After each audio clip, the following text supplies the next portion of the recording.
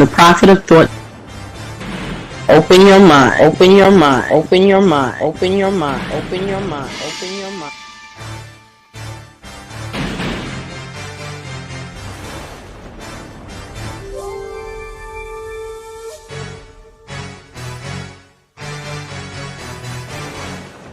Open your mind, open your mind, open your mind, open your mind, open your mind, open your mind.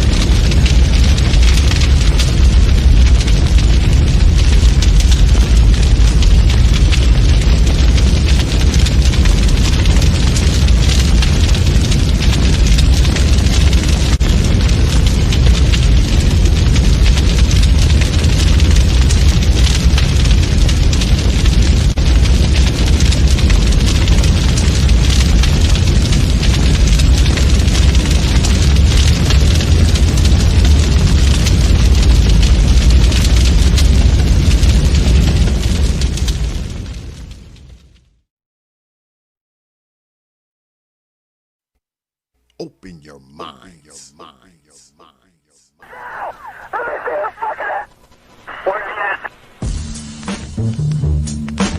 Hours of power. Hours of power.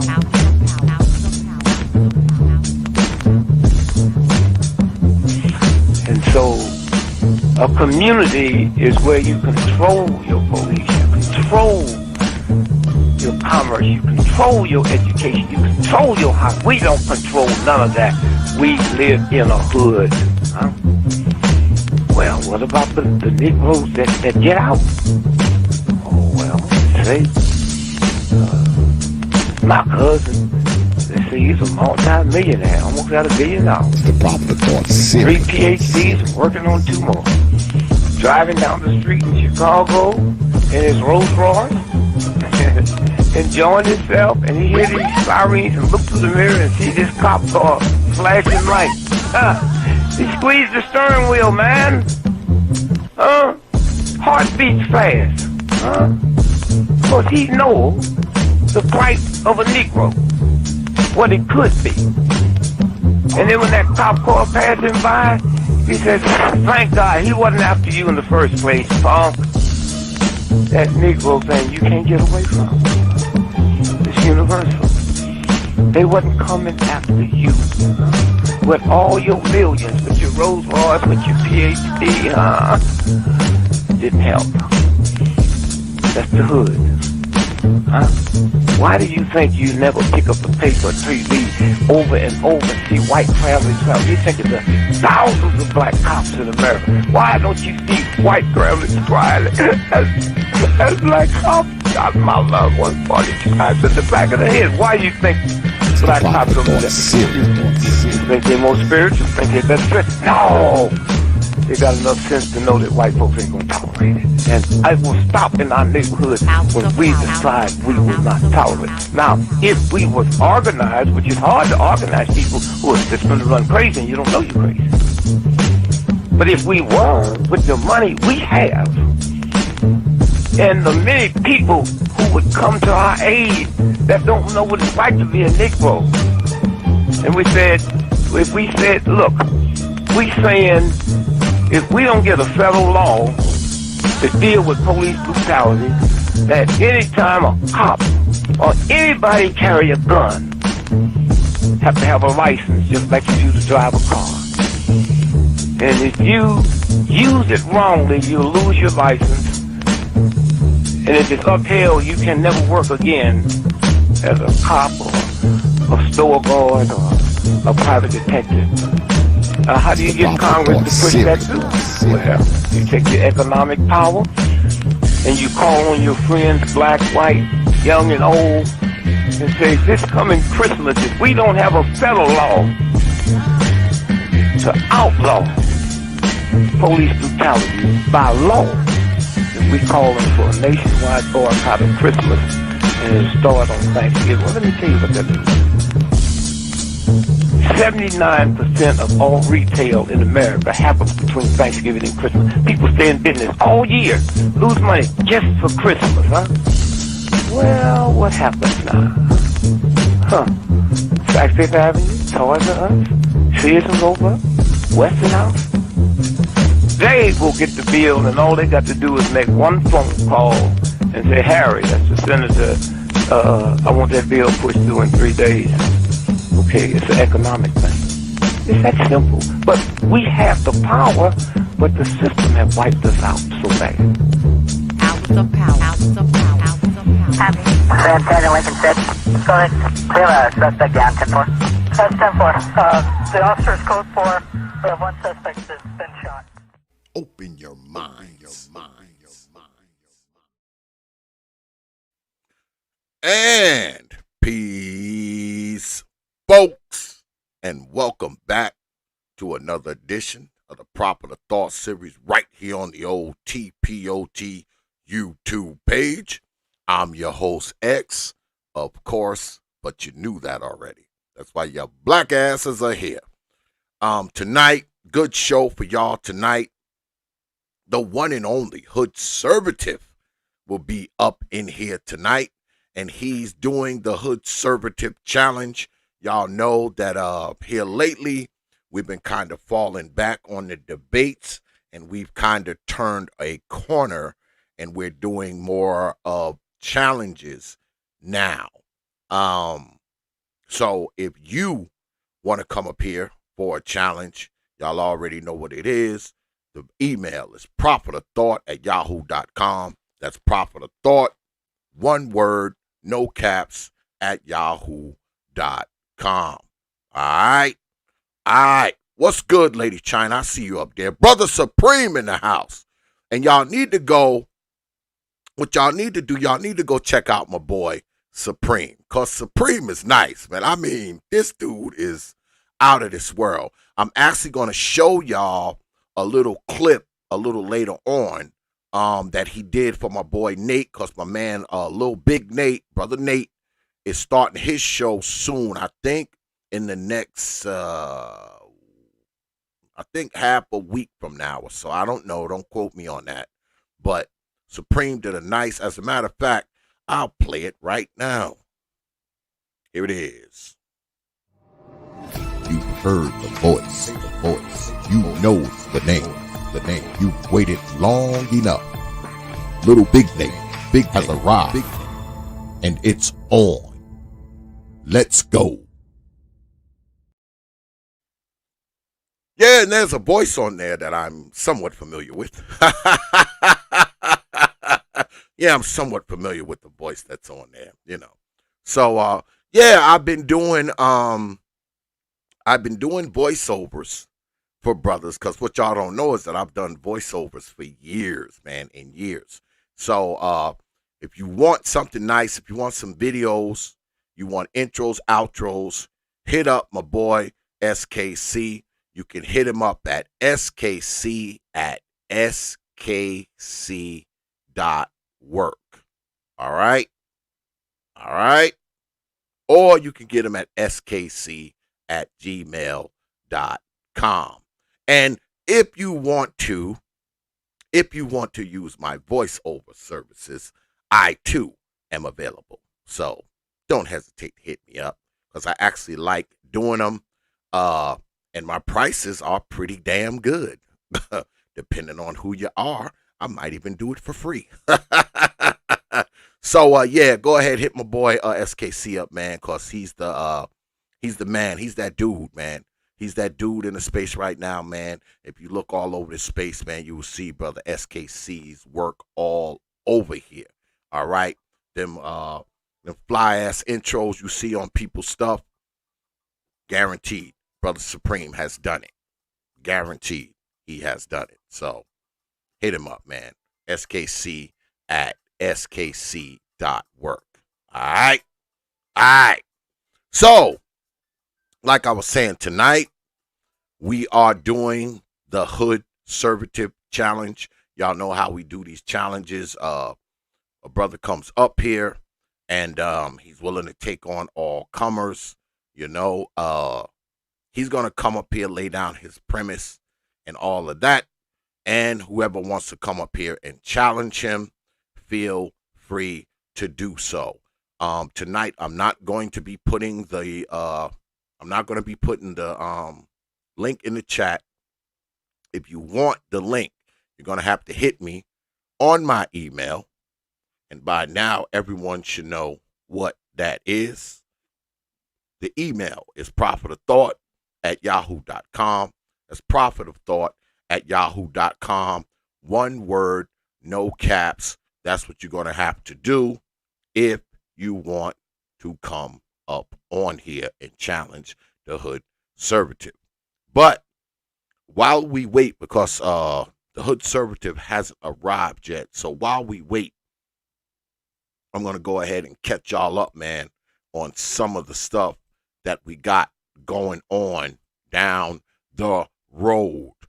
Wednesday, my boy Sir Ism will be in the house. Those of you who know who Sir Ism is, y'all know that that's going to be crazy, ridiculous, loud, and also hilarious. Yeah, Brother Ism will be in the house Wednesday night, 9:30 p.m. Eastern Time, where we'll be doing another Hours of Power challenge. It's going to be the Sir Ism challenge. Make sure you catch that one.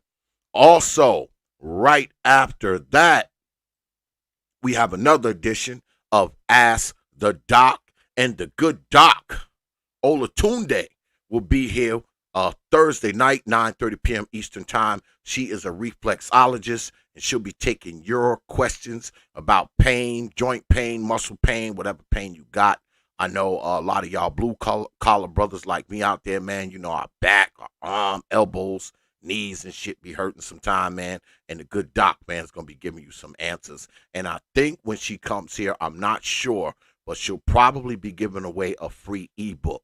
Because she was here a while back. Those of you who follow the Prophet of Thought series, y'all know the good Doc was here a while back, and she gave away a free ebook. So I'm pretty sure when she comes Thursday night, this coming Thursday night, she'll probably be giving something away that night too. So if you want something for free, come on through, and the good Doc will be here. Not only will she be taking your questions about your aches and pains, you'll probably get a free gift also. All right. Then the following week, which will be the 17th, my friend, the good Dr. Yaya, will be here. And those of you who know Dr. Yaya, she is a psychologist and an anthropologist. So she'll be here taking your crazy psychologist questions. You know, she'll be doing some head shrinking up in here. December 17th, she'll be doing some head shrinking, and she'll be taking your questions. And I'm pretty sure if you have some anthropology questions, she'll be taking those too, because she's not only she not only has a doctorate in psychology, she also has a doctorate in anthropology. So make sure you hear December 17th, 9:30 p.m. Eastern Time, right here on the T.P.O.T YouTube page. The good Dr. Yaya will be in the house. And then Christmas Eve, the one and only Nicole Ali will be here, y'all, on our show, Ask the Doc. She will be here too, because what y'all don't know is that Lady Nicole is also a PhD, so her true title is Dr. Lady Nicole. And she'll be here answering your questions as well, because y'all know that Lady Nicole is a scientist, and she's got some good stuff to talk about. Lady Nicole was here a while back as well, and the brothers, you best be here that night, because Lady Nicole, the science that she studies is kind of centered around the brothers. That's right. A lot of the science that she studies is centered around men. You heard me. So you want to be here that night, Christmas Eve. Lady Nicole will be in the house, or should I say Dr. Nicole will be in the house. So make sure you're here, man. Got a good lineup for y'all, man, the rest of this month, because that's what we do here. All right? All right. So, I don't know what the hell happened to the Hoodservative. He is running late. He is running late. I don't know what the hell happened. I don't know what's going on with the good brother. He knew we was doing this, so I don't know what happened. Let's see what's going on. Look in the old email. See what we got going on here. If you out there, Brother David, get your behind up in here. If you are out there, Brother David, get your behind up in here. All right, there he is. There he is. He's there, y'all. I don't want to have to drive to his house and knock on his door and shit and be like, yo, man, you know we supposed to be going on tonight, right? I got this mic here, y'all, and I've been fooling with it. Actually, I bought it a couple weeks ago. Can y'all hear the echo? Can y'all hear? Can y'all hear the echo? I haven't really figured out how to use it totally. It's got like a lot of buttons on it, but I'm gonna try. I'm going to get it right eventually. Yeah, so we've been doing some changes around here, as y'all can see. And I got a new series. I might as well show y'all that while we sitting here waiting for Brother David. Might as well go ahead and bust that. Let me see. Damn, I ain't even put the thing up yet, y'all. Hold on. Hold on a second. Look into my files, make sure I even got it in here. I don't even know if I got it in here, y'all. Be honest. Let's see. Let's see.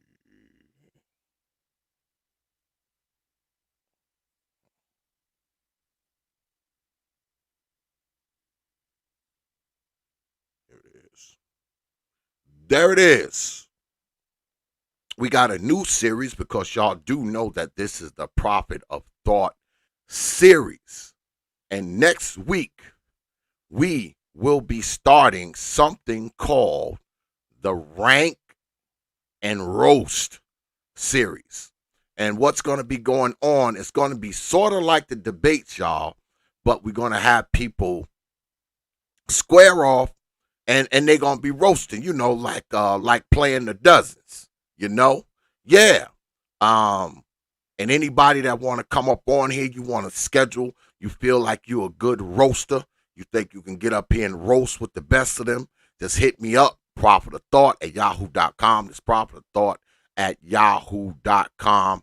The new series is Ranks and Roast. And we're going to get some brothers up here, man. It's going to be funny. It's going to be fun. It's going to be comical. You know, it's going to be all of that. So make sure you hear. We probably start off, I think we're going to do the first one on Saturday. I'm not sure. I got to get with the brothers who I plan on bringing on. I think we're going to do the first one on Saturday. That's what I'm thinking. And it's going to be funny, man. I'm telling you. You know, got two brothers up here, you know, snapping on each other, jonesing on each other, ranking on each other, roasting each other, whatever you want to call it, playing the dozens. That's what's going to be going on. We're probably going to be doing it like 8 o'clock, 8 p.m. Eastern time, right here on the T.P.O.T YouTube page. So make sure you have your black behinds here for the Ranks and Roast series. I'm telling you, it's going to be fun. It's going to be hilarious. And yeah, if you think that you can come up here and rank and roast, let me know. You got the email. Hit me up. And you might be a contestant on the rank and roast series. But I see the HOODSERVATIVE has arrived. So let me go ahead and bring him in. Brother David, what's good with it, man? You there? You're muted. Brother David. Brother David. Can you hear me? Can you hear me? Brother David? Well, it kept saying I was backstage the whole time you were asking for me. That's why I don't even know if you could have heard me. Can you hear me? Yeah, I can hear you perfectly now. Oh, okay. Okay. Yeah, man, I appreciate you coming through tonight, man. As y'all know, this is the HOODSERVATIVE Challenge, one of many challenges that have taken place up on the T.P.O.T YouTube page. So why don't you go ahead, because we'll kind of play it by ear. And if anyone wants to come up here and challenge the HOODSERVATIVE on any of his talking points, there's the email right there. properthethought@yahoo.com, properthethought@yahoo.com. No caps, one word. So, Brother David, won't you just go ahead, man, and tell everybody who you are for those who don't know. Maybe they may not know who you are, what you stand for, and all that kind of stuff. So go ahead. All right, well, and, fill them in. For the last few months, I've been going as the HOODSERVATIVE, and basically, I'm just a dude from the hood who, I believe in this whole conservative principles and stuff like that. But even deeper than that, like if I could describe my channel in one word, I would probably say like irreverent. You know what I mean? Because I realize there are a lot of, like, I call them sacred cows, a lot of sacred cows in the Black community that we are not allowed. And I just like poking fun of at a lot of that shit, and especially as it relates to like Black politics. Man, I go ham on Black politics. So, just last night, I'm tired as hell right now. Got up this morning, hungover, slept for like 4 hours because a story just kind of been blowing up lately, and it's got all my favorite things in it. It's got Democrat shenanigans, it's got Black woman shenanigans, and it's just got corruption at the highest levels, and it's all Black politics. And I'm like, I've been just going ham about this whole thing. And you know what? Since it is the HOODSERVATIVE Challenge, right? I want to remind everybody that my big bout on the Prophet of Thought channel, my championship fight with a good brother MOT. One of the main reasons I believe I even came close to winning that fight is because I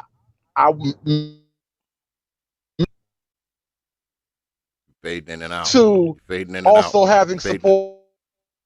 You're fading in and out, Brother David. But now MOT party to support for the Black women that you so this argument come true. It's like, bro, if you fucking with the Democrat Party, you are now tied to these Steven bitches, all right? You are tied to these hustling bitches right now, no matter what you do. So I've been having a blast. My channel been blowing up over the last week or so. I've been I've been lit on fire over the last couple of days, but shit's been fun, man. It's been real fun. Yeah, well, those of you who don't know, Brother David is part of the league. He's been up here quite a few times. I think the last time you were here, it was you and Mike V squaring off. Brother Mike V, I think, right? The last time you were here. Yeah, correct. Mike V. Yeah, you and Mike V. And you actually won that one. According to the T.P.O.T audience, you won that one. So, because we leave it up to the audience here.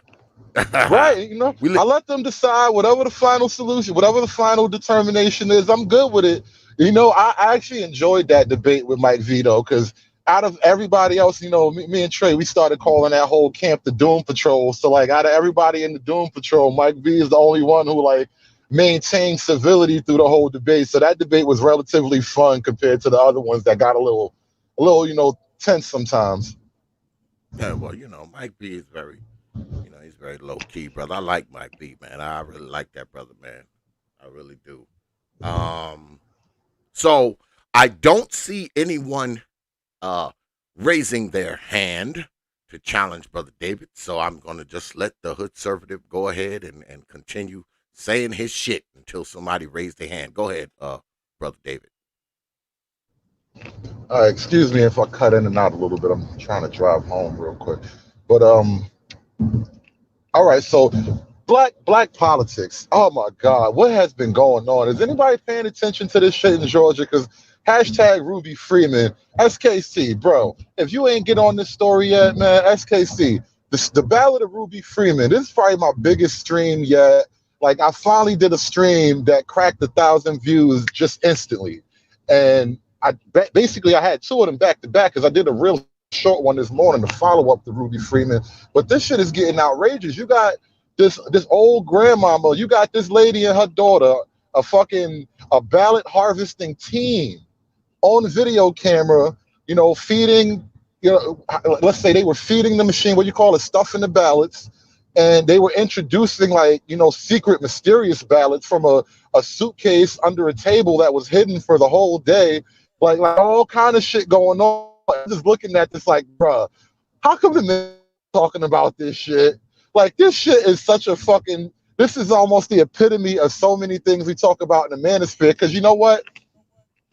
I don't know how true this is. I'm not able to 100% verify this, but I think I found let's say an Instagram post from Mama Freeman herself talking about how, her daughter, she working at the election place, she had the plan B in case Biden was losing. And she didn't like seeing all these Trump votes coming in. So, they had to do what they had to do to get Biden in. I'm like, wow. I'm just reading this whole shit. I'm cracking up at the whole story. I'm like, bruh, how come nobody in the black manosphere is talking about this shit? I'm definitely talking about this bitch tonight. This shit is out here. This shit is out of hand, man. Yeah, I've heard bits and pieces of the story. I've heard bits and pieces, not the whole story, but I've heard bits and pieces of what you're referring to. I've heard a little bit about it. Well, look, this is how it kicked off. Like, it immediately, I knew it was going to be some bullshit. Because on OAN, they were doing, talking about the Georgia ballots. It was at a hearing, the security footage. And the funniest shit, bro, it was a white lady,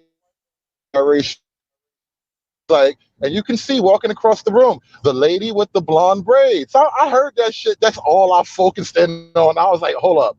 My ears start perking up the shit. I'm like, lady with the blonde braids. So you can see the video I made on that. Like I did a real-time search in the video of the lady with the blonde braids. So I typed in blonde braids on an internet search, and guess who popped up?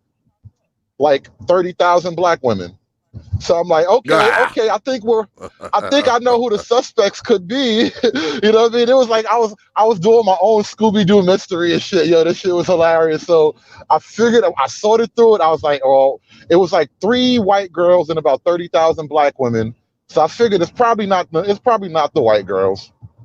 So I did the whole video about the lady with the blonde braids, and then hashtag black women did that because they had this one lady like a week ago, right after Joe Biden got elected, actually, there was this one lady, I forget her name. She's actually real cute. She's a journalist, maybe works for CNN, but she was quoted as saying that black women basically went, they did all the hard work and they went above and beyond to get Joe Biden elected, so hashtag black women did that.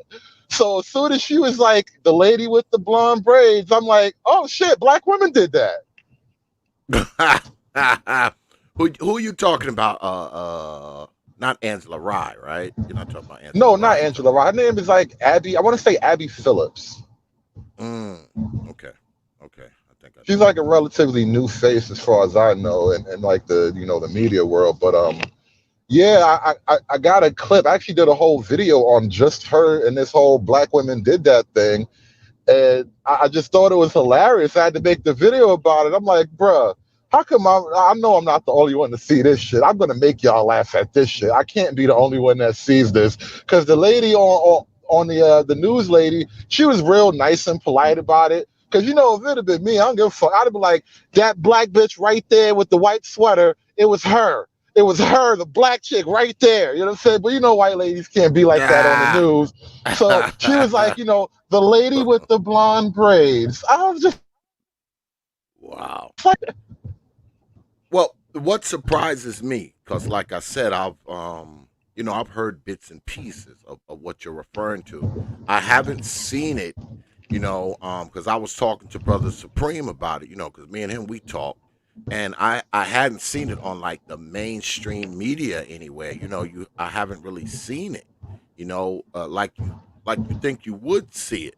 Do you think that there's some suppression of the story going on, possibly?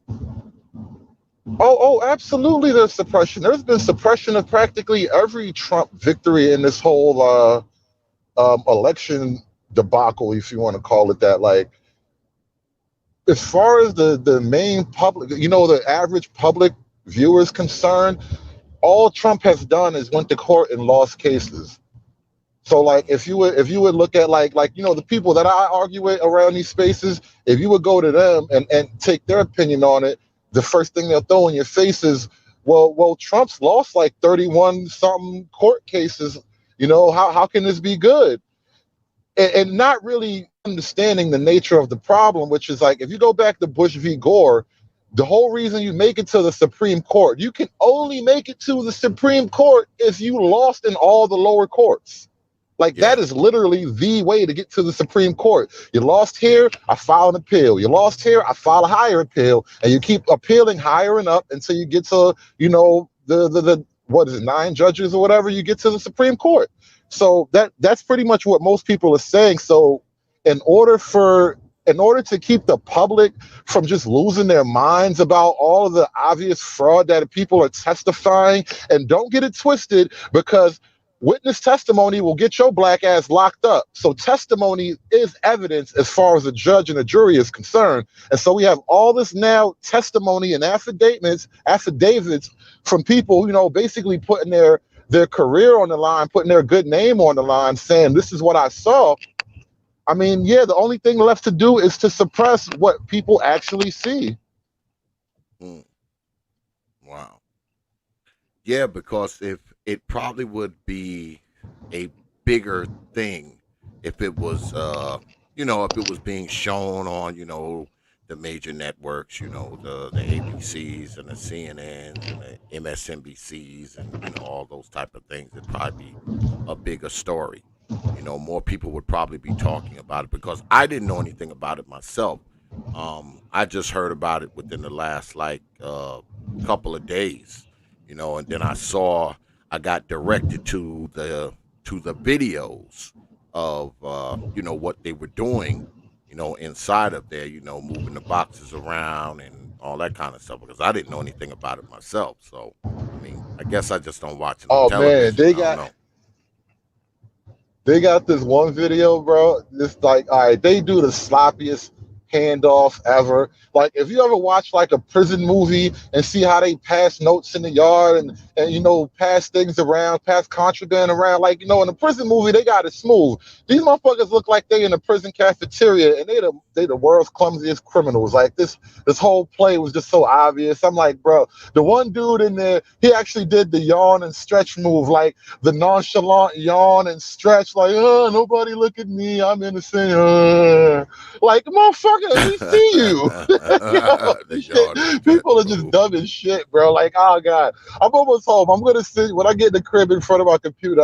I would have sent you a couple of video clips to play because like people have no idea. It's beyond. It's almost beyond credibility. It's to the point of comedy now. It's like you can't be serious. You really can't tell me like this and the capital of the free world. You know what I'm saying? This is how elections work. We got Banana Republic, Venezuelan elections. Oh shit! Just lost the hood conservative. We just lost him, y'all. He was driving though, so I'm pretty sure he'll come back. He probably got into a bad area. I see my brother SKC down there. Let me bring him up. Brother Supreme, what's good with it, man? Man, I just wanted to tell David or Hood Assertive, man, it's like, good grief. If I've been seeing the stories as well, it's been keeping me super busy. A bunch of, uh, I would say, connects with journalists and so forth have been, hitting me up, and I've been creating all sorts of writings and trying to track various things. It's been across my desk almost 24/7. So it's weird to me how a lot of media sources aren't covering or even following up or investigating a lot of the things because just in the small findings that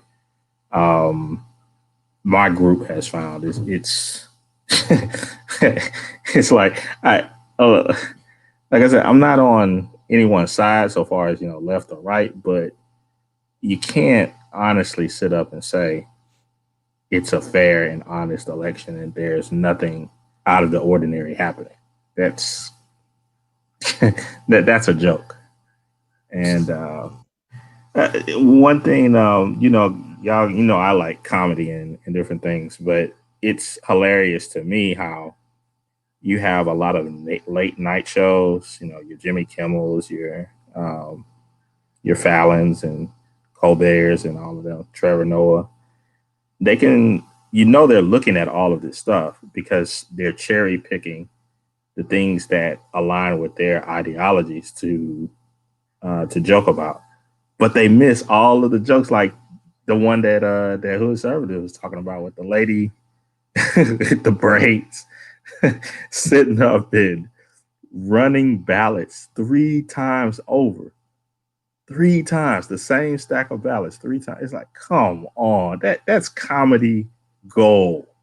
That is comedy gold. It's like, bro, I don't know if you counting ballots. Are you just making copies?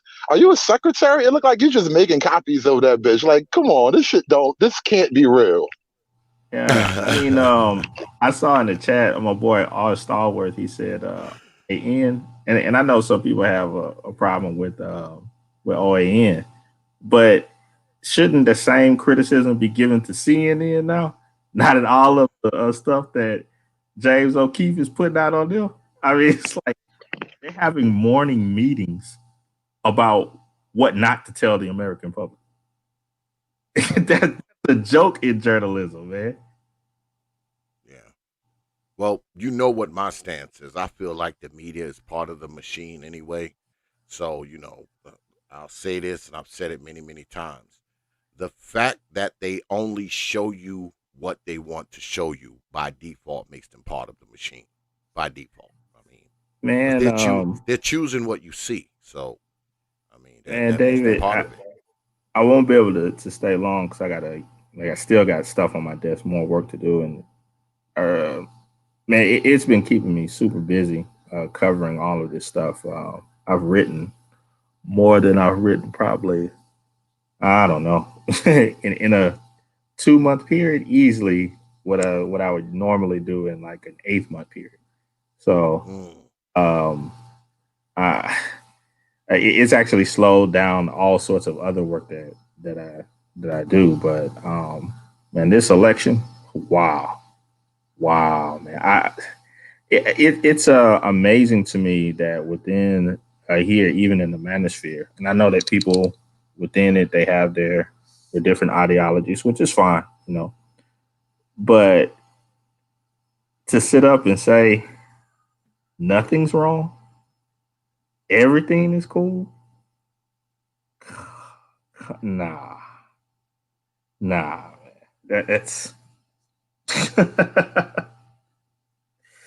wow, man, it's insane. Yeah, it is. Did you happen to check out my creative editing that I did, Brother Supreme? Yeah, I saw it, man. Good job, man. I said, I think Brother Supreme will like this one because I had some old footage with the hoodservative already in it. So I was like, damn, I can maybe mix this up, and make a little opening out of it, man. I said, I think Brother Supreme will get a kick out of it. Yeah, man. Yeah, man. Yeah, I'll say go for it, man. Actually, uh, I'm hoping to get with Nate tomorrow. hmm We've been missing each other, but we're supposed to get with each other tomorrow so he can get his stuff started off. And man, I gotta just thank him for being so patient with me, man. 'Cause like I said, this election stuff, whew, I, it's hard to turn down when guys come to your desk and they're like, "Hey, we just need your help," and I'm like, "Hey, I got other stuff I got to do," and they're like, "Okay, your normal rate 4 times that." It's hard to turn. So, Yeah, you can't turn um, that down. yeah, Turn that especially with down. this little one here now, and it's like, yeah, I gotta take that. But um, yeah, man, the with the video editing, man, I say, yeah, just keep at it. I was talking to Nate about doing a class for Mm, that were interested next year. So okay. maybe put that on my channel one day and teach some people tricks of the trade and so forth. But All right. Yeah, I but ran Dave, Nate's man, I got one question for Hood Serta, man. go ahead. Go ahead. And Go. so when you first saw the reaction when they played the video in the Senate in the hearing, what did you think about Senator Parent's respond to that? It was her response.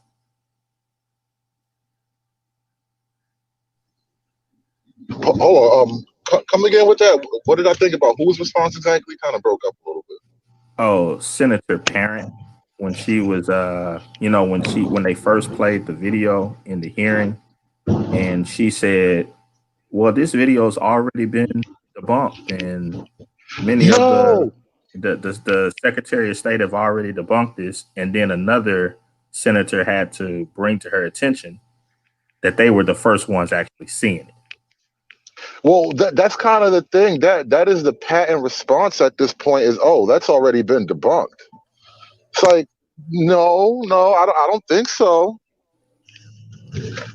Yeah, man. See, that's the weird thing to me is that if you have individuals that are within that seat of power, and even when showing them evidence, they're not willing to even look and consider what it is. They just want to go with what what they think someone else has already said.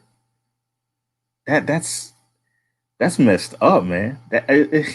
The As a leader, how can you be a follower if that makes any sense?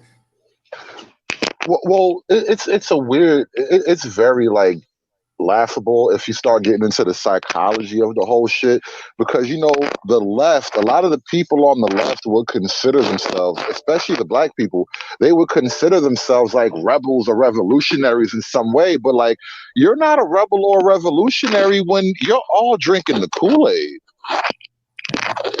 That's a landmine right there, man. But I, I'm just looking at the specific individuals, how they reacted, regardless of party line, and kind of keying in on those reactions. Like even Senator Governor Kemp's reaction to all of those multiple accounts of evidence being placed before him, and then not doing anything until seeing video that corroborated everything that was previously stated. I Well, mean, you it you seems to you me like, already hey, know. even if you didn't have the video, it seems like the least thing you would do is say, okay, well, we need to investigate all of this. Well, it's easy to convince somebody of something that they already believe. So, I mean, if you already have people believing one way, it's not that hard to convince them that that's the way it is because they're already there.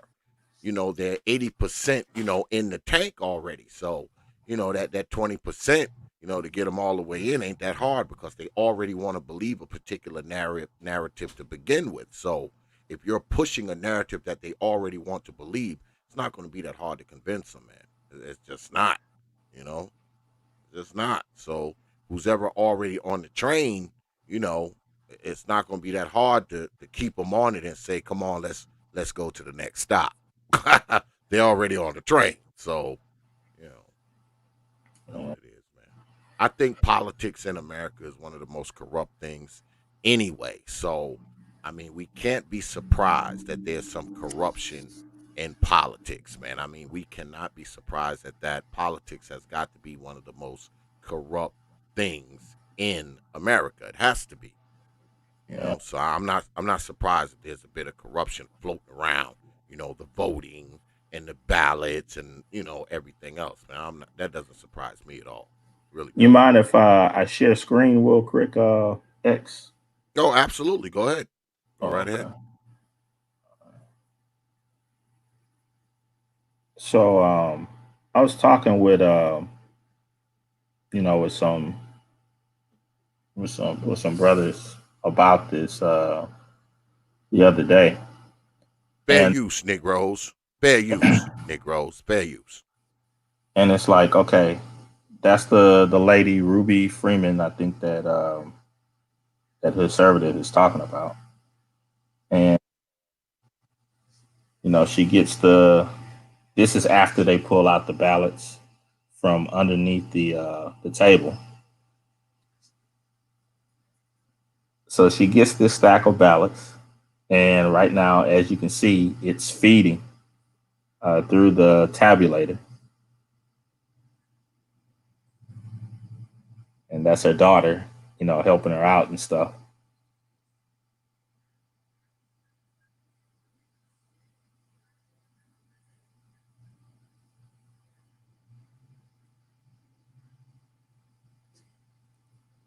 So it's like she runs this stack of ballots, gets up, goes over to the tabulator, aligns them up again, and stack them up so you can get them all square and everything and nice and neat, and then puts that same stack right back into the tabulator. Sits down and starts running them again. She's not tabulating. I told you, she's making photocopies. She's making photocopies. Well, what do you think the effect of this had? Like, when we talk about numbers, because this balloting and counting and votes and all that, it's a numbers game, right? At the end of the day. So what do you think the impact was? Like, what, assume that she, I don't know, ran them through there 50 times, because this is only what we this is the third time right here. And she's putting it in. She hasn't moved on from a different stack yet. And daughter comes over, like, hey, what's up?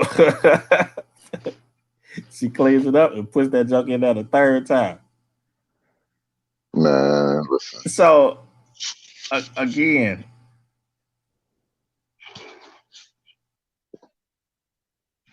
oh shit, we lost him.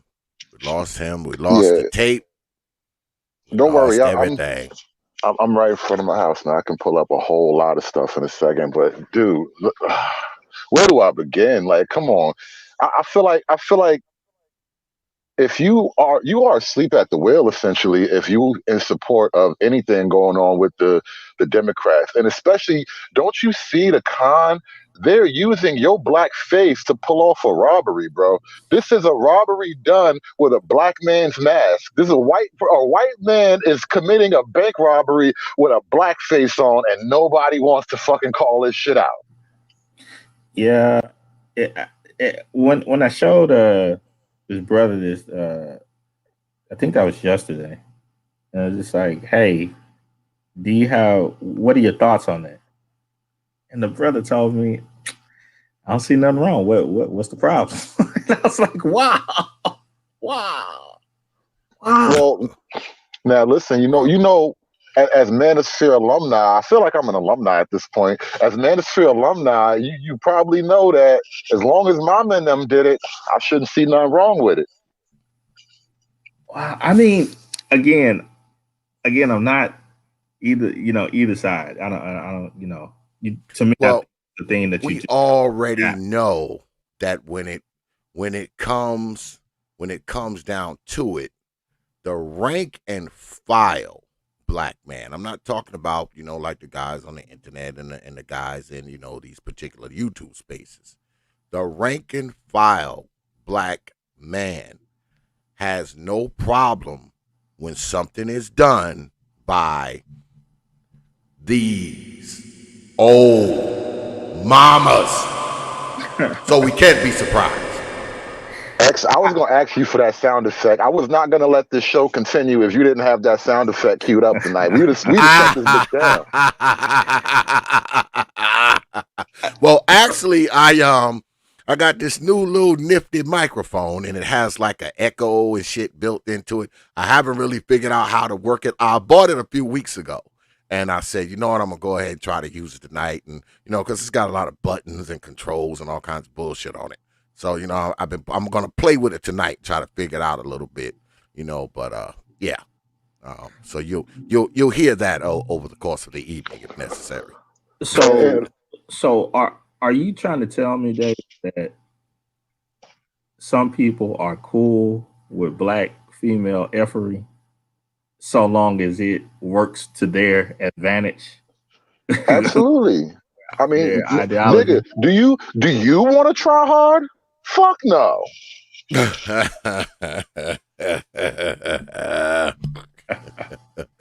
I don't. Oh, did you see the clip with Cynthia A. Johnson out of Michigan? I'm not sure. Which one is that? Oh man, okay. You do your thing, X. I'm gonna cue it up. I think I have an idea of who you're talking about. Kind of spicy. She went angry black woman, but she was a patriot about it. Are you talking about her? Okay, because all right. I'm not sure you're talking about, because I got a clip I wanted to pull up too. I just found that this morning. Somebody, I think it was in Michigan at one of those hearings, and she was just basically like, what was that word?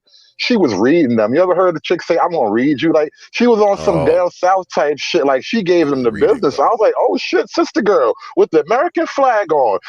That's gonna be the end. Once the sister girls put on the American flag, all that lefty shit's out the window. Yeah, I know what you're talking about. I wasn't talking about her.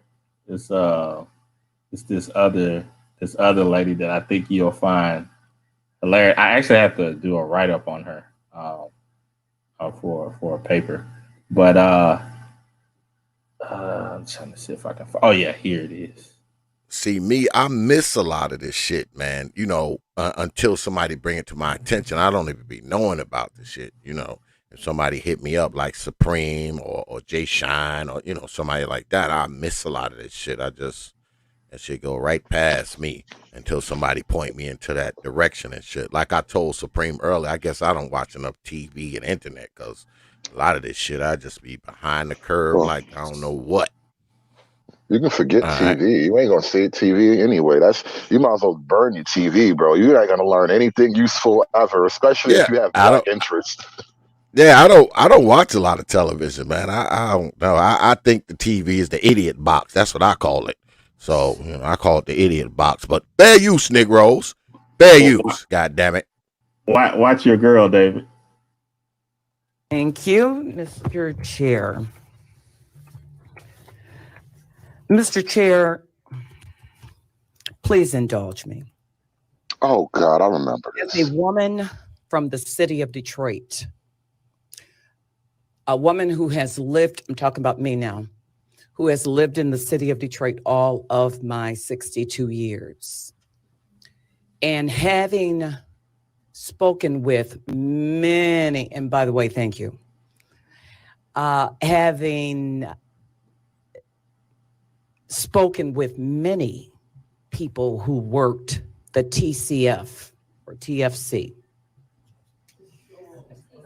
TCF. All right, let's let Representative Johnson continue. And please get to your question, Representative. I will. So my question really to you, Mr. Chair, I'm going to repeat it again. These people, our guests, are sharing information, just sharing and sharing and speaking and speaking. No one is under oath.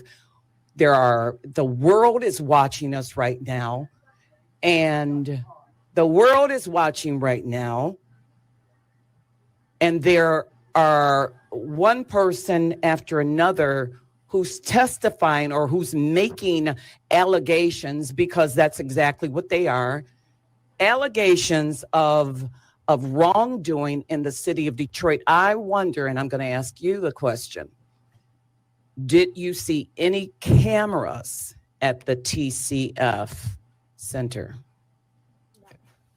All right, so. And Representative, I just want to remind you, I think it was the purpose of today's hearing to hear from people across Michigan who witnessed things at the TCF Center. That's why we're here. Well, you know, here, and I'm not going to argue with you about that. Okay, so they're here, but they're taking so much time, and I see no Detroiters. There is one Detroiter. Stop that.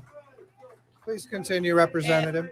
And there is one Detroiter, but I have many emails. Since there's no one who you have in this room to represent Detroiters, except a couple of us in this room, I have emails from Detroiters. We've taken, what, 2 hours? Did you have a question? I'm willing. Please stop yelling. People in the audience, let me handle this. Representative, listen, we've had hearings in the past, as you know. We'll have more hearings. Today, we've invited Mr. Giuliani, and Mr. Giuliani has brought forward witnesses that he says have firsthand knowledge of fraud. That's what we are doing today. And if we want to find out if... Please let me finish. Yes. All right. So if you want to do other hearings, we're doing more hearings. But today we're here to hear from these people. So do you have a question for these witnesses? No, ma'am? I have some concerns, right. Well, many concerns, and I want to just share with you out of order. What the concerns are. Do you have a point of order? I'm sorry? Do you have a point of order? Yes. What is your point of order? Point of order is to have them under oath. You're out of order. As I've said, this is something that is not done here in this state. It's really only it may not be done under the state, but you're allowing people to come in here and lie, and I know they're lying. Representative, you're out of order. I've indulged you, but you're out of order, and we're going to move on. On behalf of my witnesses, I would like to point out. Fair use, Negroes. Fair use. God damn it. Yo, pause it real quick, X. David, as to all of these facts. And so, what you got, Dave? Bro, that poor white man just experienced the entire life cycle of a black marriage. Like the whole time, it was like, bitch, you keep talking. Do you have a question? Like you just keep saying words. Like and listen, fellas who've been through this with their baby mamas and their girlfriends, you know what I'm talking about. It's like you just keep saying words. Do you have a question? Like, goddamn, he had to bust out the hammer. I gave you some room there, but we're going to move on. We're going to go. May I say something, please? Sure. If that is what you want me to do, I would do it. And I will still repeat the exact same thing I watched. And you know what? I also want to say one thing. If it is a lie, it may change because a liar has to have a lot of memory power. If it is truth, you can ask me in the middle of the night. It'll still be the same. All right. I'm going to take this here. Your thoughts on your girl, David, and X? Fair use, Negroes. Fair use. God damn it. Go ahead, Brother Dave. All right. For one, oh God, I swear she remind me of like a evil high school principal or some shit like that. She's one of those people you regret giving her power. That's exactly what that whole thing's like. I hope everybody in that state regrets voting for her right there. Like, she serves no purpose. She's just up there to be like, her job is the angry black woman. Apparently, that's her entire reason for being there. They needed an angry black woman on the team for diversity or some shit. She had several outbursts during that whole day. So I'm making clips of it in this. Well, I can't disclose the paper because it's under contract, but they're putting together basically a timeline of all of her shenanigans during the event. Man, it is hilarious, bro. That's why I'm looking at this shit like, why is the manosphere not having a fucking field day? Black women have just went the political version of Girls Gone Wild. Oh, and man. Nobody's making fun of this shit. What are y'all niggas doing? Bro, if I had I'm getting clips together. But if I hadn't have to do so much writing, I would be dropping stuff every day. But I gotta cover this stuff. That's my bread and butter. So, but yeah, man, it should be a field day. It should be a field day. And what's pissing me off is that the people that do it for a living, the comedians, they're not making fun of it at all. Hell no, bro. Definitely, they're not. It's a gold mine. It is a gold mine. They're not going to, Brother Supreme. They're not going to do it because of the people that it involves. They're not going to do it. And not only that, okay, fine. Say they took this lady, this representative, right? All right. She's an elected official, right? Say they took clips of her and, mocked her on Saturday Night Live or some shit like that. Got somebody that looked like her with a bald head and did a skit about her. Man, they would be cut to pieces within a week for doing that. Likewise, if they went after and focused in on those two women that you showed that were, stuffing ballots or, running the same ballots through the machine as it appears. If they were to do that, they would be cut to shreds, man, because of who's doing it. Now, if it was you, me, and Brother David here doing it, shit, we ain't no telling what would happen to us. I mean, if we were in there and it was the slightest bit of impropriety going on inside of that freaking polling station, all of us would probably be in handcuffs. So, I mean, y'all know what this is. Y'all know that people are not allowed to talk about these old mamas, no matter what. You know that. Especially the lady, the representative. Especially the representative. You know damn well if they come after her, boy, there's going to be hell to pay whoever says anything out of line or to, call her actions into questions. You already know what that's going to be. So they're not going to touch it, man. They're not. And if they do touch it, it's going to be well after the inauguration. Trust me, well after. But go ahead. You got something else here? You want me to bring this up? Sure. I just like the comedy value. So I get this for David. Senator C.A. Johnson, why don't you go ahead? Thank you, Mr. Chair. Okay. Good evening. Good evening, Ms. Johnson. Fair use, Negroes. Fair use. Jacob. Jesse Jacobs. Is that your birth name? Okay. My first name is Jesse. When I was married, my husband's last name is Jacob. When I got married in 1983, 37 years ago, I had my maiden name. That's my dad's house name. It's a long name. Can you spell it, please? Kipp K like kite, IZHAKEKARA.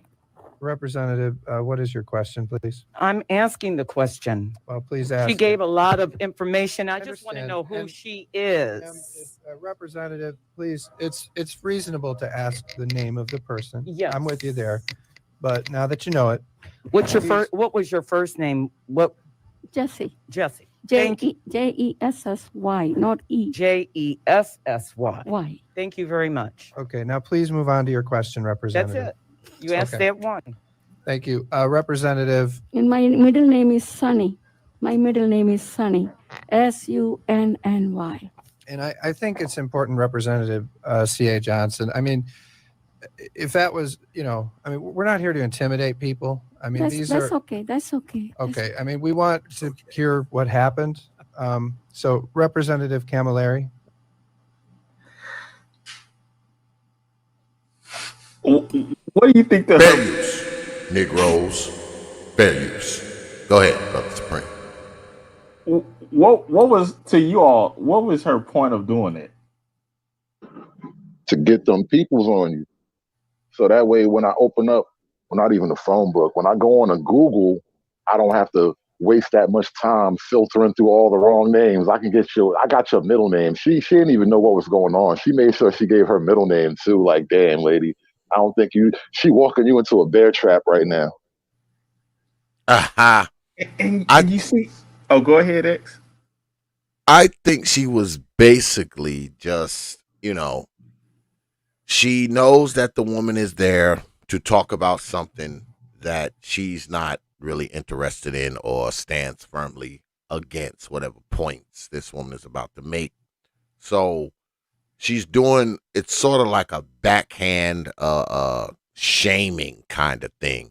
She's kind of calling the lady's intelligence into question, just by going through all this crap. She took all that time to do all of that, man. I think it's a backdoor shaming thing she's trying to do. That's what it kind of looks like to me.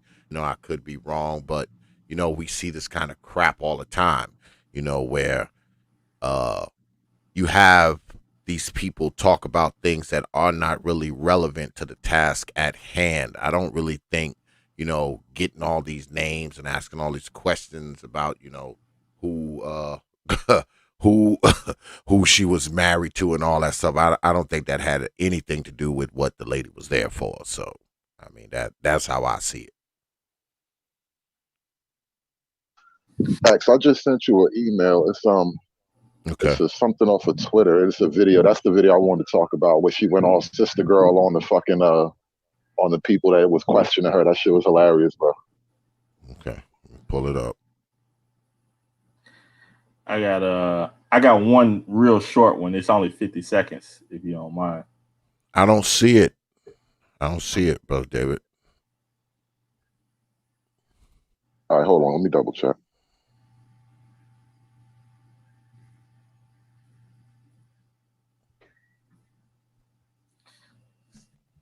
All right, so this is Hold right on. after. Hold on, Brother Supreme. Fair use, Negroes. Fair use. Brother Perfect Black in the house. What's good with it, brother? Go ahead, Brother Supreme. So this is right after they shared that evidence for the first time of Miss Ruby Freeman and her sister and her daughter with the ballots, whatever they were doing. Hey, I leave that up to whoever want to believe whatever. But this is Senator Parent's response to that video being shown. Right. Gooch.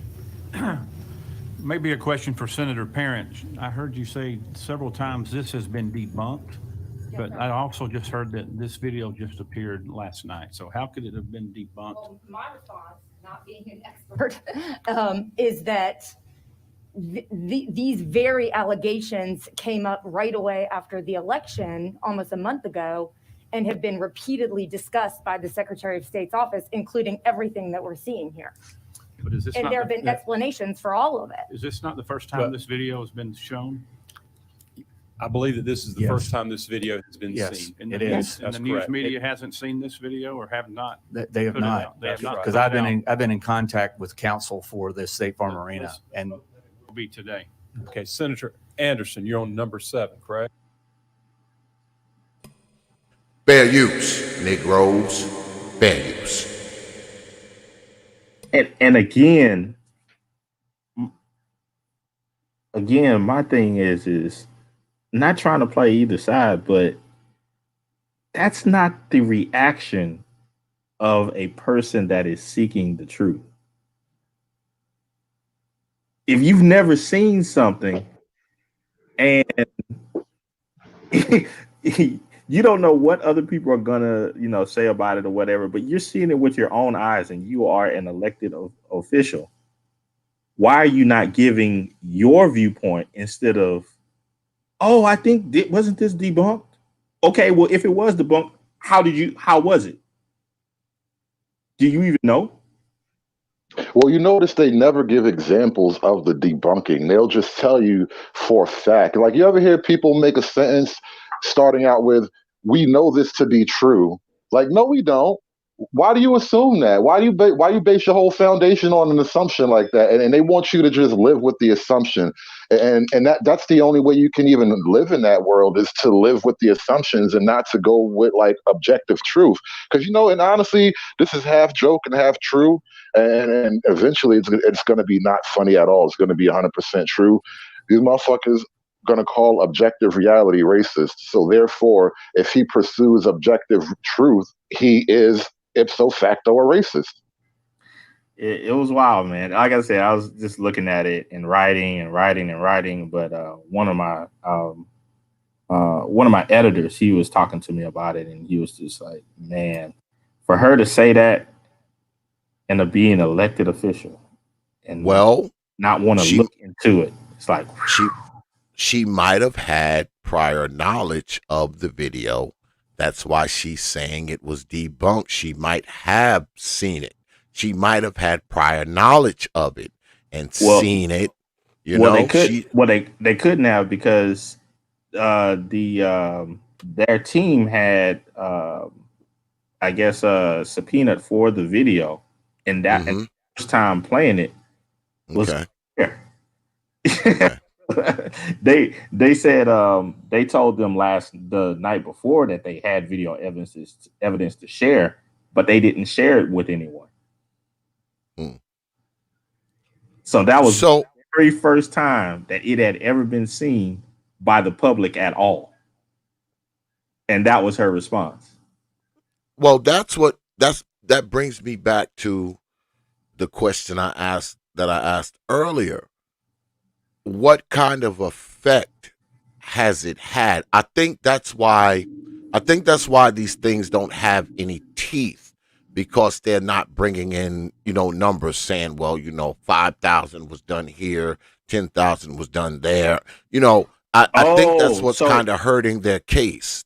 They're not coming in with the numbers. So the effect, and I guess what I'll do is I'll show it to you, what they stated. So it won't be SKC's taking sides, and he's really he's an agent. He's an agent. He's a MAGA dude. He's an agent. Yeah. I hate when people say that. Oh, he's an agent. A fucking agent of what?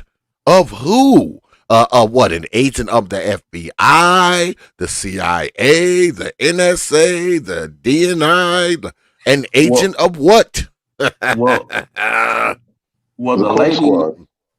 It's actually a long video, and I don't want to take away from what David's trying to accomplish here. But what the lady says, the lawyer that was presenting the video evidence, she said there was 3 tabulator machines women were working at, and they do 3,000 an hour or something like that. I remember 3,000 like that. That's right, 3,000 an hour, and they stayed there for 2 hours. So again, just doing the quick math, that's easily right there 18,000 votes. Yeah. Yeah. And that could overturn things.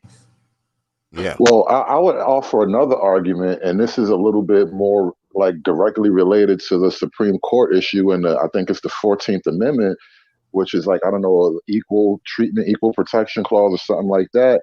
Basically, the fact that no GOP supervisors or observers were allowed to even process any of those votes or to watch the processing of any of those votes, that alone is grounds to toss out everything in that room. I don't know. I was just saying, so far as the possibility of what could have happened, since that occurred that way and there's video evidence, to me it seems like the fair and balanced thing to do would be to at least have some bracelets on them two women and them be talking to the FBI, because that's a federal crime, if I'm not mistaken. And that's what we'd be if it was you and I doing it. We'd be at the Herbert Hoover building. That's where we would be. We wouldn't even be at the field office. We'd be at the Herbert Hoover building. And then you got I would buy a Free Ruby T-shirt. Dead ass. I would buy a Free Ruby T-shirt. You know what I mean? Listen, when you see a couple of bitches that's hustling at a high level like that, come on. I've been saying this all night. They just told the rest of these bum bitches, y'all need to step y'all hustle up. Bitches out here stealing elections and shit. Well, let me ask you this: is this the only state where this allegedly happened? Because this is in Michigan, right? Is this Michigan where this happened, or? Yeah, that one lady, that little bald lady, she was a rep from Detroit, so this is Michigan definitely. So it's not. Is there anything else in any other state where they have, this kind of footage? They have these folks on film. The numbers look a little funny. Is it going on allegedly anywhere else? Arizona just agreed to do an audit, like a forensic audit. So I'm not saying that there's footage of anything, but they've presented enough of a case to get the actual state legislature to do the forensic audit, which will, who knows what they'll turn up. Fingers crossed. But so we got Michigan up there, and then the ballot stuff and mom and daughter duo, they're down in Georgia. So look, if we can take Michigan and Georgia, I wonder if those two states are enough to because what happens is, let's say they don't overthrow like that whole room. Let's say they don't throw out the whole room full of ballots. They just skim off the suspect numbers, right? That alone, it would probably tilt the whole state back to Trump again. So we're back to winning the Electoral College. So it wasn't just any one state where they could actually make an argument for the votes were mishandled or not handled properly at all. Did you get that email I sent you yet? Yes, I got it. I hit the link. It took me to Twitter, but it didn't take me to what you I'm gonna log in on my laptop just so I can screen share with you. Yeah, just pull it up and share it, because you sent me the link and it just sent me to my own Twitter page. That's sent me to my own, okay. Sent me to my own Twitter page. Fucking technology. But dude, there's been so much going on lately. Like, I've been up almost all night, man. I was up this morning after like 4 or 5 hours of sleep. I had a hangover, and I rolled over to some more shit to talk about, and I just been going all day basically. Like, Jesus Christ, you just can't stop. You can't get enough of this shit. Like, that whole thing in Georgia, it was the gift that keeps on giving. Because actually, I got a couple of clips I could pull up for you about that whole Georgia thing too, because someone else got a chance to talk to the lady. Well, let me not say, I forget her name. Is she a journalist or a lawyer or what? But there was this lady, I think she's in Georgia, who actually did get a chance to talk to the lady, and she was like, nope, she's about to lawyer up, y'all. But, there's just so much going on with this vote count shit. And then you got people saying they debunked the video. Like, watch the video yourself. How can you debunk the video? I mean, this is how they try to, confuse the issue, I guess. All right, you're up there twice. Yeah, give me just a minute. Let me get a couple things in order. Okay, so this Twitter thing.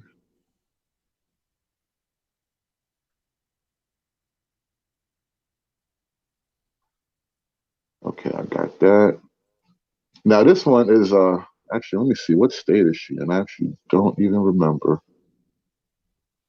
So you want me to, I'm gonna take this other face down.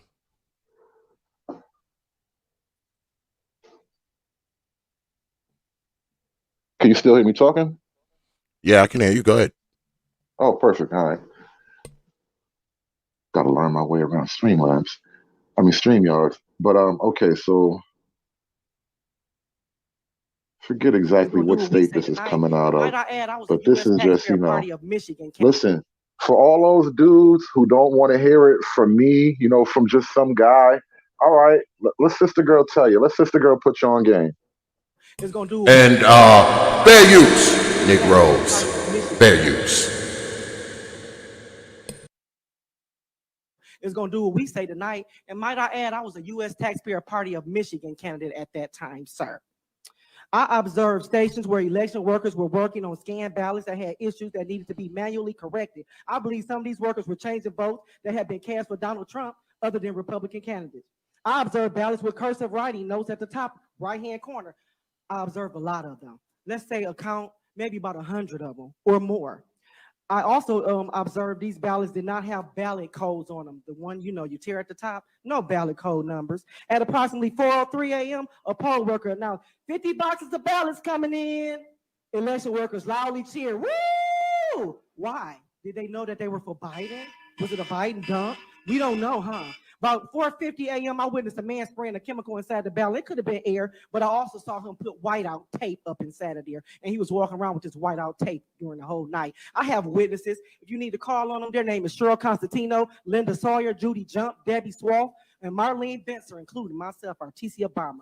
I can't get all into this because I probably got a few more seconds, but let me tell you, it was voter fraud at its finest, pure and calculated fraud. And I wouldn't be surprised if people up here was involved. But this young man right here, Senator McDaniel, Donald, I got to give you kudos. I see you're interested in this. And Senator Thies, I have to give you kudos because I see you're really paying attention. I wish Senator Lucido was here because I say he's paying attention. And now I think you will pay attention. And I plead the blood of Jesus over this fraud. And that everybody that was part of it and know about it will be convicted in their soul and their spirit. They won't sleep. They won't eat until they come right. Thank you, Jesus. Amen. Thank you. Got the blood of Jesus on these bitches, okay? What you got?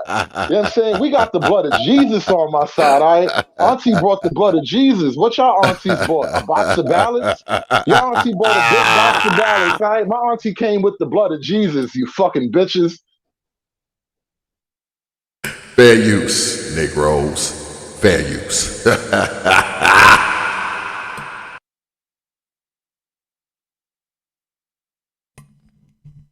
But look, that's just one example of what's going on at these hearings. And why is it that the mainstream media, I thought we loved black women. You know what I'm saying? I thought we was hashtag protect black women.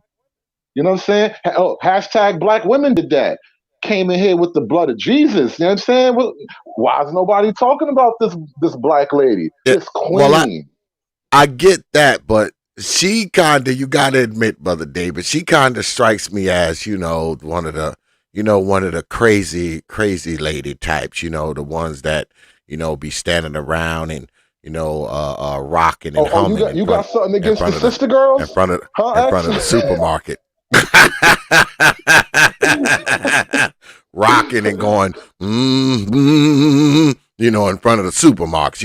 She kind of got that vibe going on. I'm not saying that she's lying, but she's kind of got the crazy cat lady vibe. She probably got 75 cats at her house, and she remember all their names, and 5 of them are dead and frozen in the refrigerator. So, Hey she man, that's somebody auntie. You can't disrespect her. Don't you dare talk about somebody auntie like that. Somebody out there, one of these little pookies is gonna find you and have a word with you about the things you said about his auntie. Is all I'm saying. You be careful, because between Pookie and the blood of Jesus, you don't want no smoke. Oh shit! She kind of strike me as the crazy cat lady. She got that vibe, boy. I be around a lot of black women, man. I've seen some crazy cat ladies in my life, man, and she got that crazy cat lady vibe going on. Hey, I'm just saying. I'm not saying that she's bullshit. No, I'm just saying, that's kind of the vibe. That's, especially when they start talking that the blood of Jesus stuff. I mean. Hold on, X. X. You got a problem with Jesus now? You see, but no bullshit though. You see how we play this game, right? Like this is how the game should be played. Oh, you got an angry black lady? I got an angry black lady. I say this one right there and that bald bitch from Detroit. We need to get them to have an elevator ride. You ever did that? I don't know if y'all from the projects, but if you and somebody got an issue, you get a ride up to the sixth floor and back, just you and him, to work out y'all issues in the elevator, and then after the elevator doors open, everything is over.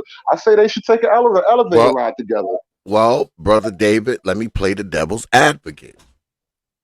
Why haven't we seen this lady on, like mainstream media getting interviewed by somebody, or, I'm playing devil advocate now. How come the only place we've seen this crazy cat lady is right here? How come we haven't seen her anywhere else except here? Media bias. You know what? The media is biased against strong black women. That's the problem. All this fucking racism in the media against strong black women. And shame on you black men for not protecting your queens. What's wrong with you niggas? How you supposed to be a black man and you ain't out there protecting your black queen in the face of all this media racism and media bias? This is what I'm talking about. Where's my pro-blacks? Where's my 100 nigga army? Well, this is what you got to understand, man. I'm pretty sure you're aware of this. I mean, black people, many of us, all right? Many of us, we are only for the black people we agree with. Now, if we don't agree with you and you're black, we will find a reason to be against you. Usually that reason is simply because we don't agree with you. Now, if we agree with you, we'll go down for you. We'll go down for you if we agree with you. But if we disagree with you, you're an other. You're not really black. You're an other. You're whatever in blackface. Fill in the blank. You know that. Especially when you're talking about media and shit like that. You already know what it is. You already know what that is, man. So, hey. as far as people sticking up for her, just by what she's saying, that's not going to happen. I mean, especially not on media. You can forget that. Absolutely not. White folks will stick up for her before black people will, man. That's just man.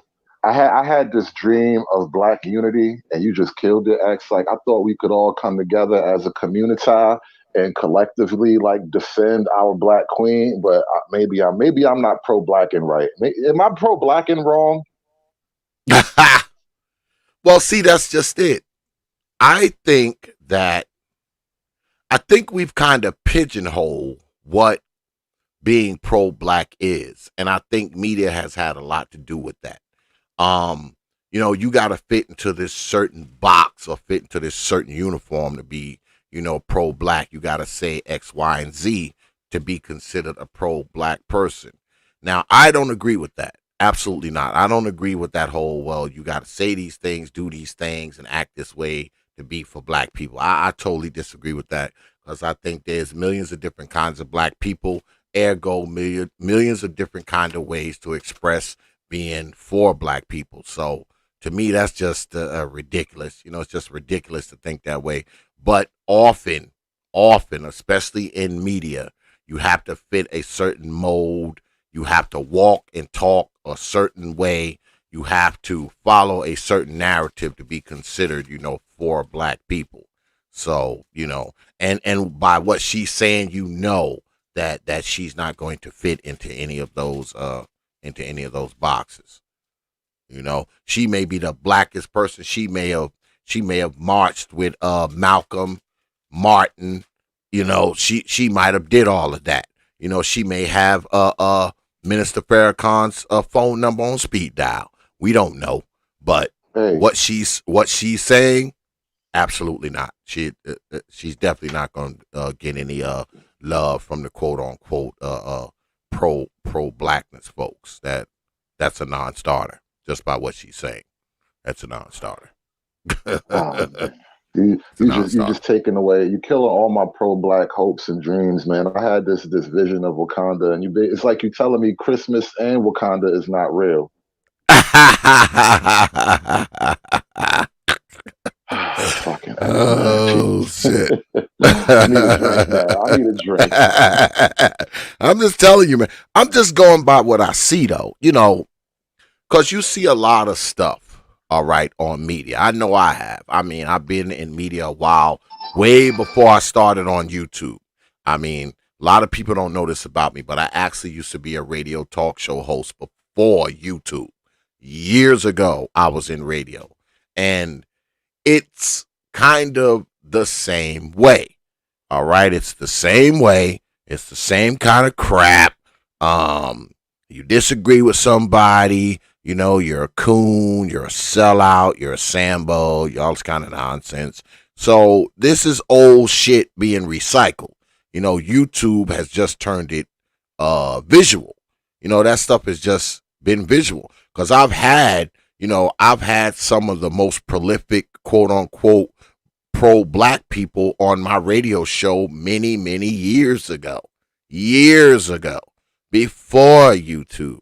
All right. I've met these people in person. They've come into the radio booth and sat across from me. So, I mean, that's why a lot of this shit, man, I just laugh at it. Because when you talk about people who's supposed to be for black folks and pro-black and all that stuff, I say again, man, I used to sit across from these people, man.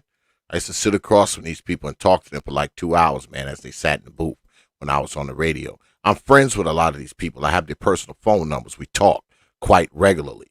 So, I mean, some of this shit, man, is just laughable to me. Just laughable, man. It just is, because a lot of this shit, like I said, man, it's just recycled shit from like a decade ago, to be honest. And even further than that, because a decade ago, when I was doing radio, the people that were coming into that booth, they were saying stuff that was from 10 years before that. So, it is what it is. It is what it is. And see, like, this is why I basically just sort of try to take a lighthearted spirit about the whole thing, because I don't look at it like you said, it was a fight from years ago. Like, we are not stuck in the 70s or the 60s. Hell, we really don't necessarily have the problems, of 80s racism, whatever thing that might be. Like, we 30 years removed at this point. So we have the problems of today. And I feel like there's so much hypocrisy and just sort of logical traps built into the whole pro-black argument at this point. I don't, I don't want to change the world. I'm not a hero. I don't have a cape for anybody. I just want to enjoy myself. So I'm going to enjoy myself laughing at these motherfuckers. That's how I feel about the whole deal. Mm-hmm. Mm-hmm. Check your emails, brother. Check your emails. Check them. I have responded to you. Yeah, I don't know, man. Don't look like you're going to get no challenges tonight, man. And this would be a good night for it. I don't have anything to do tomorrow. I can stay up really late and all of that. And you have no challenges. God, that sucks. Which forces me to... Go ahead. I think there's two elements to that. One, not a lot of people really disagree with me. And two, the core body of people who do disagree with me, I think they've all sworn a blood oath to treat me like the media treats the truth. We're just gonna turn our heads and ignore. Shout out to Mike V. He always shows up. At least he pokes his head in the room. Oh yeah, Mike B. That's my people right there. He always welcome up here, man. Absolutely, Mike B. is always welcome on the T.P.O.T. YouTube page. I want to show you something. I got a screen share right here. If you could pull that back up. Well, you got two screens. Well, you got three screens down here. Which one do you want me to put up here? Well, hold on, because I don't know, something happened and my laptop got kicked out the chat room, so like I had to go back in and come back, so it might This be one? like a little late in effect. Yeah, that right there. Fair use, So- Negroes. Fair use. Well, hold up. God damn it. Fair use, Negroes. Fair use. Go ahead, Brother David. Lot of really big breaking news here in Georgia over the last 24 hours, a lot of moving parts. So I wanted today just take a minute to focus in on one thing in particular, and that is that extremely concerning surveillance video that emerged yesterday, was shown to Georgia legislators by Trump attorneys. Now, I spoke with one of the individuals seen in that video, and I will get to that in just a moment. But first, I just want to give you a recap. You've probably seen the video by now. It is surveillance footage from inside State Farm Arena in Fulton County, where suspicious containers are pulled from underneath a covered table after other poll workers leave for the night. Now, lawyers allege there appears to be ballots in those suitcases, and they question why workers appear to be counting those ballots without observers present. Here's a snippet with audio from one of the attorneys yesterday. Take a listen. So now they're going to start pulling these ballots out from under this table.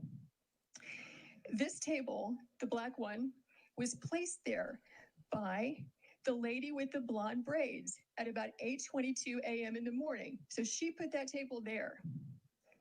So the same person who's staying behind now, the same person who cleared the place out under the pretense that we're going to stop counting, is the person who put the table there at 8:22 in the morning. Yeah, I saw 4 suitcases come out from underneath the table. Yeah, upper right hand, you see the gentleman in the red. So he just pulled one out. So what are these ballots doing there, separate from all the other ballots? And why are they only counting them whenever the place is cleared out with no witnesses? How many ballots went through those machines in those 2 hours when there was no one there to supervise, to be present, consistent with your statutes and rules, to supervise the tabulation?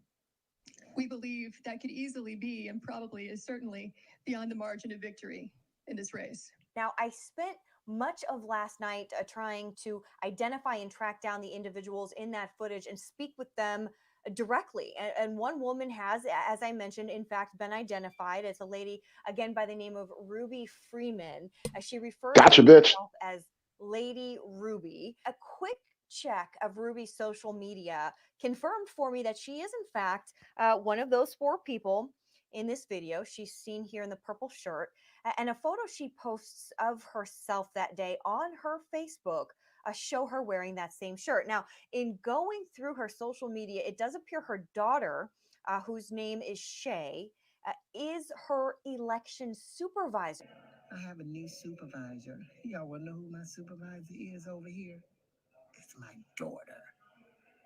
But I just do what she say do. It's her show, baby. It's her show. I do what she say do, and I just get it done.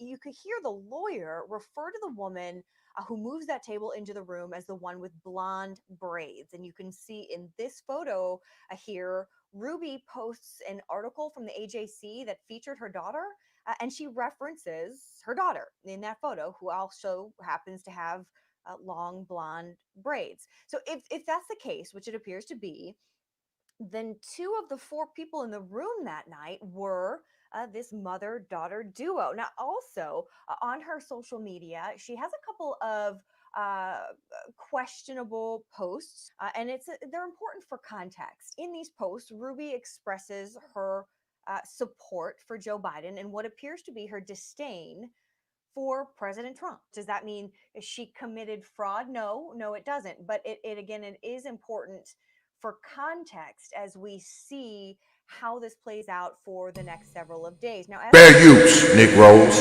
Fair use. Comment directly from her to hear her side of the story. I wanted to ask her, were in fact those ballots in the suitcases? Were you guys counting those ballots after other poll workers went home? And if so, why? Well, Ruby initially said to me that she responded. She said she was getting a lot of negative comments and she agreed to do an interview with me to tell her side of the story. And she even screenshotted some of those comments that she said she's been getting. You can see them here. But about 45 minutes or so, I guess, after that, she reversed her decision, unfortunately. And she said it's probably best for her not to do an interview with me at this time. She said she really needed to focus on getting a lawyer. So this is snowballing really quickly. I'm sure that Ruby and her daughter feel that as well. She and her daughter have a lot of questions to answer from obviously the press and the public are interested in hearing from them, but more importantly than that, I think at this point is investigators will probably have some questions and need some clarification there. As soon as I learn more, I'll be sure to pass that along to you. Obviously, a lot of breaking news here in Georgia on a lot of fronts, and I know there's a lot of moving parts, so I'll do my best to keep you guys informed. Yeah, that's pretty much it. Now, if you ever been through some things, you know that once your mama need to lawyer up, you know you done fucked up, right? Fair use, Nick Rose. Fair use. God damn it. Well, what's going on, X? What's good with it, brother Trey? Nothing much, and we've man. been joined by brother Mike V too. What's good with it, brother Mike V? Hey, peace to the panel, man. Peace to the chat. Peace, brother X, man. Thank you for having me up here, man. Absolutely, anytime, brother, anytime. What y'all got on this, man? What you got on it? Well, I tell you, it's easily explainable when you go by that video of the State Farm Arena frame by frame. See, what had happened is that, those ballots were already there and already counted. And there's a reasonable excuse, because the sisterhood can do no wrong, X. Remember, protect black women at all costs. So whatever the reason, the explanation for those ballots being there is okay because black women did that. So that's all it is. We got to let that slide. Yeah, well, I'll have to admit that there is some truth to that. I mean, they could have done anything. They could have set ballots of fire in there, and they're not going to do anything to those women. They're just not, man. They're not going to say anything to them. They're not going to mess with those women, man. They're going to leave them alone. If that was me, you, brother David, and Mike V doing the shit, we'd be in handcuffs, I would imagine. But they're not going to do anything to them, man. They're not. It doesn't matter whether they did or did not do anything wrong. They're not gonna fuck with those women, man. They're not. But the thing is, I know they're not going to prosecute them and all, but we got to protect black women because there's about 80 million, MAGA patriots of all persuasions. They probably want to see them women tarred and feathered. But what we got to do is we got to protect black women at all costs. So we can't nothing happen to Ruby LaQuishia and her daughter Shay. Oh yeah. I got to give you the picture with her middle name. It's Ruby LaShaquika. You got to say it like you're singing it. That's the only way to get her name My right. bad. It's Ruby LaShaquika. Oh man, let me hear from brother Mike B. Man, Mike B, what's good with it, man? What's going on, brother? I'm chilling, fam. I'm chilling. I mean, at this point, accepting defeat, 45, man, the resistance is futile around here, man. All these sort of videos and surveillance cameras and this and that. There still hasn't been any forensics done. Well, Mike, you're right, man, because black women did it. We don't have to do any forensics, bro. Black women did that. So there's no forensic evidence. If that had been some white women or, a couple brothers like me and David, hell yeah, man. FBI, CIA, CDC, everybody up in there. But black women did that, bro. So we just gonna let it go. No, even before that, all of the accusations from state to the last 4 states, Michigan, Wisconsin, Pennsylvania, Georgia, all of these states that they're claiming that there was some kind of fraud, You're right. Milwaukee, black women did that. Philadelphia, black women did that. Shout out to rapper Who He. Detroit, Cynthia Johnson, state rep. Black women did that in Fulton County. You're right. There's no need to contest it, bro. Black I women don't know did why that. you not. I don't know why you're not giving black women a proper credit, Mike. What are you talking about? Listen, you wanted Joe Biden to win, and they got out there and put out the muscle for you.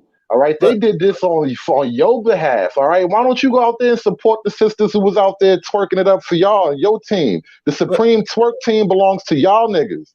Let's correct something first. First, I'm not a Joe Biden advocate or anything of that nature. Okay, that's number one. Number two, despite all of Trump's phone calls to have ballots turned over, which the federal judge in Pennsylvania said that would be violating the Constitution. I don't see you guys talking about that. We know that Lindsey Graham made that call. We know that Mitch McConnell was in on it. So, bro, I like my channel, man. I'm not going up against the sisterhood, bro. I like my channel. Those 4 swing states, and we'll give it out to the Brown sisters too, out there in Maricopa County in Arizona. Black and brown women did that. So I'm not touching it, bro. They did it. So how do you explain traditional conservatives going against Trump? How do you explain that? What do you mean? Trump is a populist, bro. Trump isn't a Republican. Conservative. Yeah, we've been saying that for 9 months, and you rode on the idea. No, I never said. Remember, I never said I was a Republican. You talking about BMT and all them dudes? I said I am a conservative patriot. These dudes trying to call me a libertarian. You were one of them. I said I'm not political. I am a conservative. I'm a patriot. I love my country. But I am not going up against the sisterhood, bro. So man, we got people. Bro, we got people cars getting blown up, bro. I'm not going up against the sisterhood. Why support 45 then if you're just a conservative? Because I'm a patriot, bro. I'm a patriot. My business is blowing up because of the MCA. But hey, all them black women that work at all them factories that my vans deliver to, that's what they wanted. They want the MCA to go away because they prefer handouts versus, all that big money they're making right now based on the MCA that Trump put into effect. If they want NAFTA back and they want handouts, that's on them, bro. It's the sisterhood. I'm not going up against them. You go up against the sisterhood, man, your cars start getting blown up in Georgia. So Mike V, I'm with you, man. Shout out to the Doom Patrol, Mike V. I'm with y'all now. I ain't touching the sisterhood. I'm not worried about sisterhoods or anything like that. I'm more worried about people who pump up the idea that there's some form of fraud and there's no sort of evidence to prove that without a forensic analysis being done. Hey, Mike, it was all sisters, man. The black women did that. Black women did that. Stacey Abrams is now your queen, Mike. And guess what? I'm not going up against her. She might eat me. You see, she went and took a dump in the bathroom of the State Farm Arena, and look what happened. It clogged up the toilet, so they had to stop the counting. You ain't know Stacey Abrams was in that bathroom? Black women did that, bro. So boom, there you go, man. Y'all got what you wanted.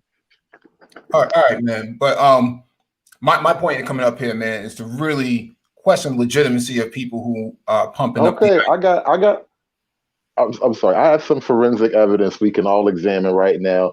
Brother X, if you could do me the honors of sharing the screen for a minute, please. Thank you, sir. Now, shout out to Ben BC. He's going to give us a quick play-by-play zoom-in analysis of this sloppy prison yard drug handoff. I mean, these motherfuckers don't know shit about passing off contraband, but we're going to watch this shit real quick, and you tell me what you think and your best forensic analytical opinion. Okay.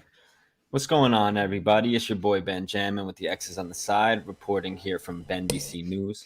I'm looking at this video from a Fulton County poll worker and the Fulton County, Georgia supervisor of registrations. And so what we're seeing here is Ruby Freeman and her daughter, Shay Freeman Moss, in what appears to be the concealment and transferring of a USB hard drive on election night while they were counting votes. So I'm going to go over this video. I have it in slow motion, and we're just going to break it down real quick. So this is Ruby Freeman right here.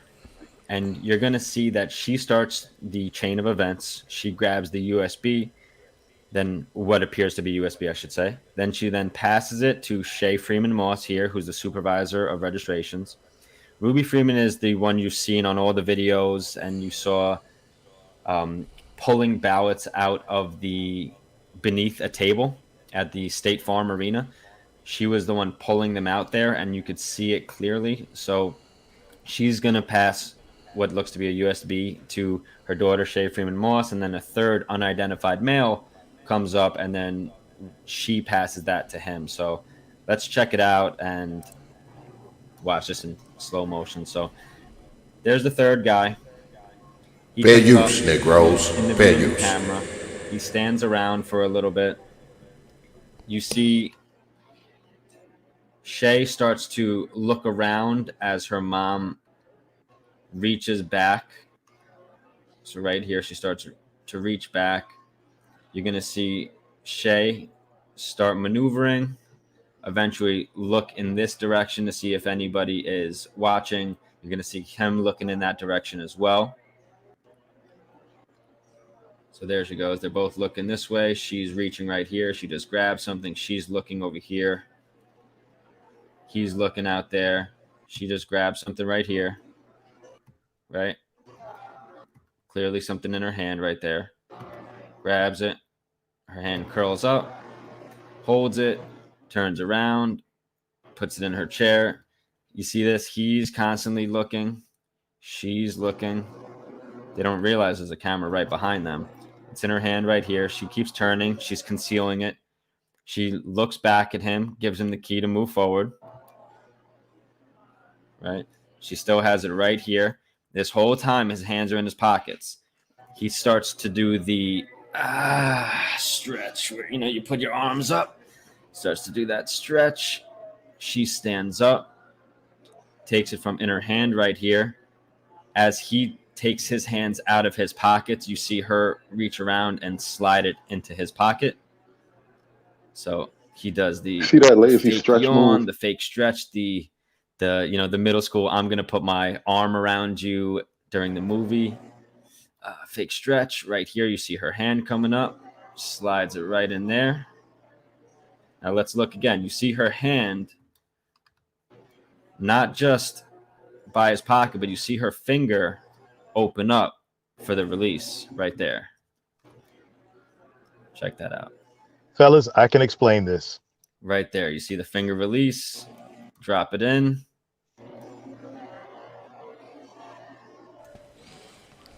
Fair use, Negroes. Fair use. God damn it. David, I will explain this, bro.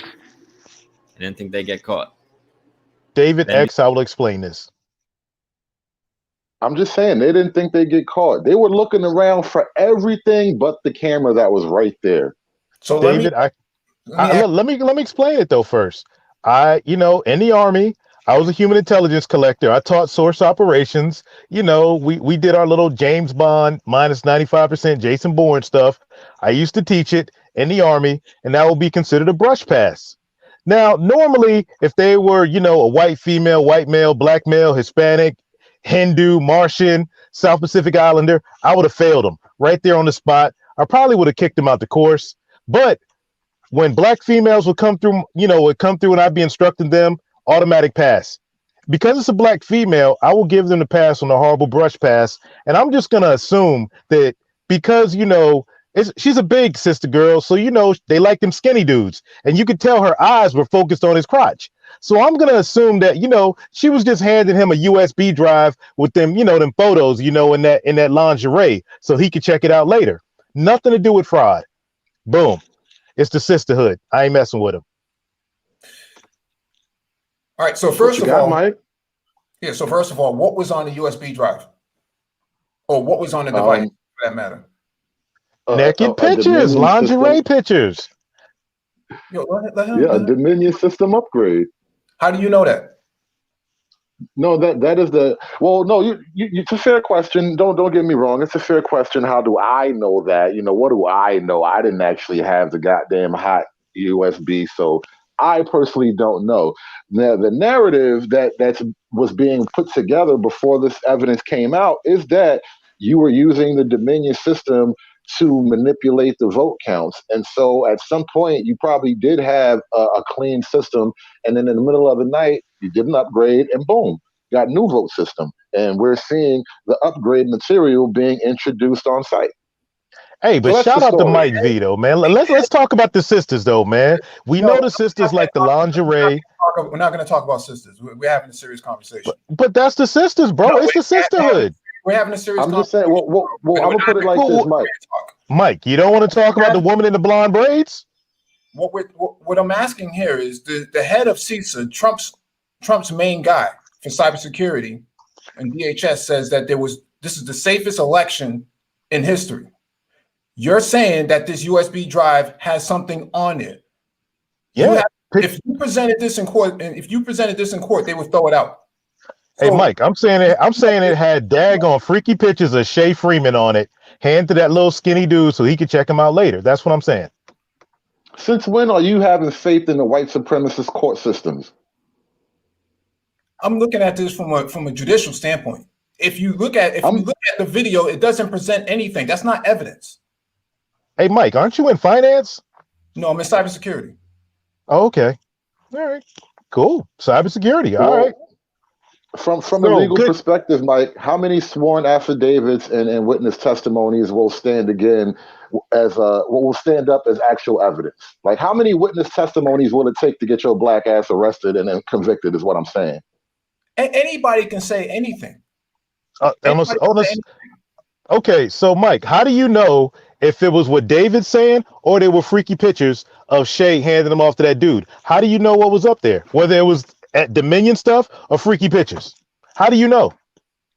Well, that's what I'm asking, because if you show a video that says that, well, this person passed the USB, you don't know what was on that device. Okay, well, so you're saying it's not. So how do you know that what it is? I could be right. David could be right. I didn't say what was on there. I asked the question, how do you know what was on that device and what was the device to begin with? Okay, do you recommend putting a subpoena out to find out, putting them daggone on the stand, arresting her, putting her on the stand and making her provide that USB drive, all three of them, the mama, the daughter, and the little skinny dude? You don't yes, lock her up. Fuck your grandma, nigga. Lock that bitch up. You don't arrest them. That's not even the process.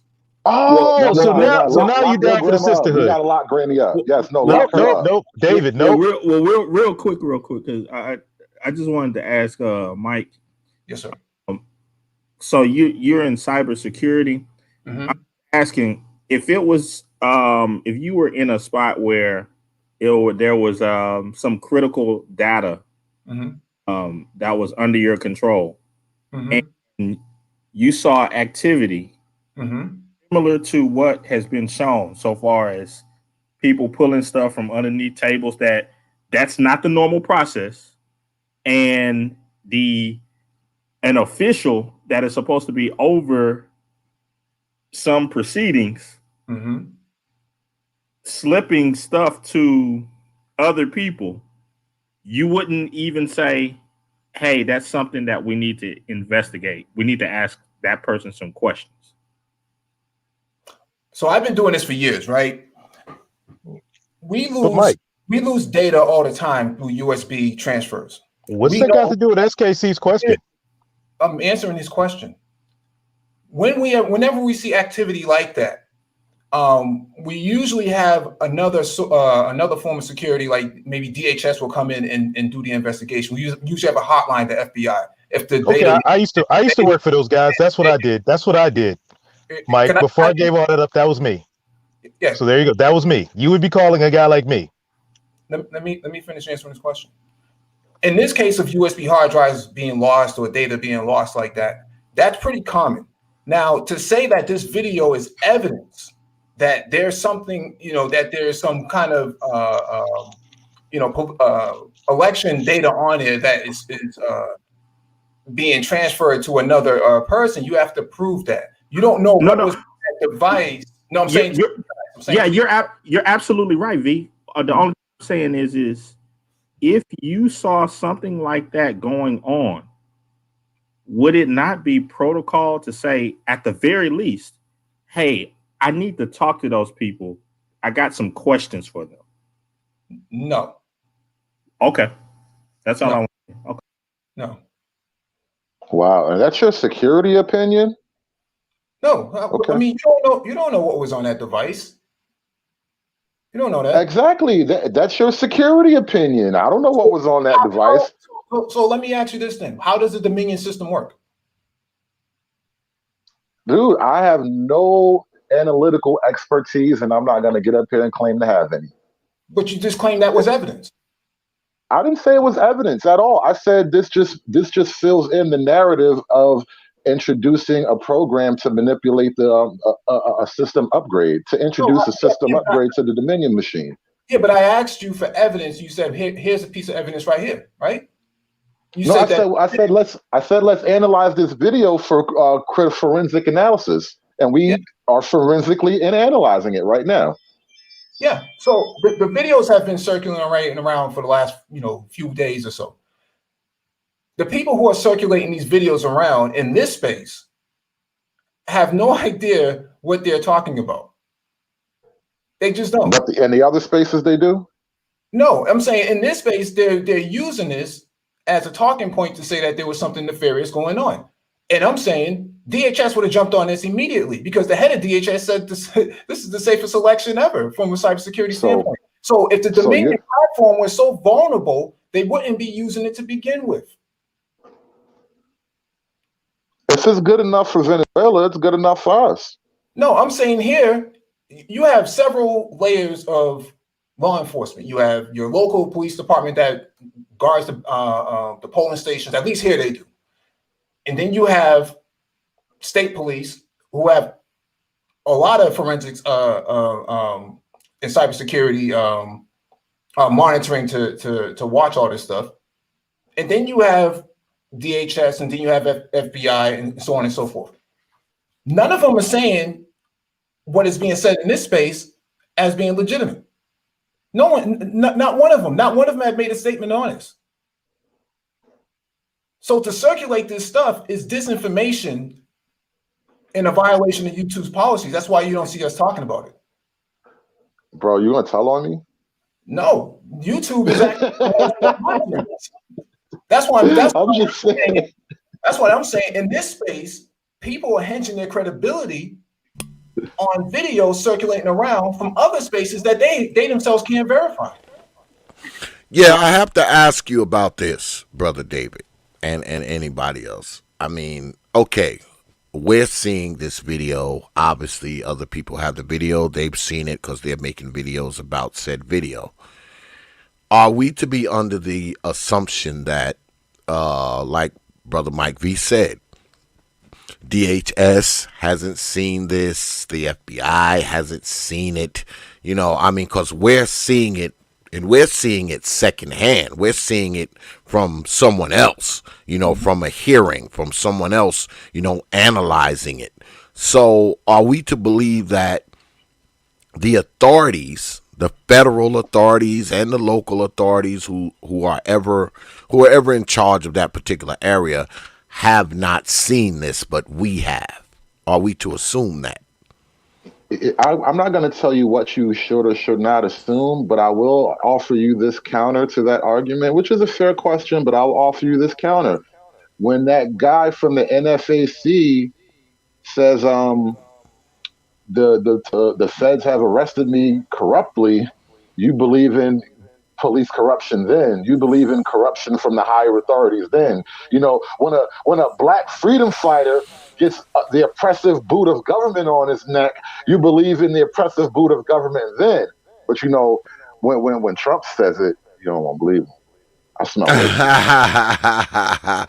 No, because the reason why I'm saying this, because Brother Mike V makes a good point.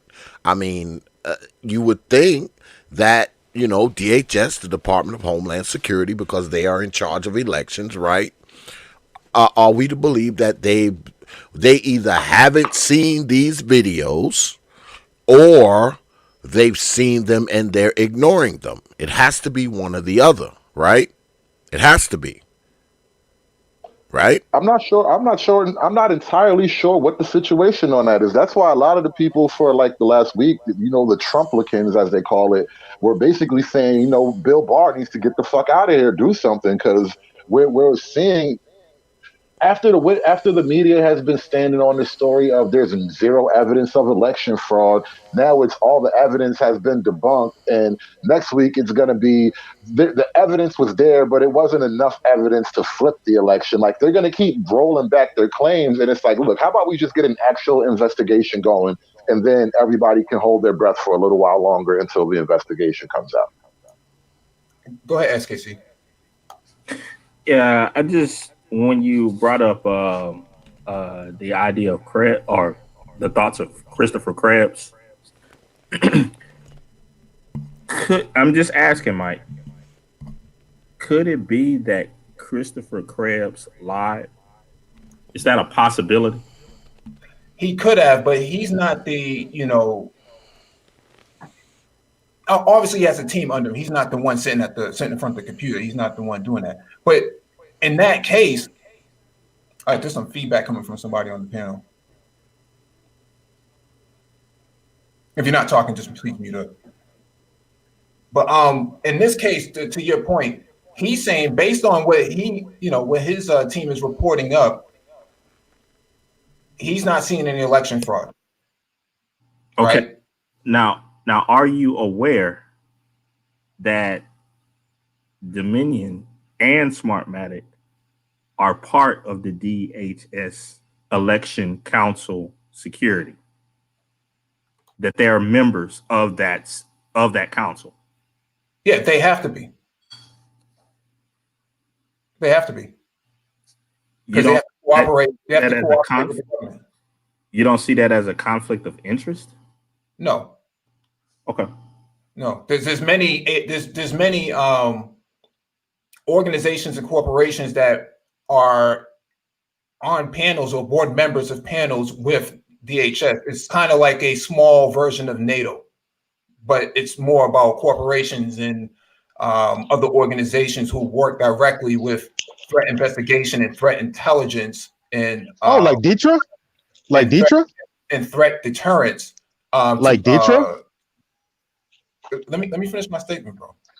To work on behalf of sharing intelligence gathering and things of that nature, so that they have complete transparency.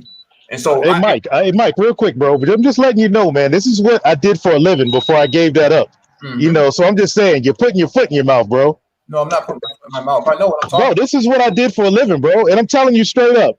And with my line of work, if somebody came in there with that hard drive like that, bro, they would be locked up. No, and I would, or somebody like me would be interrogating them right now, bro. It's not the bro. process. How you got? Come on, bro. Come on, man. I'm not trying to tell you how to do cybersecurity, but don't tell me how to do my job, bro. Come on now. You're being disingenuous, Mike. Have you worked for the government or the DOD doing this? I can't tell you who I work for. I've worked in those sectors, but I'm telling you, that's not even the process. You don't arrest people. Okay, all right, man. I'm sorry, man. I didn't do this job for freaking 10 years. I don't know that. I didn't do this job for 10 years. I'm telling you.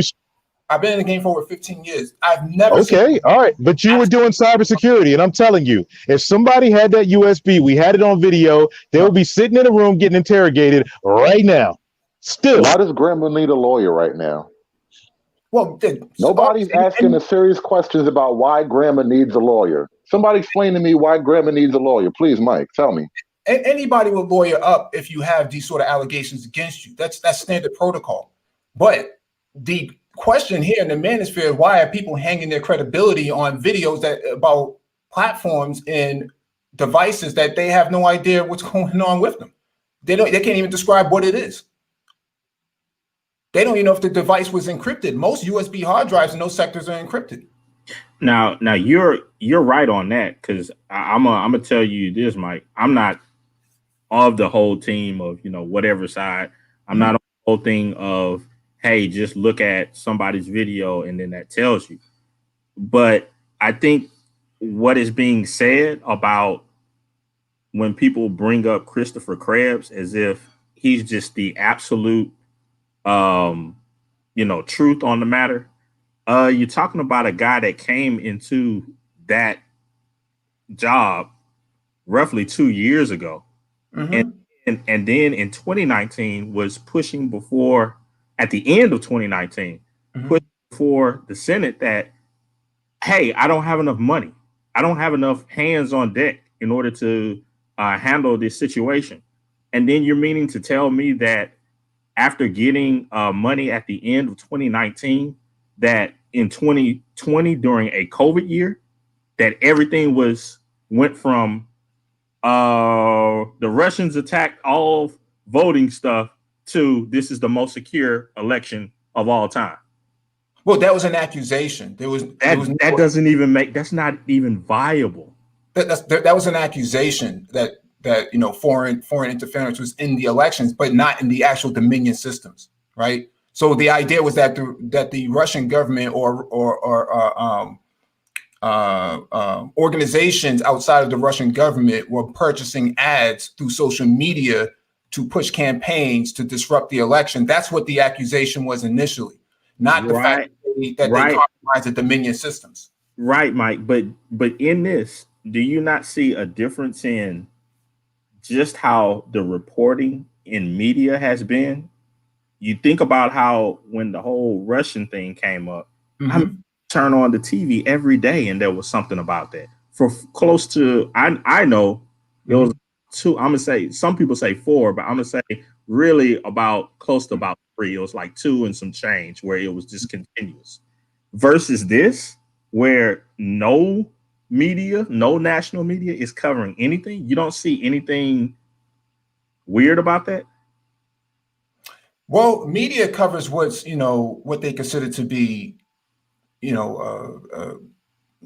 more, a profit generating for them. This is not profit generating. This is disinformation. At this point. So well, hold on, Mike. If you say a profit generating, shouldn't it be just the reporting of the news? Yeah, in the traditional sense, yeah, you would be right about that. But I'm saying CNN, Fox News, these are more entertainment channels than anything else. And so, okay. So when you bring that up, do you think that it's a bit disingenuous when people on one side say, well, look, the media isn't even covering this because of blah, blah, blah, when you just stated that the media is in it for the money? Yeah, but if there's no evidence of something like this, because this has never happened before. This has never happened before. The idea of going back and counting all the ballots and things, that never happened before. Happened in 2000. It just didn't happen nationwide. No, it did not. It did not. We know what happened in 2000. This is different than what is happening right now. Right? All the ballots have been counted. In 2000, all the ballots were not counted. They were actually discarded. So on that, that's another question I have for you, Mike. In 2000,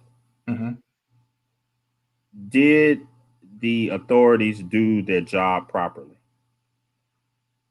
I don't think they did. They stopped counting the ballots. So why do you not think that the authorities did their job properly? Why do I think that they did not back then or now? Back then.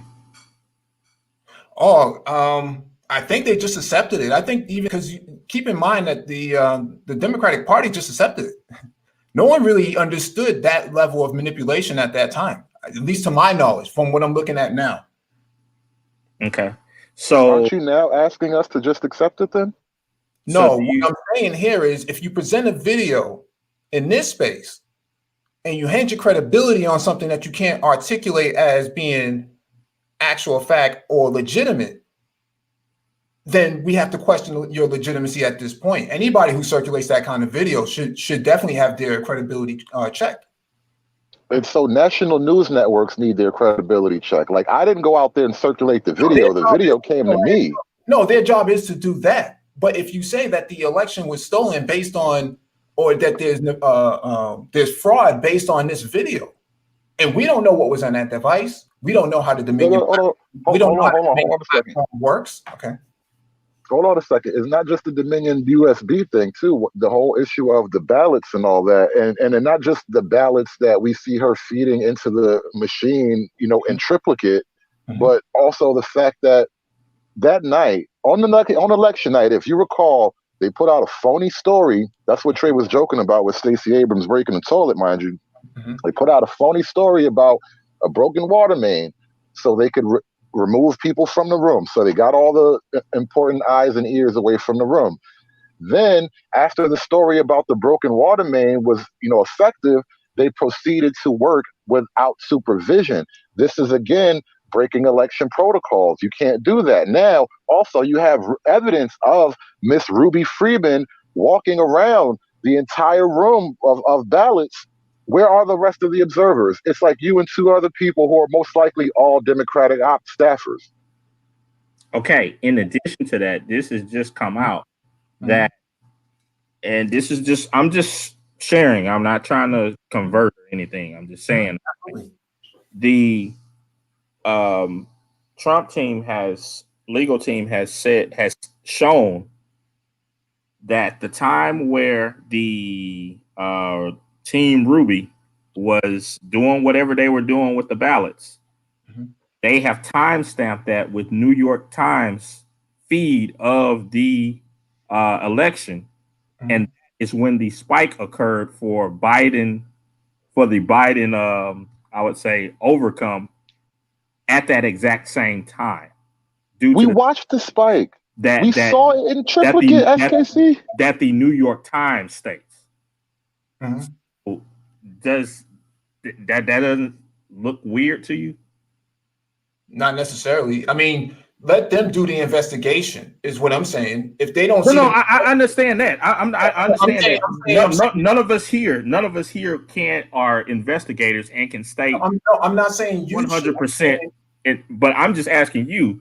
Hey, according to what Hood Conservative just stated, you have the video of the lady doing this stuff with the ballots. You have the testimony of, hey, the water main break from the owner of the stadium stated, no, it wasn't a water main break. It was just an overflowing toilet. It wasn't even that serious. That's from that's a separate entity. And you see the video of everybody, the lady with the braids coming and telling everybody in the room that they gotta go, and then everybody exits like it's some type of World War III about to happen or something. They start counting ballots after everyone leaves, and then we got the matching timestamp on the video feed that goes to, and you can match that with the New York Times, and at that exact time is when the Biden spike happened.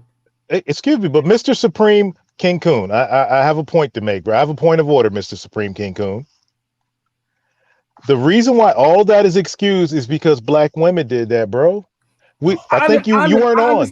I understand. But I'm not saying, with some type of authority that exactly is what it is. What I'm asking Mike is with all of that circling together and matching each other, does that at least say, that needs to definitely be investigated? So that's up to the state GOP to do that. What's your opinion? I'm talking about from your opinion, Mike. I would only investigate it if I had some hard evidence of something. A video is not hard evidence for you, Mike. I'm just saying, video isn't hard evidence. Hard evidence of what, though? Okay, that's all we need to know. So here's what, hey y'all, I got to roll, but I just, I got to roll here, but I just got to say this, X. Appreciate you coming up here, Mike, man. Absolutely, man. Where's my damn invite, man? Where's my damn invite? Y'all have yet to invite me to your shit, man. I don't go nowhere till I'm invited. God damn it! Tomorrow night, we're talking. Tomorrow night is buck dancing for Biden. Buck dancing. Black males buck dancing for Biden. X, I will send you the link. But we're gonna set up a special show this week. Me and Dave are gonna talk about it, and we're gonna set it up. But Mike, man, come through, Mike. We got to do this on our channel, Mike. You gotta unban me, man. Oh. Did I? Oh, I got to talk to MBD Assistente. She probably got you. Ah, man, y'all blocked Mike V. That's fucked up, man. She probably got you, Mike. She don't like you, Mike. She don't. Yeah, but I'll talk to her. I'll tell her unblock you, Mike. But Mike, man, I can't believe you're going hard for the sisterhood like this, man. I don't know anything about the sisterhood, bro. Oh, come on. Oh, yep. We got to talk, Mike. I say you down for the sisterhood now. I don't know anything about the sisterhood, bro. Oh man, I love your series on Rwanda, bro, but I think you're going back to the sisterhood. Nah, you know what it is sometimes when you work for a corporation that works for a corporation that's owned by another corporation, at the tippy top of your chain is the sisterhood, bro. Not mine. All right, Mike, David, X, y'all take it easy. Hey, Peace. peace, bro. One. Peace. I Yeah. need you good folks to hit that damn like button, because if you don't, I will haunt your old black ass mama in her dreams. Do it. Do it now, Negroes. Mike, I Also, actually, I want to hold on a second. Hold on a second, brother David. I want to address somebody in the chat. Is somebody in there named Sam Polver, I believe, and they've been going ham like half the show. And Sam, if you want to come up here, I don't have on my glasses, but I keep bringing their comments on the big board so I can read them. But if you want to come up here and state your case, the email is on the screen. The email is on the screen, and it's up there for anyone who wants to come up here and state their case. But go ahead, Brother David. yeah, I wanted to ask Mike's opinion on this particular argument. So, what I think is going to be alleged by the time they make it to the Supreme Court, which I believe the Pennsylvania district case has actually been just officially accepted by Samuel Alito. So you can go double check me, but I think I saw a quick headline about that earlier. So it is making its way to the Supreme Court, which was the ultimate plan. So the whole question of, all your cases are lost is still a moot point. However, what do you think about this argument that most likely will be presented in the Supreme Court, which is the simple fact that we have oodles and oodles of witness testimony Mm-hmm. and video evidence that ballots were being processed without supervision. Well, excuse me. But yeah, they were being processed without supervision, specifically. And as the state rules and likely even the federal rules probably will back it up, saying that, you have to actually have certain people here, certain observers, whatever. And so it appears that, especially in the case of Georgia, you caught them red-handed operating without any oversight. So those ballots are now all officially tainted, let alone the fact that, the ballots individually have to be questioned as far as their handwriting matches, the not handwriting, but the signature matches to the envelopes and whatnot. Do the envelopes even have return addresses, which is an accusation made about the ballots in that video with Ruby? So the arguments are not just going to go away, but what do you think about it? So the question is, you're going to have some anomalies in that process. However, do the votes, the ballots that came in, do they exceed the margin of error that is necessary for disqualifying that election process there? In some cases, they would, because even if let's Yeah, but say we you don't can. know that. We don't know that. We don't. Well, hold on. Hear out the argument, because this is, I think, the theory that's being presented too. If you could take, like, let's say Detroit, if you could remove what we call the questionable ballots out of that and just keep the rest of the election, that wins the whole state for them. And if you do the same thing in Georgia, because most of the questionable ballots are coming out of the Atlanta district, I think it's Fulton County. So same thing there. If you remove those questionable ballots that got all Ruby fingerprints on them, now Trump suddenly wins Georgia in a landslide. That's not necessarily true. I think that's the math, bro. The vote. All right, when SKC just pointed to you the spike that happened in Georgia, there was also a correlating spike. I think that was in Minnesota, that midnight spike in votes for Biden. So, like, yes, if you take away the spike, that artificial leap, that fucking quantum leap in votes, if you take away that quantum leap, then yeah, Trump wins in a landslide.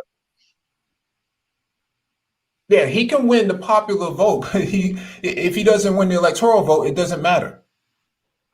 Yeah, you misunderstand the math.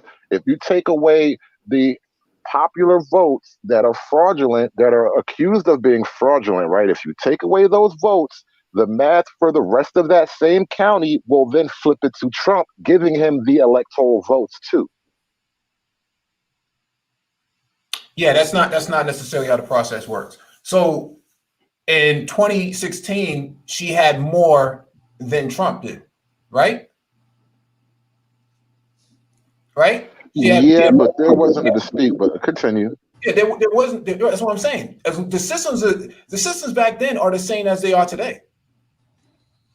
I don't think you're following the argument Well, here. I understand your argument, but it falls on deaf ears because the same system that was used back then to get him in are the same systems used to get him out now. Right? But see, no one's looking at this because it's only Trump that they're concerned about. Because then you would have to invalidate all the other Senate races too. The Republicans don't want to do that because they use those same systems to get themselves elected. They don't want to go through that process. Yeah, Well, frankly, you could I want to actually ask just take about away that. those votes and keep the tally as is. I want to ask about that because, okay, let's say that they ran these ballots, through the tabulators more times than they were supposed to. Wouldn't that also increase the votes for people who were also on that ballot, unless those ballots were separate and they only had Trump and Biden's name on them? Now, when you go to vote, that's not true. Everybody who's running that day name is on that ballot. So were they separating the parts off of where Biden and Trump's names were? Were those a separate piece of paper? Was it Let me give how you did 2 that points go? to that, X. I have 2 points to that thing. Hold on, real quick, Mike. The 2 things here. So you got one, a lot. There have been reports, confirmed reports, that many ballots only had votes for Joe Biden or Trump. Like, it only filled out the top of the ballot, which is odd in of itself because people typically do fill out down ballot. And then 2, if you consider the down ballot races that have been confirmed, it's still a red tide.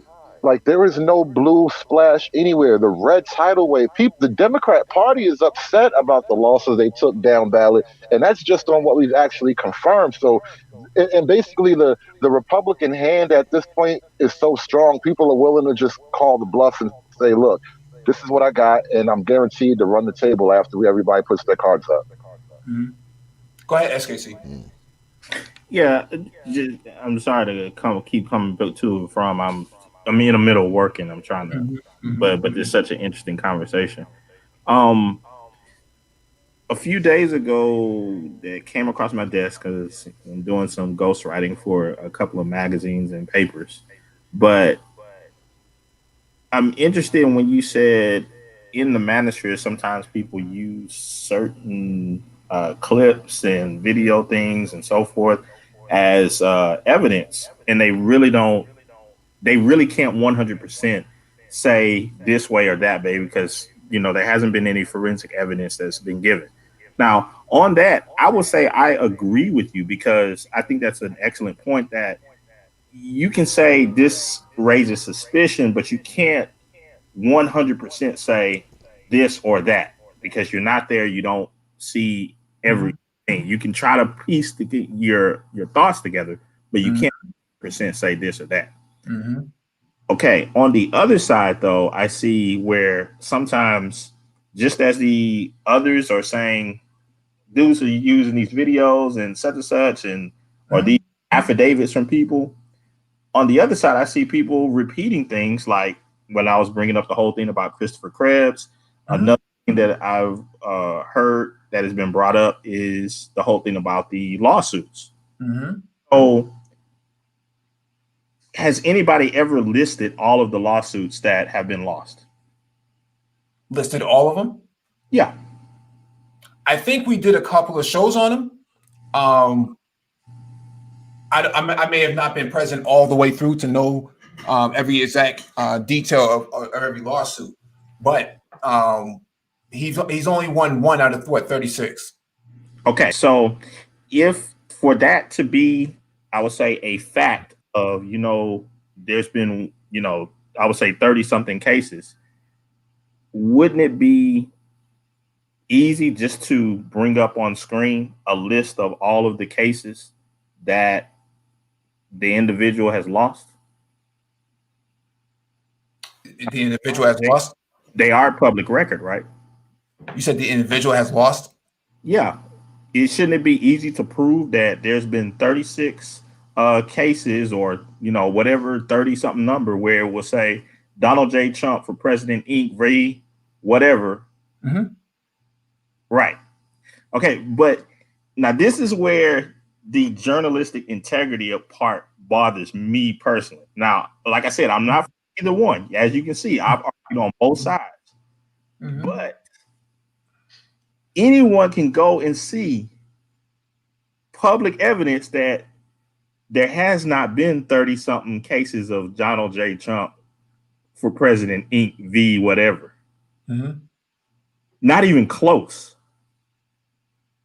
So again, just like the people are saying, hey, you're looking at these video evidence, but you're not a forensic scientist. You're not a criminologist. You haven't looked at the facts.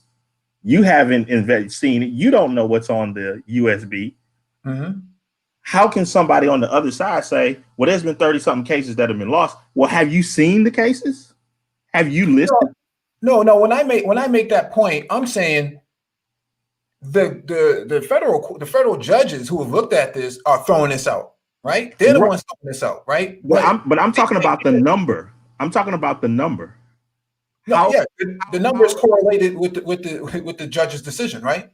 Are you willing to bet your life that it has been 30 something plus cases kicked out of court? I'm using a number in a fictitious way, right? I'm saying it's been a number of cases that have been thrown out by these federal judges who are, who are conservative in their own right, right? And we saw the statement from the Pennsylvania judge who says we're not going to disenfranchise millions of votes for a couple of votes. Right. And that's not my argument at all. My argument is solely upon the number, because the reason why a lot of people mention the number is because the higher the number goes, mm-hmm. everybody knows that gives an air of credibility that goes down. So mm-hmm. if a person said, hey, they've lost 5 cases, it sounds much worse if a person says they've had 30 something cases thrown out. But what I'm saying here is this. So what I'm asking is if one is asking for integrity on one end to say, hey, you don't know what's on the USB, you can't definitely say this or that, shouldn't on that same side say, hey, until I've actually looked and seen mm-hmm. and the 30 something odd cases, I'm not going to say a specific number. I'm going to actually report as to what it actually is. Shouldn't that be fair? Yeah, but what I'm saying is the state had the ability to do that, and they did not. Yeah, I'm not talking about what the state said. I'm just talking about the number, because on a lot of time on Team Red, I'm just being honest, V. Mm-hmm. I keep hearing this 30 number, and again, just doing the journalistic part of it. Mm-hmm. You can go and do the research, and there is no 30 number. You're not going to find 30 Donald J. Trump v. whatever. I mean, Giuliani? I can show you right now. You mean Giuliani? What do you mean? Giuliani was the one presenting those cases, right? No, that's not how it works. Yes, but it's going to be in the name of the. It's going to be in the name of the defendant. Yeah, not the lawyer. No, what I'm saying here is, regardless of how many it was. No, but that's an important part, Mike, because to me, it's not important because no one is riding with him on this. Right. And that's fine. That's fine. I'm not saying anything about anybody riding on him or that would be with a credit for me. That's where the credibility would come in. That others would come to his aid on that side. Right, but Mike, be straight with me here. If if an ordinary person said, "Hey, man, I've been presenting this case before, courts or whatever," and somebody, well, how many times have you lost? well, I've lost 40 times. You would look at that person like, dude, you lost, dude. Versus a person that said, you know what, I lost 4 times. Mm-hmm. Yeah, it's still gonna look bad, but it's not gonna be looking as bad as somebody that has lost 40. So that's what I'm saying. And if you say, hey, I don't want people in the space saying, I don't want you to be presenting stuff, videos and different things and trying to break it down as if you actually know what is on the USB and can prove it with 100% certainty. Well, shouldn't the same standard hold to you to say, hey, I don't know exactly how many cases. I think he's lost a lot, but not. I have said that. Been 30 something cases, blah, blah, blah. I'm not saying you, Mike, but there's been many people within the space that have been throwing out some large 30 number, and they have never listed every single case and and went down that road. Yeah, I understand that, but it's like both sides are playing this propaganda game, Mike, and it is what it is. I don't understand why that's so hard for people to say, nah, yeah, there's propaganda on my team. Yeah, so in this space, the argument here is that there's fraud, right? Right? That's the argument, right? That there's some kind of fraud, there's something nefarious going on with the ballots in the election itself. Okay, fine. Okay. So let's find some particular evidence that proves this, right? No one prior to after November 4th, none of them were riding. None of his people on his side were riding with him on this. So that in itself lends to the credibility of the argument that hold on. Say that again. What date? After November 4th, they were not riding with him like that on this, right? Mitch McConnell, Lindsey Graham, they weren't riding with him like this publicly. It wasn't until after they secured their ballots and they said, "Oh yeah, there must be something," because that's the whole point that we're trying to make on the opposite side, that if you start questioning the legitimacy of the ballots now, and the Republicans have used nefarious tactics to subdue Black voters, especially, it's only Black voters they seem to be going after. That's going to hide behind your mama and them now, huh? That's going to invalidate all elections going forward for them too. This is a problem. Trump has spoiled the process. He spoiled the process. No. He's losing. That's what it's coming down to. How can the process be spoiled when we've proven that it's spoiled already? Like, looking for evidence is not spoiling the process, bro. And when you discover too many anomalies, that is not spoiling the process. That's why what I'm saying is that's why Republicans have always used tactics to violate the 15th Amendment for Black voters. Well, breaking news. I just got this link out of the chat that the master teacher just put in there, and we're going to take a look at it. How about we do that once I figure out which button to hit to get this damn thing on here, man? Well, the thing about, even with this article, I'm going to take a quick guess to point out that it's probably not going to mention that most of these articles, because most of these lawsuits, rather, and this is to Mike V's point about Republican support, most of these lawsuits are being pushed by private citizens and Republicans in their own districts. And that you can read some of that actually in the article itself, where look at the very first one in Pennsylvania, where it says Third U.S. Court of Appeals in Bonig versus Buchar. It says Republicans argued. So again, that is not a Donald Trump case, and I'm not a Trump guy. That's a team based. I'm not his guy. But it's like you can't. That would be, you can't throw a case on somebody that they're not even paying for. Yeah, but Republicans work as a team. They don't work as okay, but okay, Mike. So that's a good point that you just stated. So then why do on other arguments you'll state, just like you stated a little while ago, that you had Republican judges that were throwing stuff out?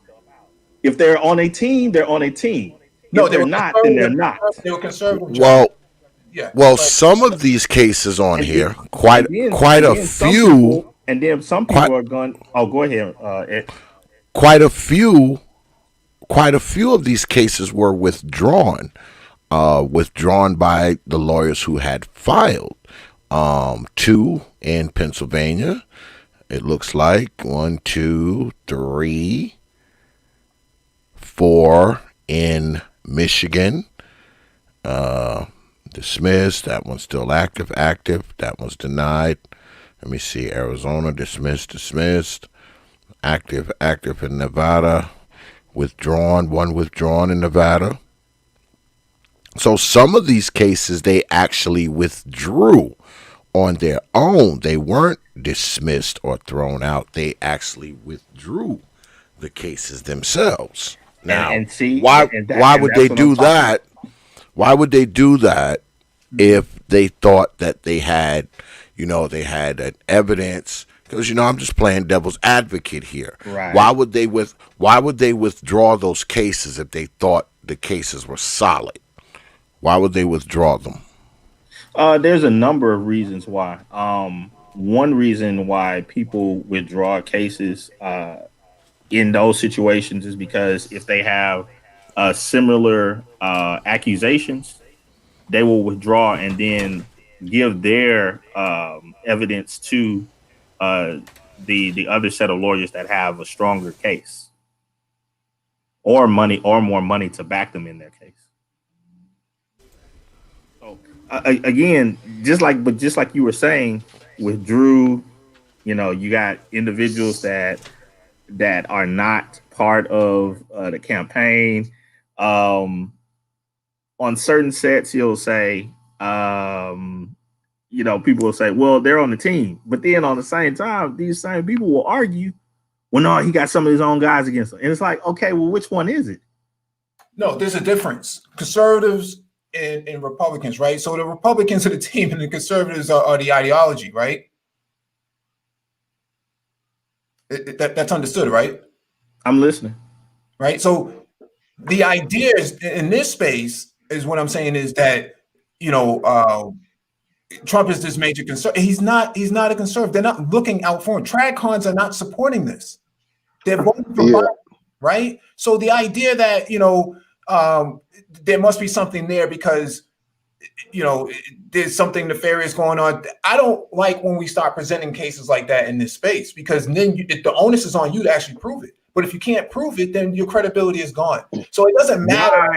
Right. You're absolutely right, Mike. And that's what I respect is okay, if you can't prove it and you're shooting something out and you're saying something is an absolute definite, without being able to give the exact proofs, yeah, your credibility should be shot. But if you are stating that is the bar to shoot for, at the same time, you can't say, oh, there's been 30 or 40 something cases lost or whatever, or blah, blah, blah. No, you have to maintain the same amount of accuracy and say, hey, after looking through, I see that, I don't know, it may be, let's say it's another number like 16. No, there's actually been 16. That's still bad, but I'm not going to put myself in the group of the hyperbole that are not even looking at the stuff and reporting on what some article just stated without actually reading the article. What's the date on that article? Huh? What's the date on that article?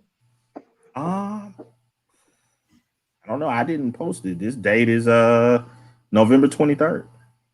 Okay. It said it was updated on the 1st though. Okay. So it's stuff like that on both sides of the argument, I think it gets kind of hairy. I like to hear both sides. I enjoy the conversation that both people give. Well, let me speak to the issue of credibility for a second, as far as the credibility of the left versus the right in this situation.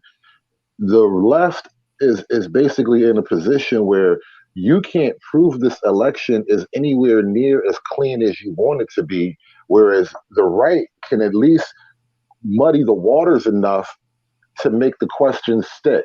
Because when you start to present evidence of the statistical anomalies, all right, this amount of votes is just statistically unheard of. So it's, I'll say, mathematically impossible when you get to the mathematical anomalies of how Joe Biden just sort of took a giant quantum leap in the votes out of nowhere. Then when you get to the voting rolls anomalies, not just in one state or one county, but nationwide, there's issue with voting rolls and the mail-in vote ballots and ballot security and whatnot.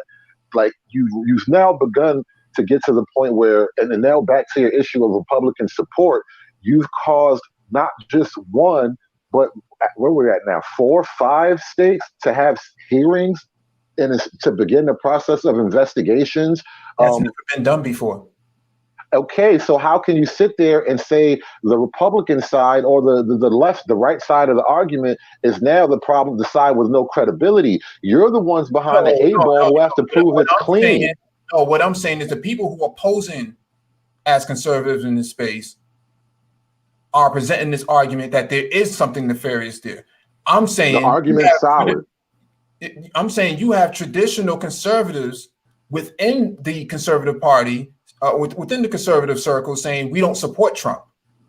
They can be wrong. The argument is solid. No, that adds to a lot of discredibility on the side of anybody supporting Trump going forward. Okay, credibility is based on facts, not team support. Just checking something out real quick. Let's say this: we know on both sides, on the left and on the right, that you have groups that are extreme, and when I say extreme, I mean they don't care about the rules. What they care about is the results of whether they get the W or the L. Do you agree? Say that one more time. You broke up at the end. That on both sides, there are groups of individuals that they do not care about the rules. They do not care about truth. All they care about is the result. Get the W at all costs. Do you agree? Yeah, I agree with that. Okay.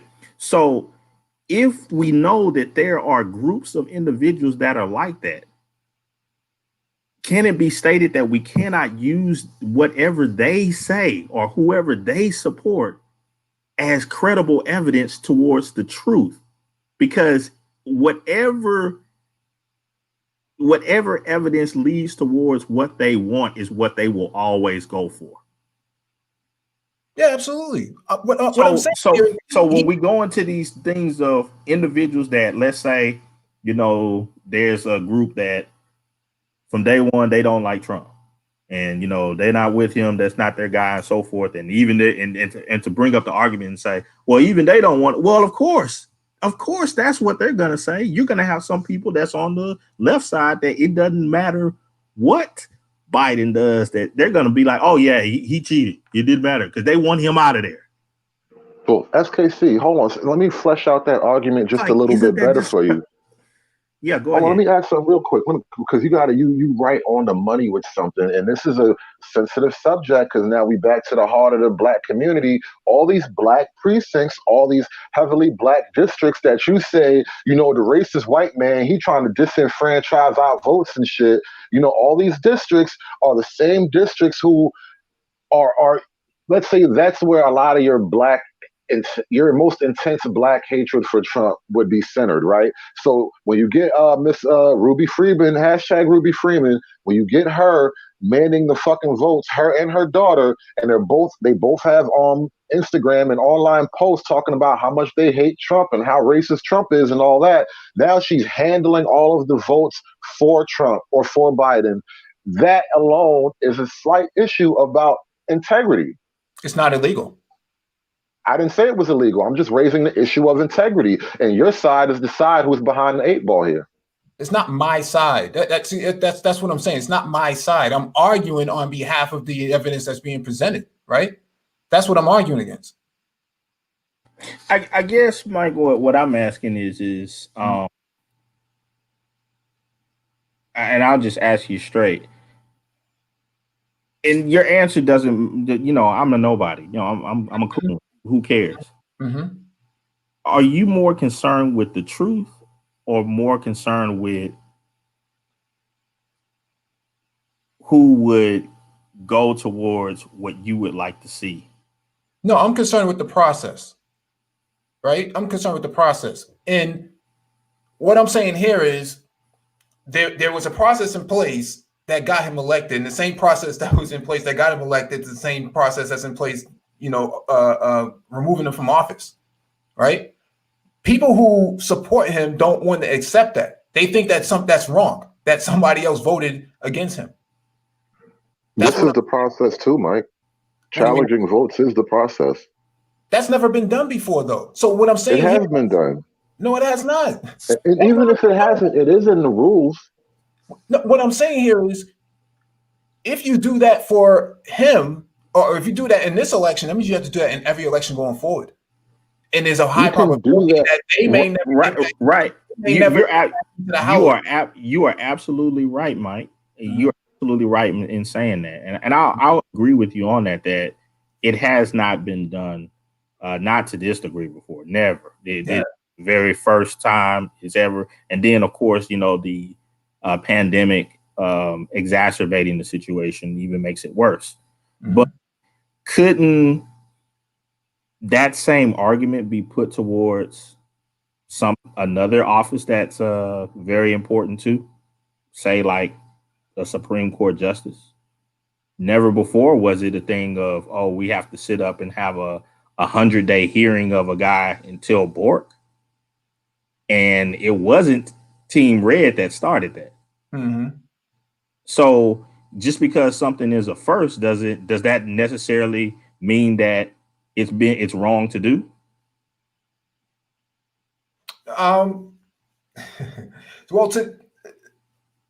Listen, what I'm saying here is this. The process matters to me more than anything. But that wasn't part of the process of selecting a Supreme Court justice. That was not part of the process until Team Blue said it is. From henceforth, if we don't agree with it, we dig in and we rake this person's life before the American public as much as we want. And the process for president. We cry and complain about it for years afterwards. No, I meant that wasn't part of the original process, but they brought that in, right? No, I meant the process for presidency. That's all I was concerned about, right? Hold on, guys. Y'all both making this argument way too high-minded, and it doesn't even need to be, okay? When you go into the store, if you walk into the dollar store and you spend 27 cents, you count your fucking pennies too, okay? You want your change back. And all I'm saying is, y'all need to count my goddamn change. Okay. We'll see what happens on December 14th, man. That's all I can say at this point. To talk about, Dominion systems being compromised, USB hard drives being passed around, that doesn't make anything more legitimate at this point. Yeah. I'll put it to you, man. Like, I like the argument of it hasn't been brought up before. It hasn't been done before. Mm-hmm. But there's a lot of things that haven't been done before. And there's on both sides, there have been individuals that have disrupted the process and have changed it forever. Well, listen, hold on. I don't even understand how's it a disruption. From henceforth, the selection of the Supreme Court justice has been changed, and it's never going to be the same. Mm-hmm. It's going to be the same thing with president. Go ahead, David. How is it a disruption when the whole process, the whole principle of an election is based on the counting and the legitimizing of the votes? Meaning, one, we all accept that these votes are, actually legit votes coming from the individuals they're supposed to come from. And two, we count the numbers to make sure the numbers come out whatever way they are, right? Mm-hmm. When a person involved in that process says, hey, wait a minute, I see issues with one or the other steps in that process, you can't now say, wait, you're fucking everything up. No, don't say no. How do you call that fucking everything up when I'm asking you to make sure the rules are being verified properly step by step? This is what I mean about give me my change. Don't keep my extra pennies and throw it in the register. I want all my change back. So why don't we recount all the votes in the red states then? If you want to, go for it. Nobody's saying you should not do that. The problem is when we raise these issues, don't act like there's nothing to talk about when there's clearly a lot to talk about. So now we have to go back and make sure you gave me all my change back. No, what I'm saying here is he's not questioning where he's won. He's only questioning where he's lost. Now, listen, it's up to you guys to question where he's won. What the fuck kind of argument is that? Well, hold on. That is I would say a good argument on its face, because it's like, hey, okay, well then if you thought that there was widespread voter fraud, check everywhere. However, I think the point of what they're stating, V, is no, we're checking where the spikes came in very, very late in the race. And all of those happen to be swing states. Right. Which is all the crucial places that he needs to win. Right. But on the same end, they're saying, okay, we're seeing these huge spikes that happened overnight. And that is where we're focusing our attention in, is to show that there may be a correlation between all of those spikes.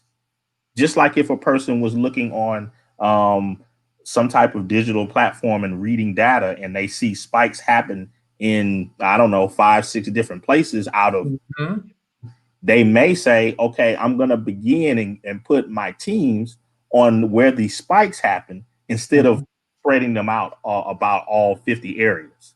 Does that make sense? Yeah, it absolutely makes sense. But I'm saying the areas where he's won, they don't want to question the legitimacy behind that. They don't want because they didn't see the spikes there.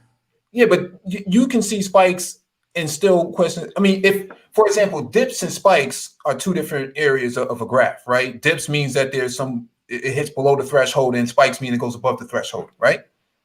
So if the question is about the spikes, we need to question the dips too. Okay. If you want to say that, but the argument is still, when you see the most egregious, fluctuations, that's where you start your investigation. Right. And where are we right now in the investigation process? Well, you're the one, you're kind of presenting the argument as if the investigation almost need not happen. Like he should just concede because, everybody say he lost. Republicans are telling him? Say that again? Isn't that what the Republicans are telling him? Fine, but again, why do that when you have such obvious questions that you can, flesh out? It's well, to the point of the Republicans, and I'm only using their argument. They don't see him as a Republican. They don't see him as a conservative either, right? He's irrelevant. Okay. He's a liberal, right? He's a liberal. They have no interest in supporting this. So that's why they're telling him to concede. Well, I mean, lucky for Trump, his presidency doesn't depend on the votes of his fellow elected officials. If he doesn't have support within the party, what's the point? But he clearly does have support within the party. You're making such a false point. That's an excellent question, Mike. I'm actually glad that you stated that, because to me, I that's one of the main points that I think that you all make that is very pertinent. But the issue that I personally have with that is, if you're saying that he doesn't have the support and he should just give up, how do you make that determination for another person? If they want to just fight it out and you believe that they're going to lose, it's like, why not just be cool with them fighting it out? They're only leveraging him because they need to get in office or to stay in office. He's a nice freight train. But once they get to their destination, they don't need him anymore. That's all I'm saying. That he's not a conservative, nor is he a Republican. And so when people in the space support that idea that he is what they think he is, they don't. Not only do they not understand politics, but they misunderstand history of the party itself. And so they're pushing this agenda that somehow the right is being wronged. No, they're not. They're not being wrong. This guy's not even on the right officially. He only ran on the right because he couldn't run on the left. He's a liberal. He's a New York liberal. So when you support this guy as if he's a conservative and you call yourself a conservative, your credibility is shot in this space, and his credibility is shot too. That's why he's not getting a whole lot of support. Oh God, that argument is like so empty. Listen, It's not empty. Is he or not? Is he a conservative or a Republican? As you said, hold on, because now you're gonna purposely ignore some political facts about modern liberals and modern Democrat politics. Trump started out as a New York City Democrat, a business Democrat, obviously, which in most Democrat circles still makes him relatively conservative for most of the Democrat Party. Even then, the Democrat Party has now moved so far beyond what was his previous Democrat platform that Trump is almost a de facto Republican at this point. That aside, whether he is long-term voted Republican or not is beside the point.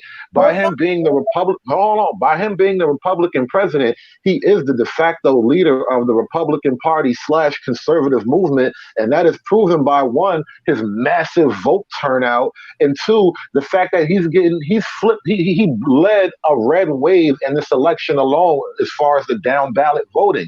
People who support him got into office also. The only thing that's in question is why the fuck he's not in office when most of the people that was riding under his ticket got in office. Because they wrote his ticket, that's it. But beyond that, he's an empty suit.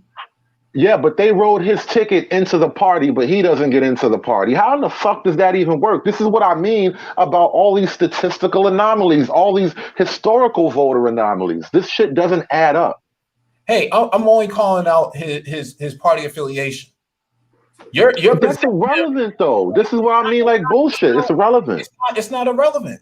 If you got traditional conservatives in the party like Michael Steele, Colin Powell, and the rest of these guys saying, "Hey, we don't rock with this guy at all," your credibility is on the line there.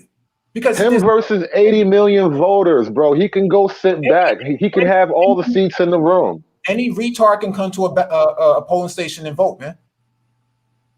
Listen, again, fine, whatever, bro. That was a nice, gut shot to all the voters of Trump. Bunch of retards, apparently. We stick to our Bible and our guns too, don't we? But whatever. Look, here's the thing. The people have spoken as to who they want to run their thing. And to say that he has no support in the Republican Party, dude, you don't have a leg to stand on. I don't know why he won't back off of that argument. Like, he clearly took over the Republican Party. He took over the party because there were no strong contenders within the party. There's a difference. So by you acknowledging that, then you acknowledge he is the party now. By you even acknowledging that. Yeah, just like a weak player on the Cleveland Browns can be a star. I mean, could be a star player too if he makes a few touchdowns. I'm saying, and it's still a weak team. I'm saying what you're supporting is not really actual on the ground. He's not. You can't fault. Like, for example, I'm asking you for his track record as a conservative, and you're saying that doesn't matter. Well, no. Well, put it to you like this: 80 million voters. I think Trump had over 60-something million voters, which is not only a historic high for him, but historic highs as far as even his black voter and minority voter turnout in general. So it's like, dude, far be it for you to tell all these people what to be unhappy about. They're fucking happy. They're happy in record numbers. Yeah, but he's a populist, right? So. He's a populist. That's it. There's no track record that you can refer to that says that he's a conservative and he's a Republican. There's nothing there. So why is that an issue for you when so many people are clearly getting what they want out of the candidate? I don't understand. You're trying to put like the square peg in the round hole here. Because if you're in this space and you hang your credibility on a fraud, you're just as guilty as the fraud, man. Well, you guys are the ones facing this argument now if this whole voter thing plays out our way, but that's a side issue. Go ahead, SKC. Yeah, I'm not on the whole thing of our way. That's why I was wondering why this guy in the chat, Carlos, was saying it's 2 against 1. I mean, Mike, am I coming off as I'm against you or something? Or No, we're having a conversation. I'm saying this because this, originally it started off as the evidence of a video, and I'm saying we've already shattered that. That's already over and done with, right? Yeah. So multiple videos, again, bro. Multiple videos. Videos I'm on only if you don't know what's on the disc or what happened in the actions. Yeah, I'm only coming at things from the aspect of just as a journalistic viewpoint because that would be my specialty. Yeah. But is X still there? He may have walked away. I was gonna share a screen to show the article. Yeah, I'm back. I'm back. Oh, let me share a screen real quick. X. Go ahead. All right. Give me a moment. All right.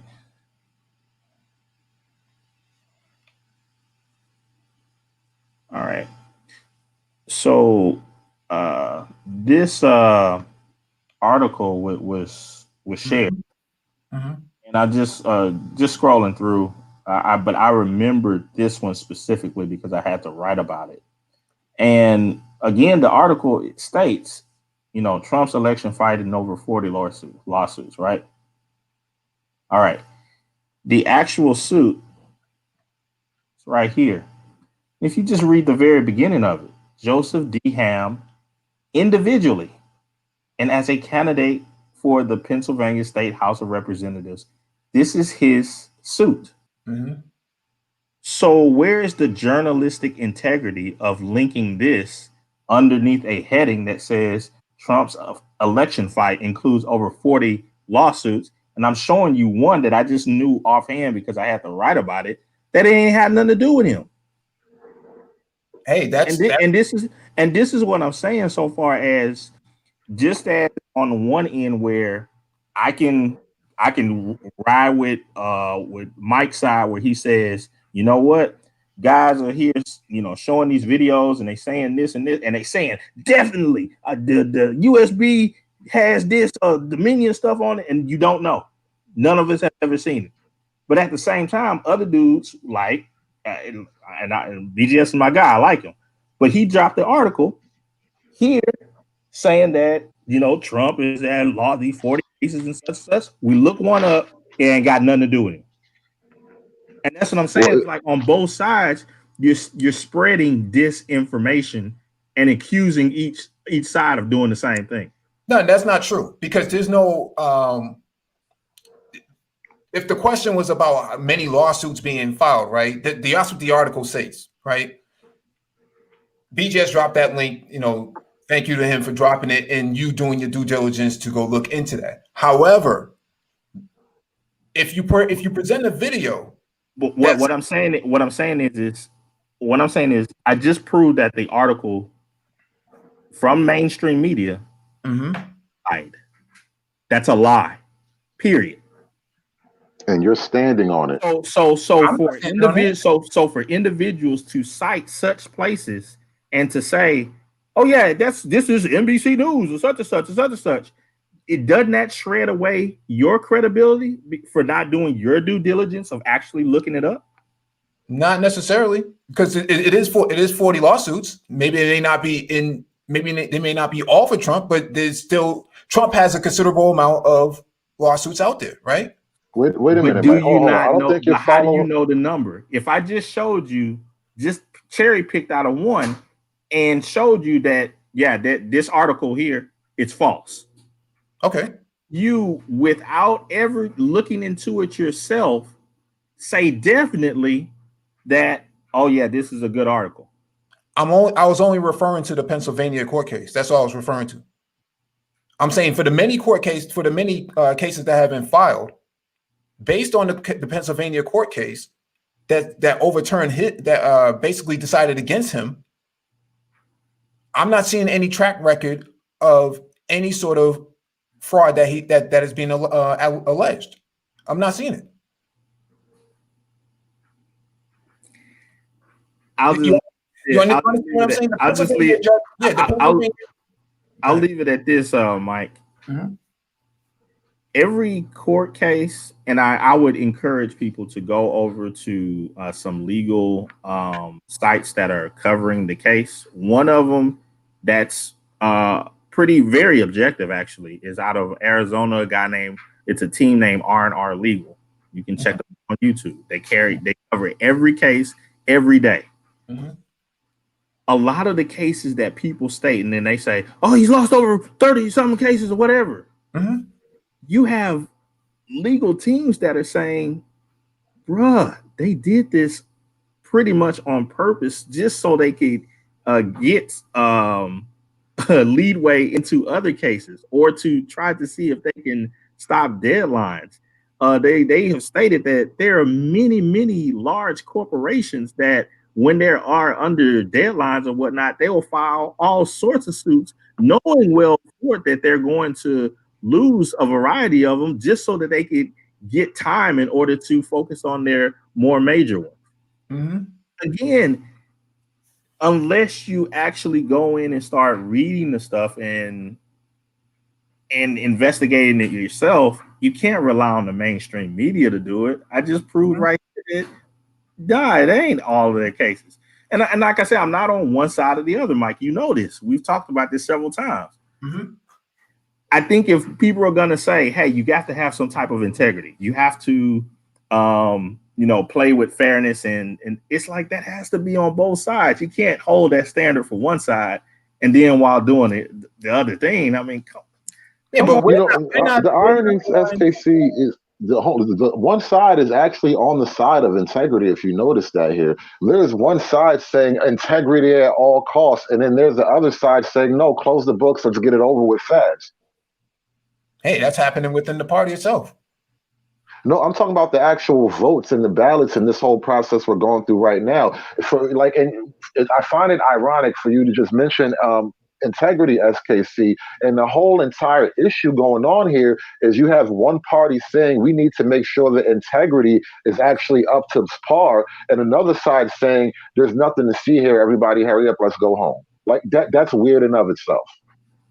Nah, it's just weird to me. I'm looking. I'm about to head out for real after this. But Carlos put in the chat. He said the lawsuit are on behalf of Trump GOP.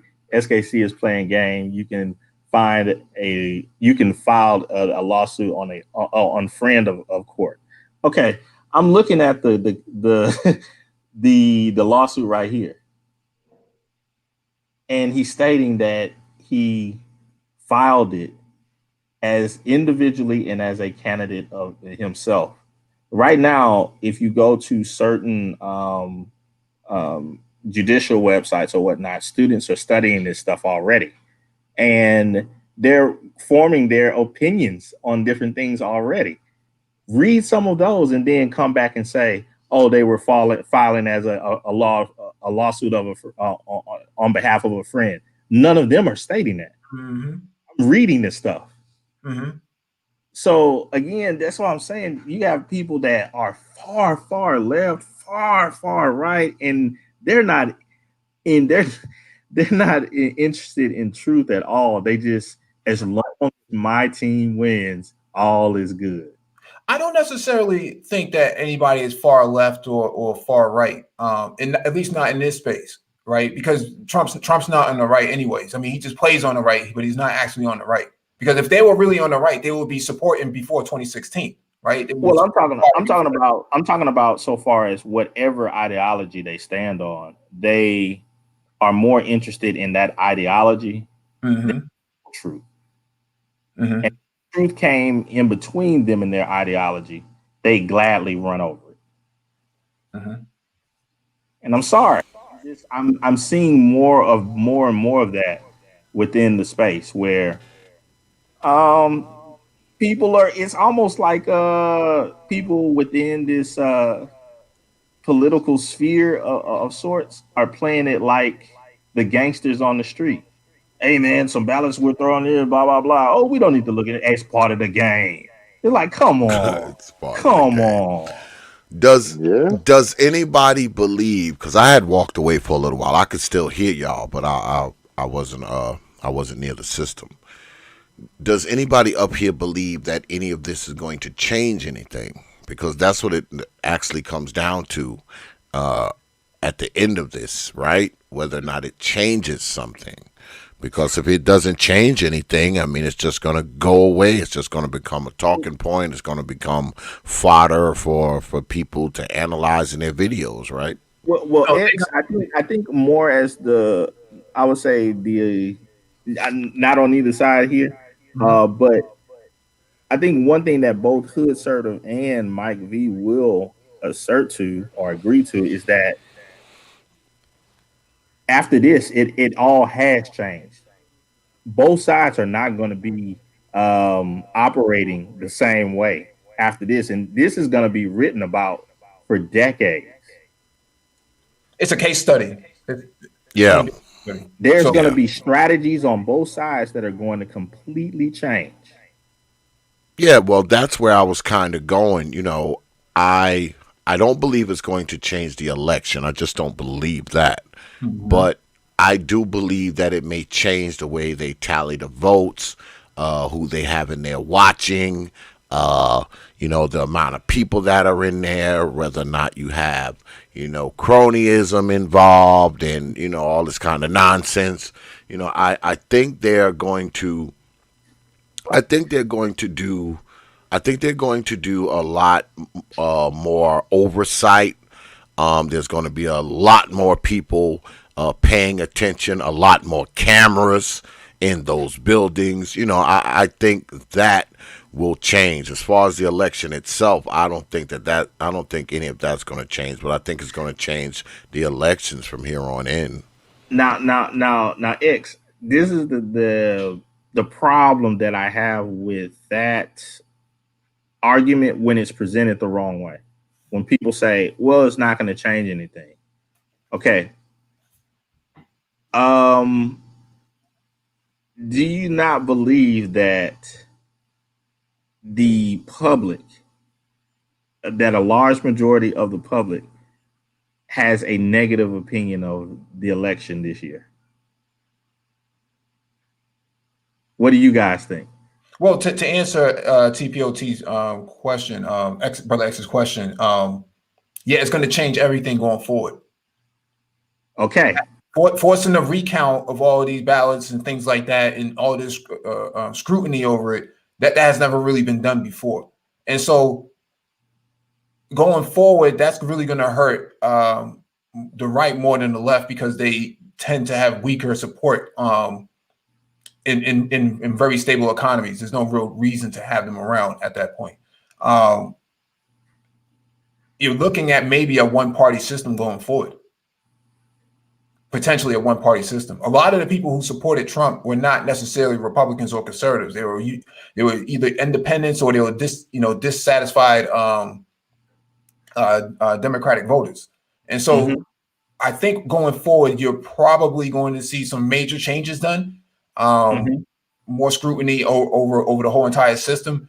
But if the economy comes out, in 2024, 2025, there would be no real reason to, select a red candidate at that point. Okay, so let's go into that just a little bit, Mike. Let's say if you are absolutely correct, you don't think that it would be problematic for, let's say, if the count was exactly correct, 100%, that 74 million people, that's not what they wanted? 74 million people were anti-establishment. That's all there really was. Okay, so do you think that they're going to turn to being establishment? I don't think they will turn to be establishment, but if the economy comes out good in the next 2 years, what reason would they have to bail out on a candidate that's already in office, doing well?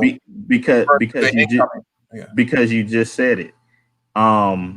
If you have a system that is one party alone, you're always going to have individuals that it doesn't matter how good things are, they're going to feel that they don't have options. Yeah, you're always you're gonna have and you don't see that as a big problem. Well, yes and no. Yeah, yes and no. I see it as a problem, but that's time will tell how far that problem is going to persist for. Obama won 2 terms, right? Yeah. Yeah. So, I mean, he left with a good economy. Clinton left with a good economy. Republicans leave office with bad economies. We saw that with Bush. We're seeing that now with Trump. Trump could have done this, could have handled COVID impeccably well. Instead, he dropped the ball on this. That's a big problem. Regardless of if you like him, if you just like him and you're just, a fanboy or fanatic, he dropped the ball on a whole entire pandemic. You can't handle a pandemic, man. I don't think you should be running the country. That's how people see it on the opposite side. I had a feeling we were going to stumble into COVID territory. The night couldn't end without going into the COVID territory. Because if I was advising, the Trump administration, right, I would have taken the military dollars and I would have allocated it towards federal dollars to those states. I would have opened up all of those big sports arenas, turned them into makeshift hospitals, COVID hospitals, and force all of the COVID patients to go there, and taking all the pressure off of the major general hospitals in every city and every state. Now you know how that would have been. You know how that would have been. Hospital ship. What happened with that? They didn't even use it. They sent the hospital ships to New York, and I think they sent one on the West Coast too. But the hospital ships were right there. They barely got used. So the idea that you would have just forced, mind you, that word is a terrible word to use. You would have just forced all these people into your FEMA camps for COVID care. I don't know if that would have worked either. It's not FEMA camps though, because that's exactly what the Chinese did, right? The Chinese, the Chinese went and built up hospitals in less than 2 weeks. That's Listen, it terrifies me. You're taking cues from the communist government on how to fight a fucking pandemic. That's scary as hell. On top of that, now I have to give a point to David on this one, because we know for a fact right now, Mike, that the data that China has sent to the world about what's going on over there has been fabricated. Well, you can look at the video. They had flat lines of COVID cases from. Hold up, stop. SKC, you heard what this motherfucker just said? You could look at the video. How do you know, Mike? How do you know for sure, Mike? You didn't let me finish my statement.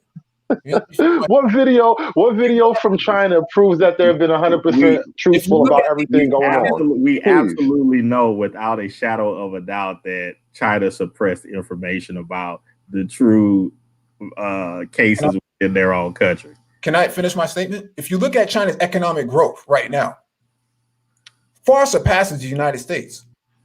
Economic output is through the roof right now. How much Amazon shit's coming out of China? They shut down their. How much Amazon shit's coming out of China, Mike? That's irrelevant. Is it really? No. Okay, so our Democratic leadership in America they fucking bend over backwards to shut down small businesses, not just small businesses, but public interaction in general. They shut all this public interaction down to the point where the businesses that are thriving just happen to be based in China. What a fucking coinky dink, Mike. So if I can finish my statement, if you look at the economic output in China, it's steadily growing far past that of the United States. In fact, they're going to be the first ones in January to have the breakout period for the first ones to have highest GDP output since the pandemic has started. Number 2, they shut down Wuhan. No one can move. No one can come out of their house. No one can do anything. That's already been known, right? They shut it down for 90 days. Just a quick question, Mike, before you continue. Mm-hmm. How can you verify China's numbers? Which numbers? Exactly. Which numbers? Any numbers. Any numbers. The economic numbers? Economic and their COVID numbers. How can you verify them? I'm using the economic numbers. The economic output is coming from the market itself. right? The stock market and the market itself is telling you that the economic output coming out of China is far solid. If we don't trust, which is a lot, which a lot of it is based upon what they report. No, it's based on what the transactions that are taking place. Shipments are coming So in. you got China on the honor system, basically, is what you're telling me. No, I'm using the global system. They tell you numbers and you repeat them. No, they tell you the numbers and everybody repeats them. That's the honor system, right? No, it's based on transactions. What are you talking about? What are you talking about? It's based All right, so how many slaves does it take to pump up the Chinese yen, whatever it's called? That doesn't even make any sense and that's not even relevant to the conversation. What I'm saying is, I'm just saying, is one slave going to make the Chinese dollar stronger, or do you need like 500,000 slaves to make the Chinese dollar stronger? Because that's a part of your transaction too, you know. The Chinese yuan is actually weaker in compared to the dollar. It has to be in order for it to work. It doesn't work any other way. So the idea, and I'm raising this issue, and you know, to counter your idea that the output is just so spectacular. It's like, how can you raise that issue from a country that everyone knows is, you know, using slave labor for God knows what, God knows where? I mean, we've got bans. We've actually got, Trump has put in trade bans against specific areas in China where they know like this sort of human trafficking and human, you know, slavery is just going on.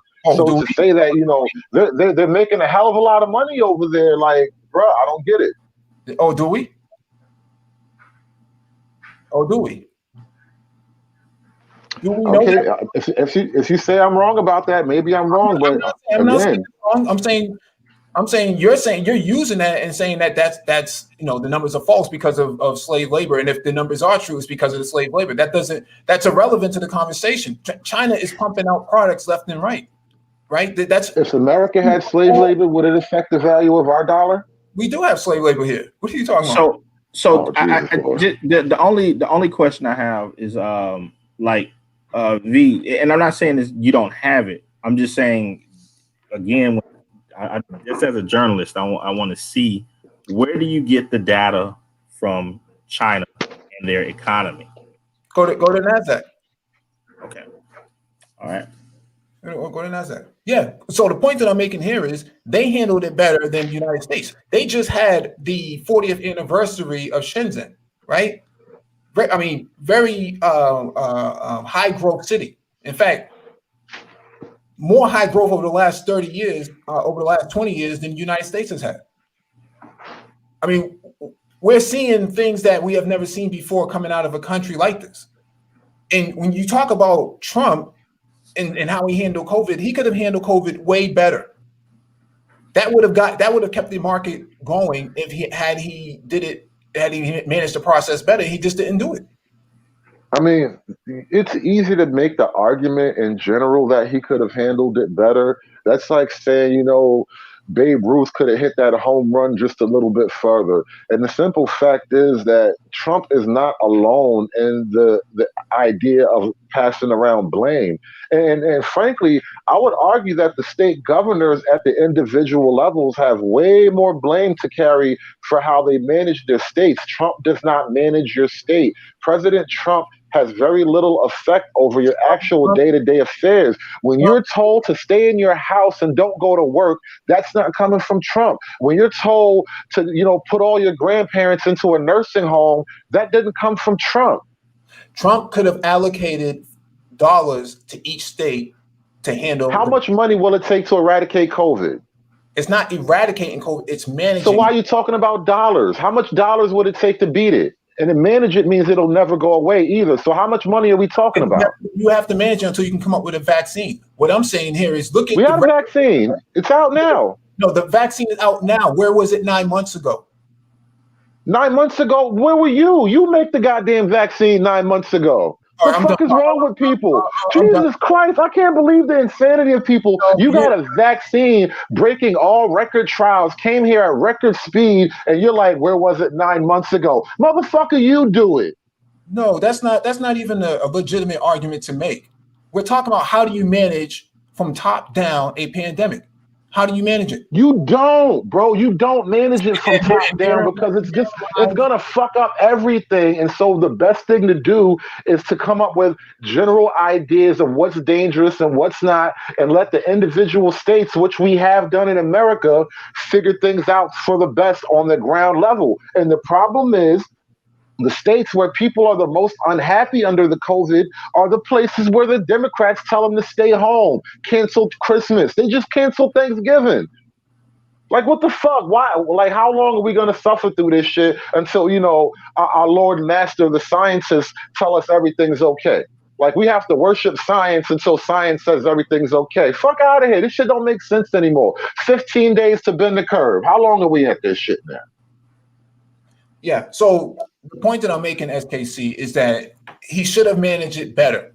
He could have allocated billions of federal dollars to each state and said, you guys manage it the best way possible. We have a framework in place that we're working on, or we already have one that's already established. Here's how you can manage it. Okay. And Democrats aren't even talking about that shit, though. Democrats are just like, give everybody money, it'll be fine. All you need to do is pass a stimulus and it'll be fine. Like, that's not a plan either. That ain't a plan, Joe. No, that is a plan. That's one area that can be solved. Pennies from heaven is not a plan. It's never been a plan. Say what again? Pennies from heaven is not a plan. No, but all right, here's the problem. No. Listen, Mike. Tell me, why don't you get this?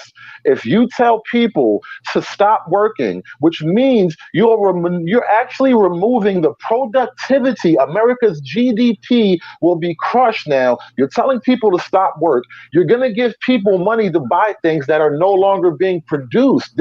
You're fucking us up in the long run. So you still need to pay rent, right? The basic staples. Brother X, if you can, please send BGS the link because he's requesting it. If you give people the dollars they need to spend on the basic staples such as food and rent, right? That's going to stabilize that part of the market. If you don't do that, then going into 2021, you're going to have some major issues. If you're shutting down most of the economy, you're not creating GDP to actually back those dollars up. Actually, you can.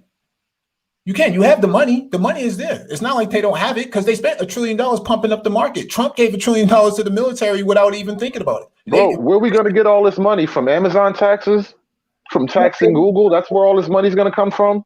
The same money they give to these corporations all the time. They don't give them money. They let them keep their own money. Jesus Christ, I keep using this rhetorical trick. It's old. They subsidize the airline industry at 80% since the beginning of March. The airline industry is on life support. Yeah, that's the point, right? They're spending the money on them, right? If your business can't operate without the government keeping you on life support, then your business will not function properly. The issue, again, with the airlines is that we shut the world down. How are you supposed to have a thriving global airline industry if we shut the world down for global travel? Like, this shit don't add up. Brother X, are you there? I think he stepped away again. Let's say this real quick before I take off out of here. But the point that I'm making here is he never came up with a strategy in the beginning to do anything. People have known about this virus since November of 2019. He has Secret Service. He has White House security, DHS, all sorts of the agencies that overlook everything that happens globally. And to say that, well, he couldn't have done anything about it. Lots of things he could have done. Lots. Trump beat the COVID. That's the funny thing about it all. Trump had the COVID and he beat it. It must not be that dangerous. But again, when Trump wanted to shut down travel and all that stuff in the beginning, when everybody was saying that the virus wasn't that bad and everybody was like, yes, everyone, let's go to Chinatown, hug a Chinese person. They were saying all this goofy shit on the news. They were calling Trump a racist. Like, come on, everybody wants to put shit in the memory hole and act like these things didn't happen. Wow. Master Teacher, I did send the link. Check your email. Master Teacher, I did send the link. Well, let me ask you this, because I was listening, because I'm back and forth. I'm in here fucking around with my wife and shit like that. But I heard y'all talking about COVID let me ask you this, brother David. Do you think that Trump handled COVID well? Do you think he did a good job at, the whole COVID thing overall as far as the country's concerned? I don't think he did a poor job. I mean, there's always going to be room for criticism, and I can't defend, I can't defend him all the way to the hilt like that.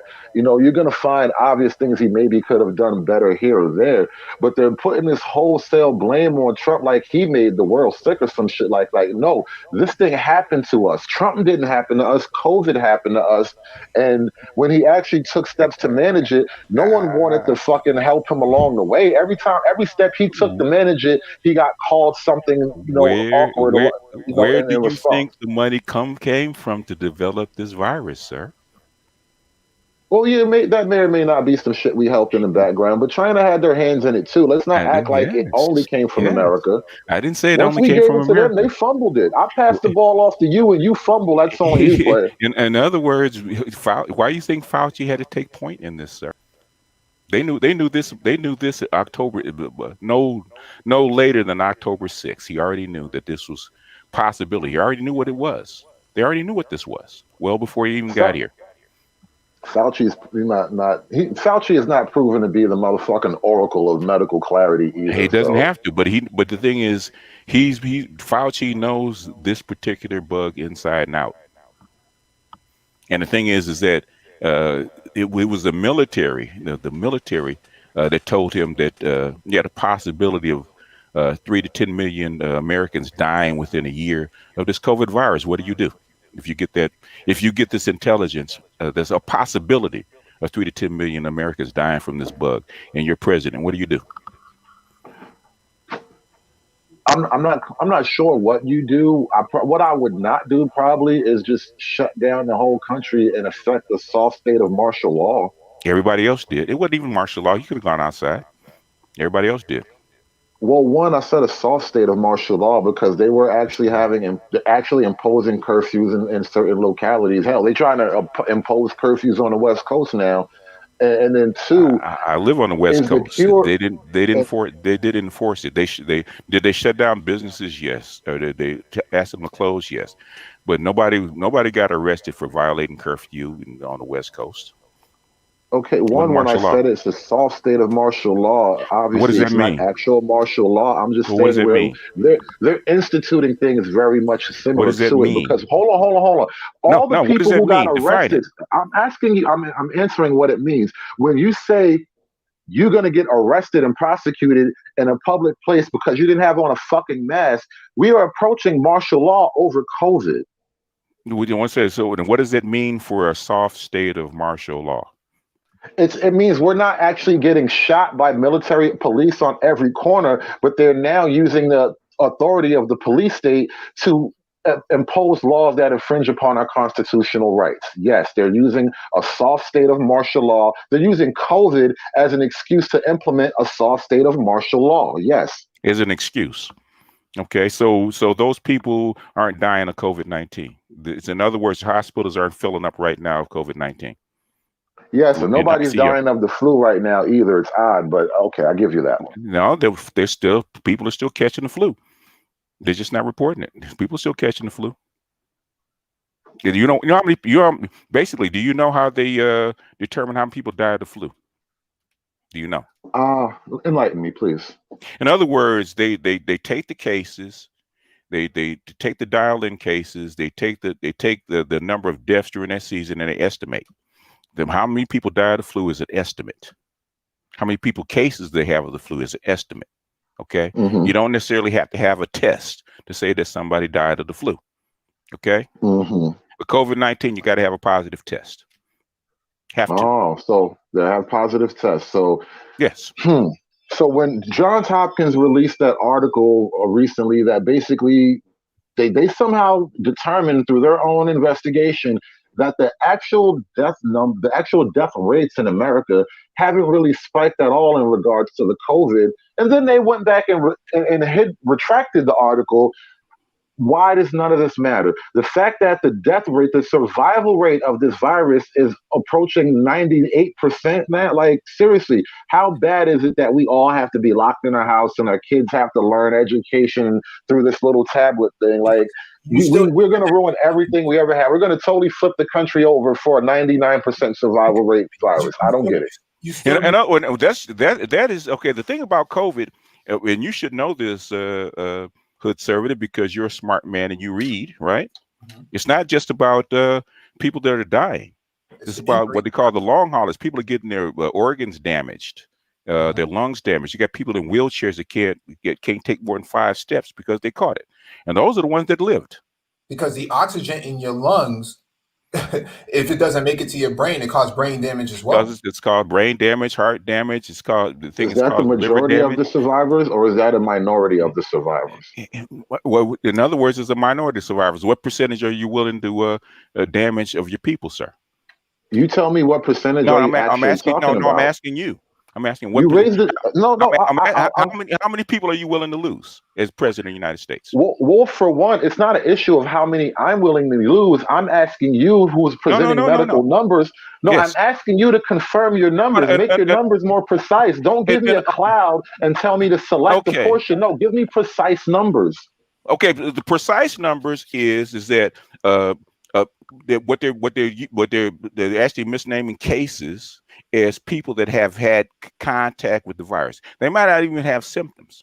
Okay, might even have symptoms, but people that do come down with the disease and have symptoms, the survival rate is like 97%. Okay, 97%. Okay, you know what the survival rate of the flu is? Maybe 98. No. 99.9999999%. Right. In other words, the fatality rate of a normal flu. We're not counting the Spanish flu of 1918. The fatality rate of the flu is 0.006%.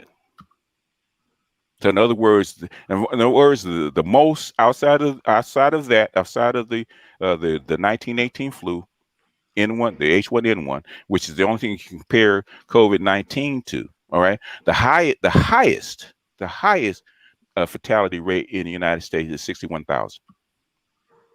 Okay, and that's within a year. That's the highest.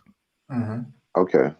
And now you have now we're closing in on 300,000. Well, we estimate over 300,000 within a year, and that's with the lockdown.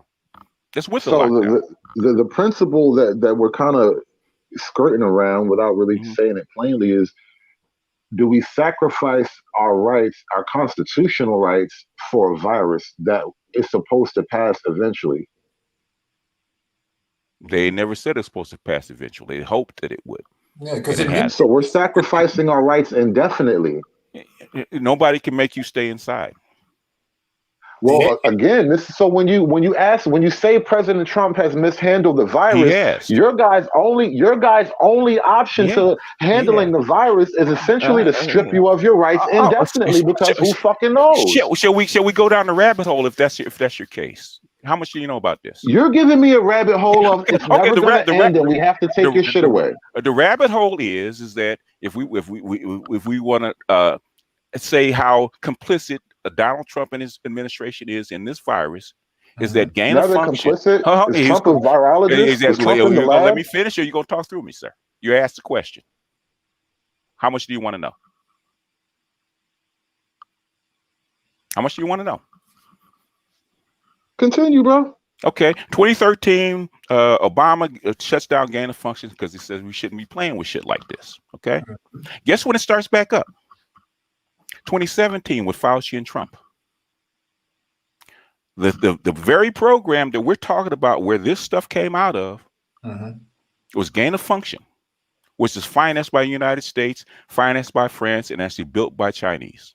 So Fauci and Trump are complicit in this virus, which is why they panicked.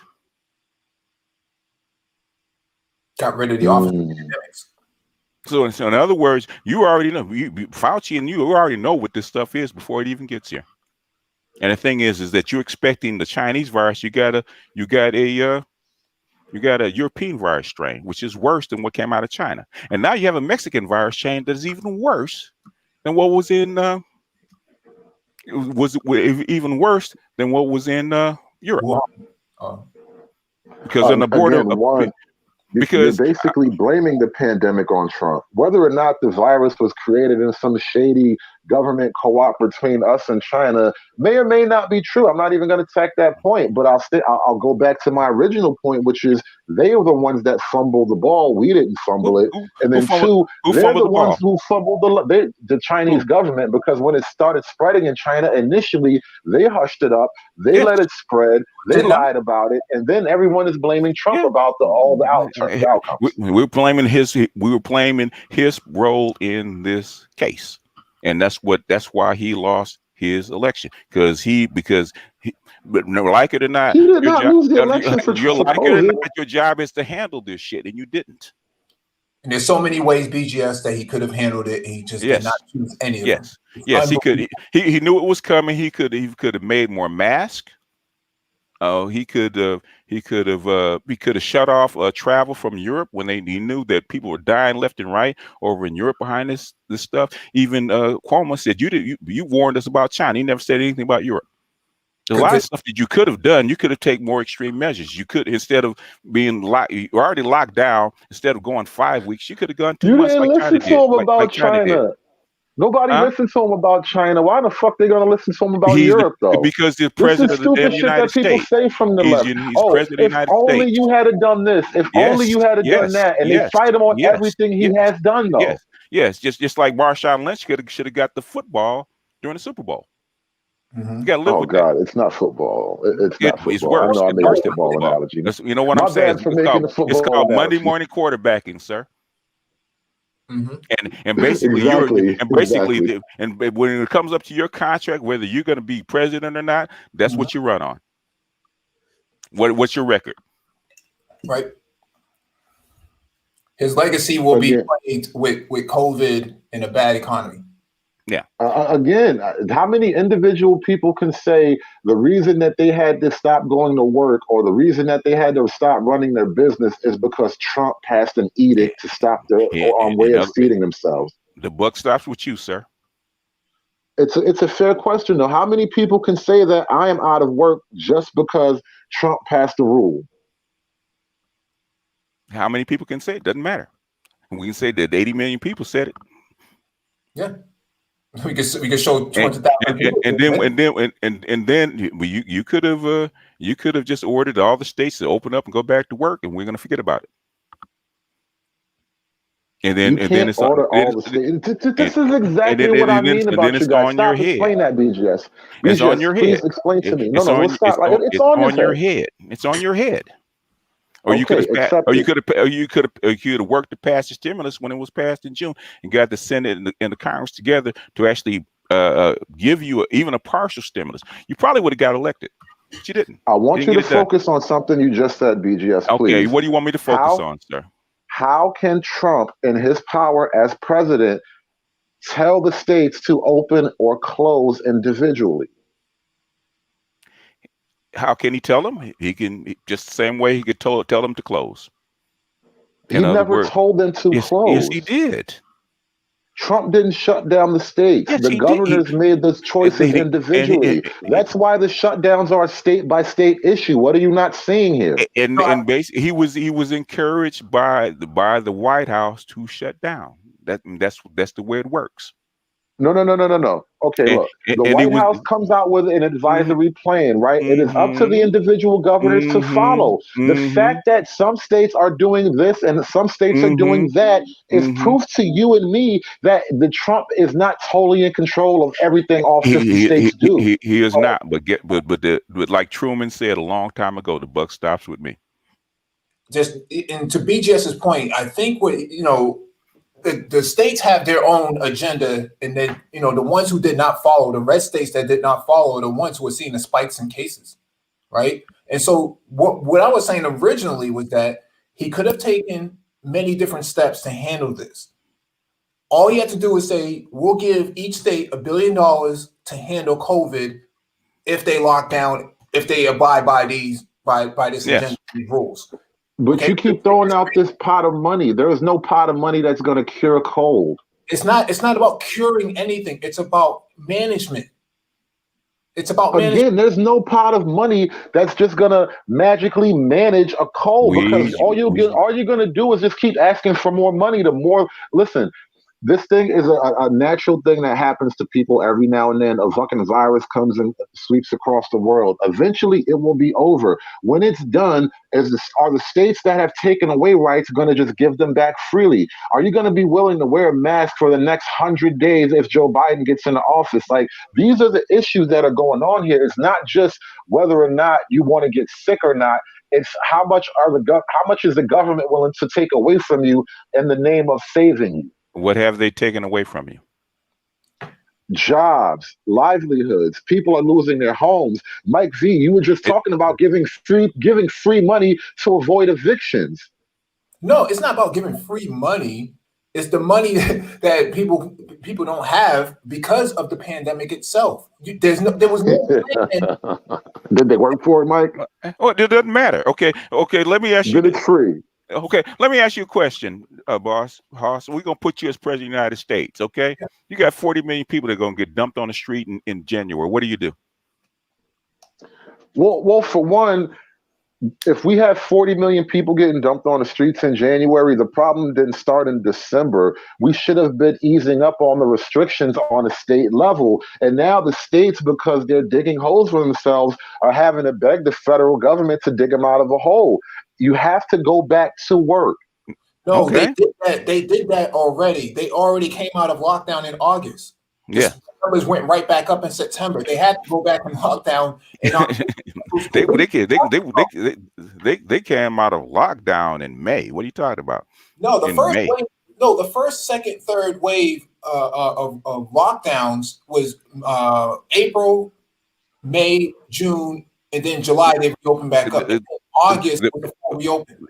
Basically, Texas, Florida, Georgia, Oklahoma, a whole bunch of these red states opened up in May. Yeah, they've had 5 weeks. They opened up. Okay. Yeah, right. Yeah, I'm saying. And Texas, and Florida, and Georgia haven't locked back down since. Yeah, I'm saying the red states that opened back up had their numbers shoot up. They had their numbers shoot up, of course. Yeah. The blue states that had locked down properly were the ones who handled it best. But then when they opened back up, the numbers went right back up too. But I'm saying Trump had the means to manage this better. And do it. And these guys don't want to accept that Trump could have done things better. Instead, he's worried about his rights more than anything else and the health of the country. Yeah, they knew. Hell, we had a full-scale panic in December, and Trump decides not to do anything until March. Okay, we hopefully that this will pass, and China will actually catch it. Okay, well, you're wrong. Hold on. China's gonna catch it when it started there.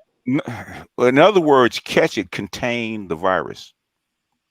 They contained in Wuhan for 90 days, locked down for 90 days straight. Nobody on the street, nothing moving. You're not going to contain. Oh my God. The lockdowns didn't work in China, obviously. Let's try the thing that didn't work in China. Authoritarian China that can lock you in your fucking apartment. It didn't work there. So let's try a softer version here. That's going to work too. Let's use your logic. What did Trump decide to do?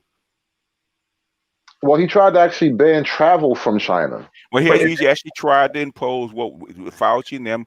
He actually tried to impose a lockdown, did he not? Okay, if it didn't work, no, he tried to impose a border restriction, which is not an individual personal lockdown. He authorized a lockdown. That's what the stimulus was for. The stimulus was authorizing a lockdown. No, I said he tried to authorize a lockdown. In other words, you can't lock down. So he did not. So in your words, he did not. He did authorize a lockdown. Tried me failed, my old guy. Tried me failed. No, wait a minute. We're using your logic. You said something that didn't work. Why would we do it? He did do that. So guess what? What Trump tried to do was close the borders, not lock you in your apartment. By your logic, he should have been deposed. Okay, by your logic, because that's what he did. In fact, Trump, and he only half did. The lockdown was supposed to last until the stimulus ran out, which is July. But guess what? He opened back up. No. The lockdown was supposed to be 2 weeks to bend the curve. No, sir, it was not. It's 5 months. No. 14 days to bend the curve. So we 5 all months? misremembered No, that. sir. We all No, had a sir. collective No, sir. misremembering of No, sir. 14 days to bend the curve. Go back and look. Why would you have a stimulus from March to July if it's supposed to last 2 weeks? Does that make sense to you? Well, obviously, the government knew they were going to keep you going way longer than 14 days to bend the curve. I'm raising the issue of why are they lying to us in the first And fucking they place? never said 2 weeks to bend the curve. That's not accurate, sir. You can Okay. Go back and look at it. You can go 30 days without showing any symptoms and have it. The idea is to lock down for 30 days to remove the or to reduce the ability of people Passing. Yeah. That was the whole purpose of it. If you're really going to do it right and you're going to lock down, then you're supposed to be even stricter, like South Korea. They managed it properly. Okay, you have to have contact tracing and all that kind of stuff. That's what you need to do. Mandatory mask, contact tracing. People that do show symptoms or do have a positive test basically have to be quarantined for 2 weeks. That's how come their numbers are so low, because they actually did it. If you're going to do it right. Don't half-ass do it. We half-ass did it. We had the means to do it. New York had the highest numbers in basically February, March, April, right? And they completely locked down. They squashed it. Guess what? New York has been flat. I mean, almost nil compared to where they were ever since. Okay, if New York has been flat and almost nil, why are they still telling people you can't eat at restaurants? Because you can still pass it. Again, this is the song that doesn't end. What the fuck about that? Don't y'all see here? And okay, so in other words, like I said, okay, say because I'm all for it. If people don't want to be locked down, I'm all for it. Let them go out there and take their chances. I'm all for it. So if the hospitals fill up, if the hospitals fill up, and they do to you like they're doing in El Paso right now. If you don't have any money, you don't think that you're going to make it, they put you someplace where you can comfortably die, like they did in Italy. And the people that took their risk and they don't have no money, took their risk, go someplace and comfortably die. We're going to give you some fentanyl so you can comfortably pass away. All right, listen, bro, that's up to you. Feet or knees, you die either way you want to. Yeah, exactly. What I'm saying is, but the president of the United States, that doesn't look good on his legacy. You got 500,000 people dead. You probably will not make it as far as getting reelected. That's a horrible track record to fall back on. Yeah. In other words, I don't know. Trust and believe. If I'm running against you, I'm going to say more people died of COVID under President Trump than the whole people died of Vietnam in 13 years. So let me ask you this, because I think Desert Storm didn't kill that many people, Americans. I think that the arguments of racism are far more effective, even though I don't buy those, obviously, but the arguments of racism are far more effective against Trump than the arguments for COVID. Because look, when was the last time you saw a big crowd of anybody protesting Trump's handling of COVID? You see big crowds of people protesting their local Democrat governors over COVID. If that's what you believe, sir, you can believe anything you want. But basically, it's not an issue of belief. I'm asking you to tell me where you've seen that, because I've seen it. You can see protest against racism all you want, sir. But when people vote, I said protest against COVID. No. Slow down, BGS. Who's protesting Trump about his handling of COVID? People are protesting their Democrat governors about the handling. So that's the issue. You're blaming Trump. You're saying he lost the election for COVID. They don't have to. They don't have to protest against him. All they have to do is vote him out. I don't like what you did. Again, you're blaming the entire, well, not entire, but you're kind of saying that COVID helped lose the election for Trump. And I'm saying that people probably more likely blame their local government. Yes. Well, when it comes time for them to get voted out, they might get voted out too. But at the time, which is why you had a down ballot red wave. You're at the top of the ticket, sir. Remember, you also had a down ballot red wave too. Don't you remember that? Well, that's fine. But the thing is, it doesn't matter as far as you're concerned. Not just the state house, not just the house at the federal level, but many state houses across the state. So your argument is falling flat here. The Democrats just got voted out. No. As far as getting voted out over COVID, the Democrats just got voted out. Fine, that's fine. So your argument just fell apart. No, That's it my whole doesn't. point. No, I it don't get why you doesn't. blaming No, COVID it on does Trump. not. No, it does not. Hey, brother Fall X, apart. see my screen? No, it does not, sir. Go ahead, brother Mike V. Because X can tell you how long I've been on this stuff and arguing this stuff, man. This has been months, and I do this stuff every day. Okay, I follow this I don't follow it just when it's convenient. I follow this stuff every day, and X can tell you the experts that we got in this sphere that do this stuff, they on point. And I've been talking to them since January. Okay. Yeah, but there are experts of every level who disagree. So I don't buy your experts per se, bro. X can tell you, Mike can tell you. I said I said 3 months ago, if Trump doesn't pass the stimulus, he probably won't make it. He probably won't win the election, and he probably Experts loses it. got us into a rock too. I said it'll be a narrow loss, and guess what?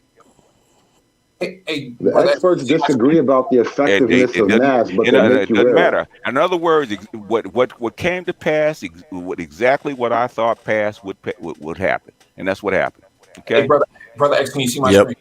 Yep. Okay. Your screen's up there. Go ahead, brother Mike V. It's up there. This was recently released by the Japanese on how to fight the coronavirus infection. So they're showing the spread of the infection in the radius that it's in. So fair use. Let me just play this real quick. I'm not going to play the audio because it's going to get the video flagged or the live stream flagged. Fair use, Negroes. Fair use. What just happened?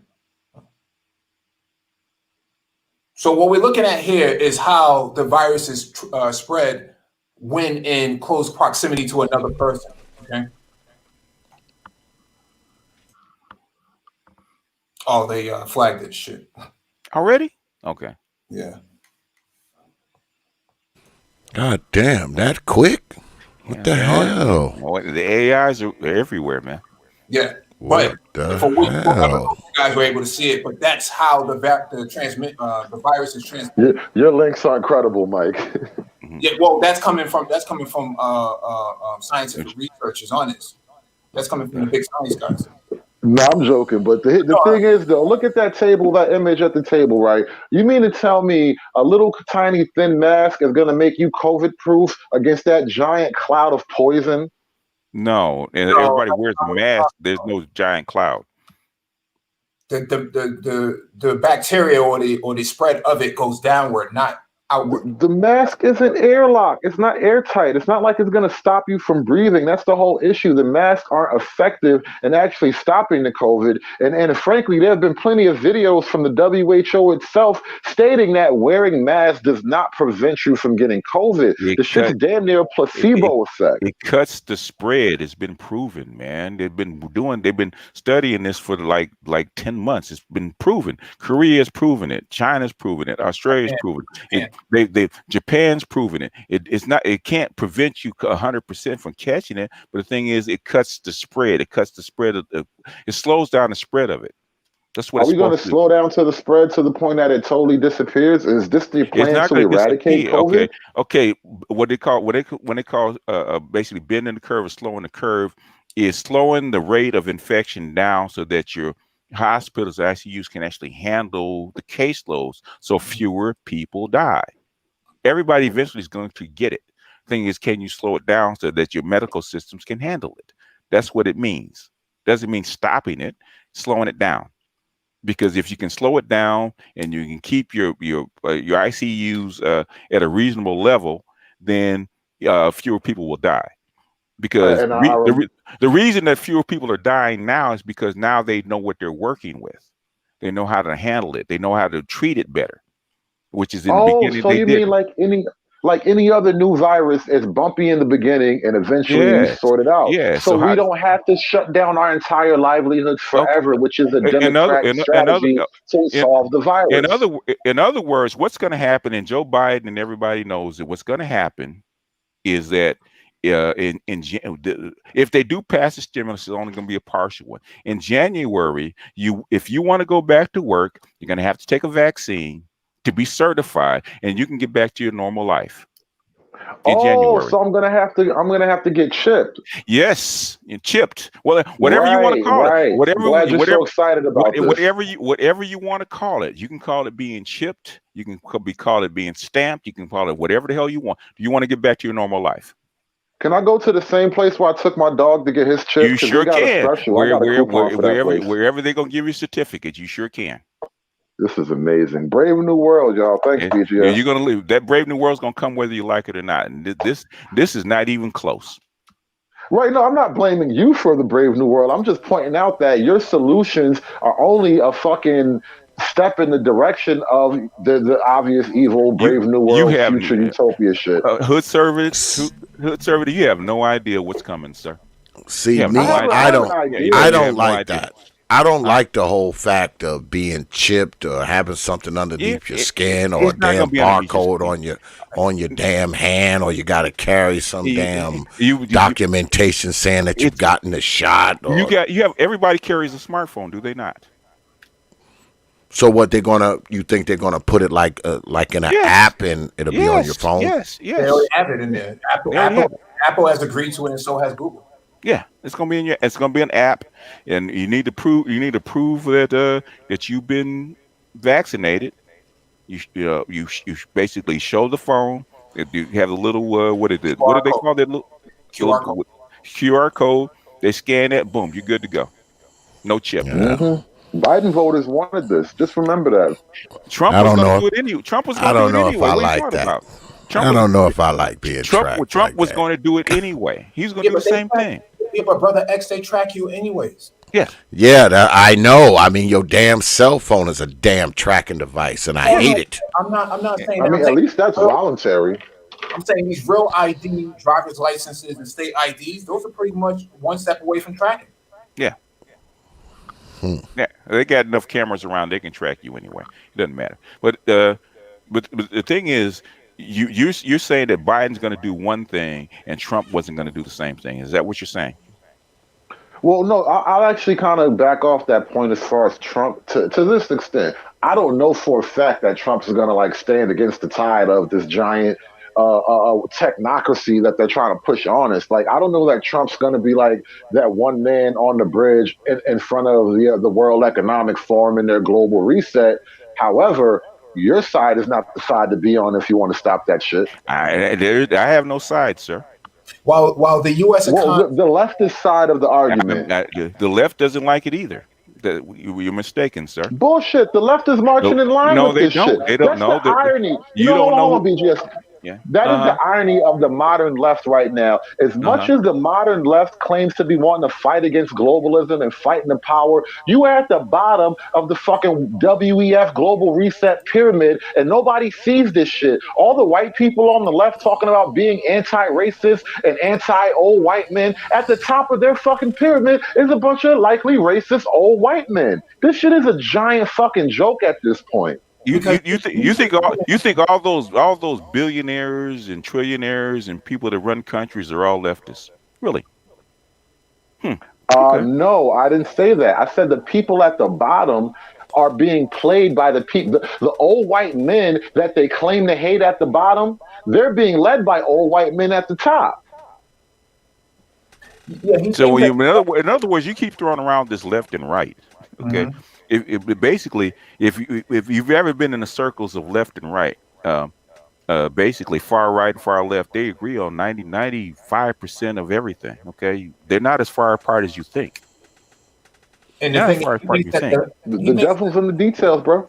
Details, sir. Does everybody see what's on the screen? No. Do you know if there's any truth to that? Someone's named Sam Pulver. I'm probably pronouncing their last name wrong. They use fetal tissue in these COVID vaccines. Actually, that's new. Actually, these mRNA, these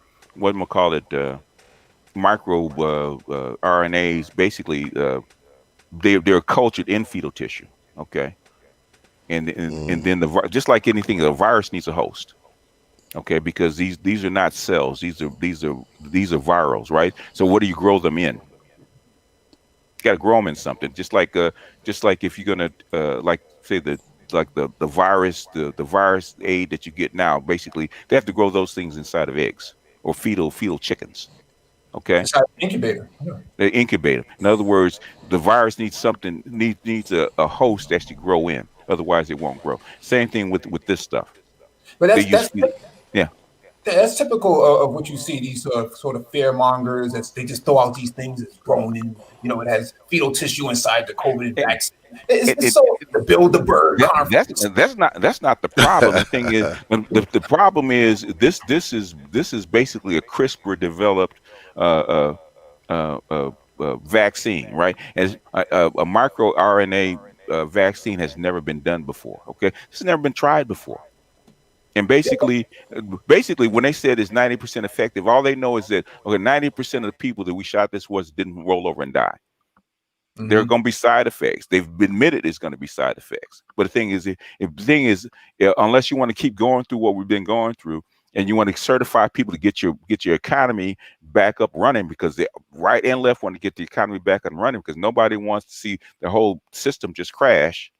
This is the process. In fact, basically, it was the Jerome Powell, the Fed chairman, says you're gonna need more than just a vaccine to get this economy back on track.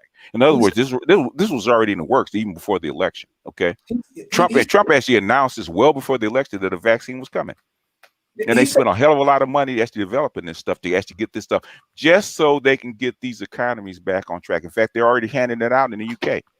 Yeah, and you say Trump did a poor job, but he was the one trying to get the election jump start. I mean, the vaccine jump started.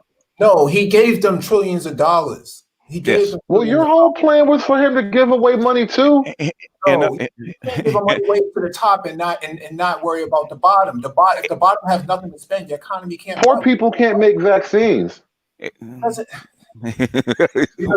What are you talking about, man? You just throwing out stuff. Your supposition is that easy to fucking slap away. He's supposed to give it all to the poor. Well, he made a vaccine. This is my last clump of mud. Let me throw it on the wall, see if it sticks. Oh, damn it! Again, which one of these fucking stimulus check recipients are going to make up the vaccine? Since it's such a stupid idea. The vaccine has nothing to do with the stimulus check, dude. Again, but your whole fucking your whole point was he should just give money to XYZ whatever. I'm like, well, shit, he gave money to the drug companies to make a vaccine. Poor people don't make drugs. David, calm down for a second, man. He gave the pharmaceutical companies trillions of dollars to develop this goddamn vaccine. That's what he's trying to say. And they got rich off of it. They got rich off it. They gave them trillions of dollars to develop this in an emergency. Okay, they were already paid. Yeah, Amazon's rich right now too. Like all the big companies are getting rich. It's the little guys who are getting poor. All the big businesses are getting rich. What does that have to do with that? No, I'm just making the case that all the big businesses are getting rich. Meanwhile, everybody else is suffering, and the only solution is to keep them under lock and chain. What are we talking about? Make a case. Well, the case that makes sense is to declare everyone's job essential and let them figure out social distancing and how to sort their lives out under this new virus. Man, we're talking about Americans. Yes, I'm talking about Americans too. Who else are we talking about? The Americans. Americans need guidance. We need leadership. We need the government to tell us. Yes. Well, we do. Ladies and gentlemen, it's been a great panel, but I think I'm going to start to wind down the 4-hour stream at this point. Listen, BGS, no, I fuck with you. I'm not even trying to be facetious, but I get you to say that solid leftist truism that you believe everyone needs guidance, and it's time for me to call it goodnight. But no bullshit, though. It has been 4 hours, y'all. I want Sam Polver to come up here, because Sam Polver has been going ham in this chat all night. And the email has been up there all night, Sam. But get your ass up here, Sam. Come on up here. Come on in here and state your case. Come on up. Come on up and state your case. You know everybody's welcome here. So come on through. Let's hear what you got before we close it out. We need a worthy opponent. Come on up here. Come on up. They've been going ham all night in the chat room. At the end of the day, either you're accurate or you're not, right? Either what you predict or what you project comes true or it doesn't, right? I could tell you, X can tell you, I got 6 years, man. of projecting stuff and putting my balls on the line about shit. And people have castigated me, talked about my ass, told me I know what the fuck I was talking about. Only come back a year later and say, you know what, BGS, you were right. My track record stands for itself, sir. Even in this, Mike can tell you I told it would be close, and Mike can tell you if I thought, and it might not be true. I thought he gets one more stimulus, he survives and becomes actually stays president. Guess what? It didn't happen. He didn't pass it, and guess what happened? He's not president no more. No matter what we say. Please don't celebrate. You're not in the end zone I'm celebrating. yet. You don't spike the ball on the 1 yard line, bro. I'm gonna take Chill a out. lap. All right, well, the game is still running. Like, no one blew the whistle. It's not over until they blow the fucking whistle, man. It's over, sir. If you say so, but again, it's not over until they blow the whistle. Let me ask you a question, sir. What presidential election has been overturned? Doesn't matter. It hasn't been overturned. There's nothing to overturn. He hasn't been certified by anybody at the federal level presidential yet. election after the election has gone down in November has been overturned, sir? Ever. The election has not been completely certified out of the states. And second, they haven't presented anything to the actual electoral college. So your argument of overturning things is premature. What state hasn't certified? Well, I'm saying not all states have certified, and certified or not, they haven't certified. What state hasn't certified? What state has not certified, sir? Which one? Has Pennsylvania sent their certification to the Electoral College? Yes, it's not the day yet. They're certified. It's not the day. This is what I mean. Like some states, to be fair, and I'll back off the actual specific point of certification, because at the state level, they did certify, and now they're getting the certifications challenged. It doesn't. In other words, even if this is challenged, when has it ever been overturned? An election has not happened completely to say it's been overturned. When in history has it been overturned? Steps of the process. You know what I'm talking about, David? I don't care when, bro. It doesn't matter when. We're trying to do something that's never happened before, sir. In other words, I'm taking a victory lap, sir. It's never happened before. I'm taking a victory lap. Exactly. Past performance is a predictor of the future, sir. When was the last time? You don't have any precedent. So hold on. Before 2016, when was Trump ever president? It's never happened before. It doesn't matter. He's saying it doesn't matter. You're saying because it never happened before, it can't happen. And I'm like, that's not quite an argument. Harry Truman did the exact same thing that Trump did. He ain't the first. Harry Truman did the exact same thing that Trump did. He ain't the first. He ain't first. Trump is not the first. What do you mean he ain't the first? In what way? In other words, Harry Truman, people went to bed before all the votes were counted, and they had, I forget the dude's name, had one president was elected. What they thought had won. Truman woke up in the morning and holding with banners, Truman wins in a surprise, right? Trump ain't the first, sir. Trump ain't the first person to be a dark horse and win. That wasn't the situation that I was trying to claim. You're basically making your whole premise that because Trump has never challenged, because no one has ever actually challenged the process on the state levels, somehow he can't win it. Like, it's never been done before. I believe that Jesus is going to come back again one day, okay? You see the problem, BGS? Yes, sir. It's two things. One, they believe the left is a monolith. Yes. They believe that. And they believe, number two, they believe that Trump is a conservative and he's a Republican. But the liberal, and then they point to the left and say, you liberals. Well, in reality, this guy is the biggest liberal. Biden is more conservative than Trump is. And that's the untold secret, and everybody knows it. That's why the progressives don't like him. They don't. That's why a lot of them actually vote. A lot of progressives actually voted for Trump because they didn't like Hillary Clinton nor Biden. Yeah, because the left, the far left does not like Biden. Yeah, the far left doesn't like the progressives. That's the thing that they don't understand. That the left is not a monolith. No. If you don't know your history, you'll never understand that.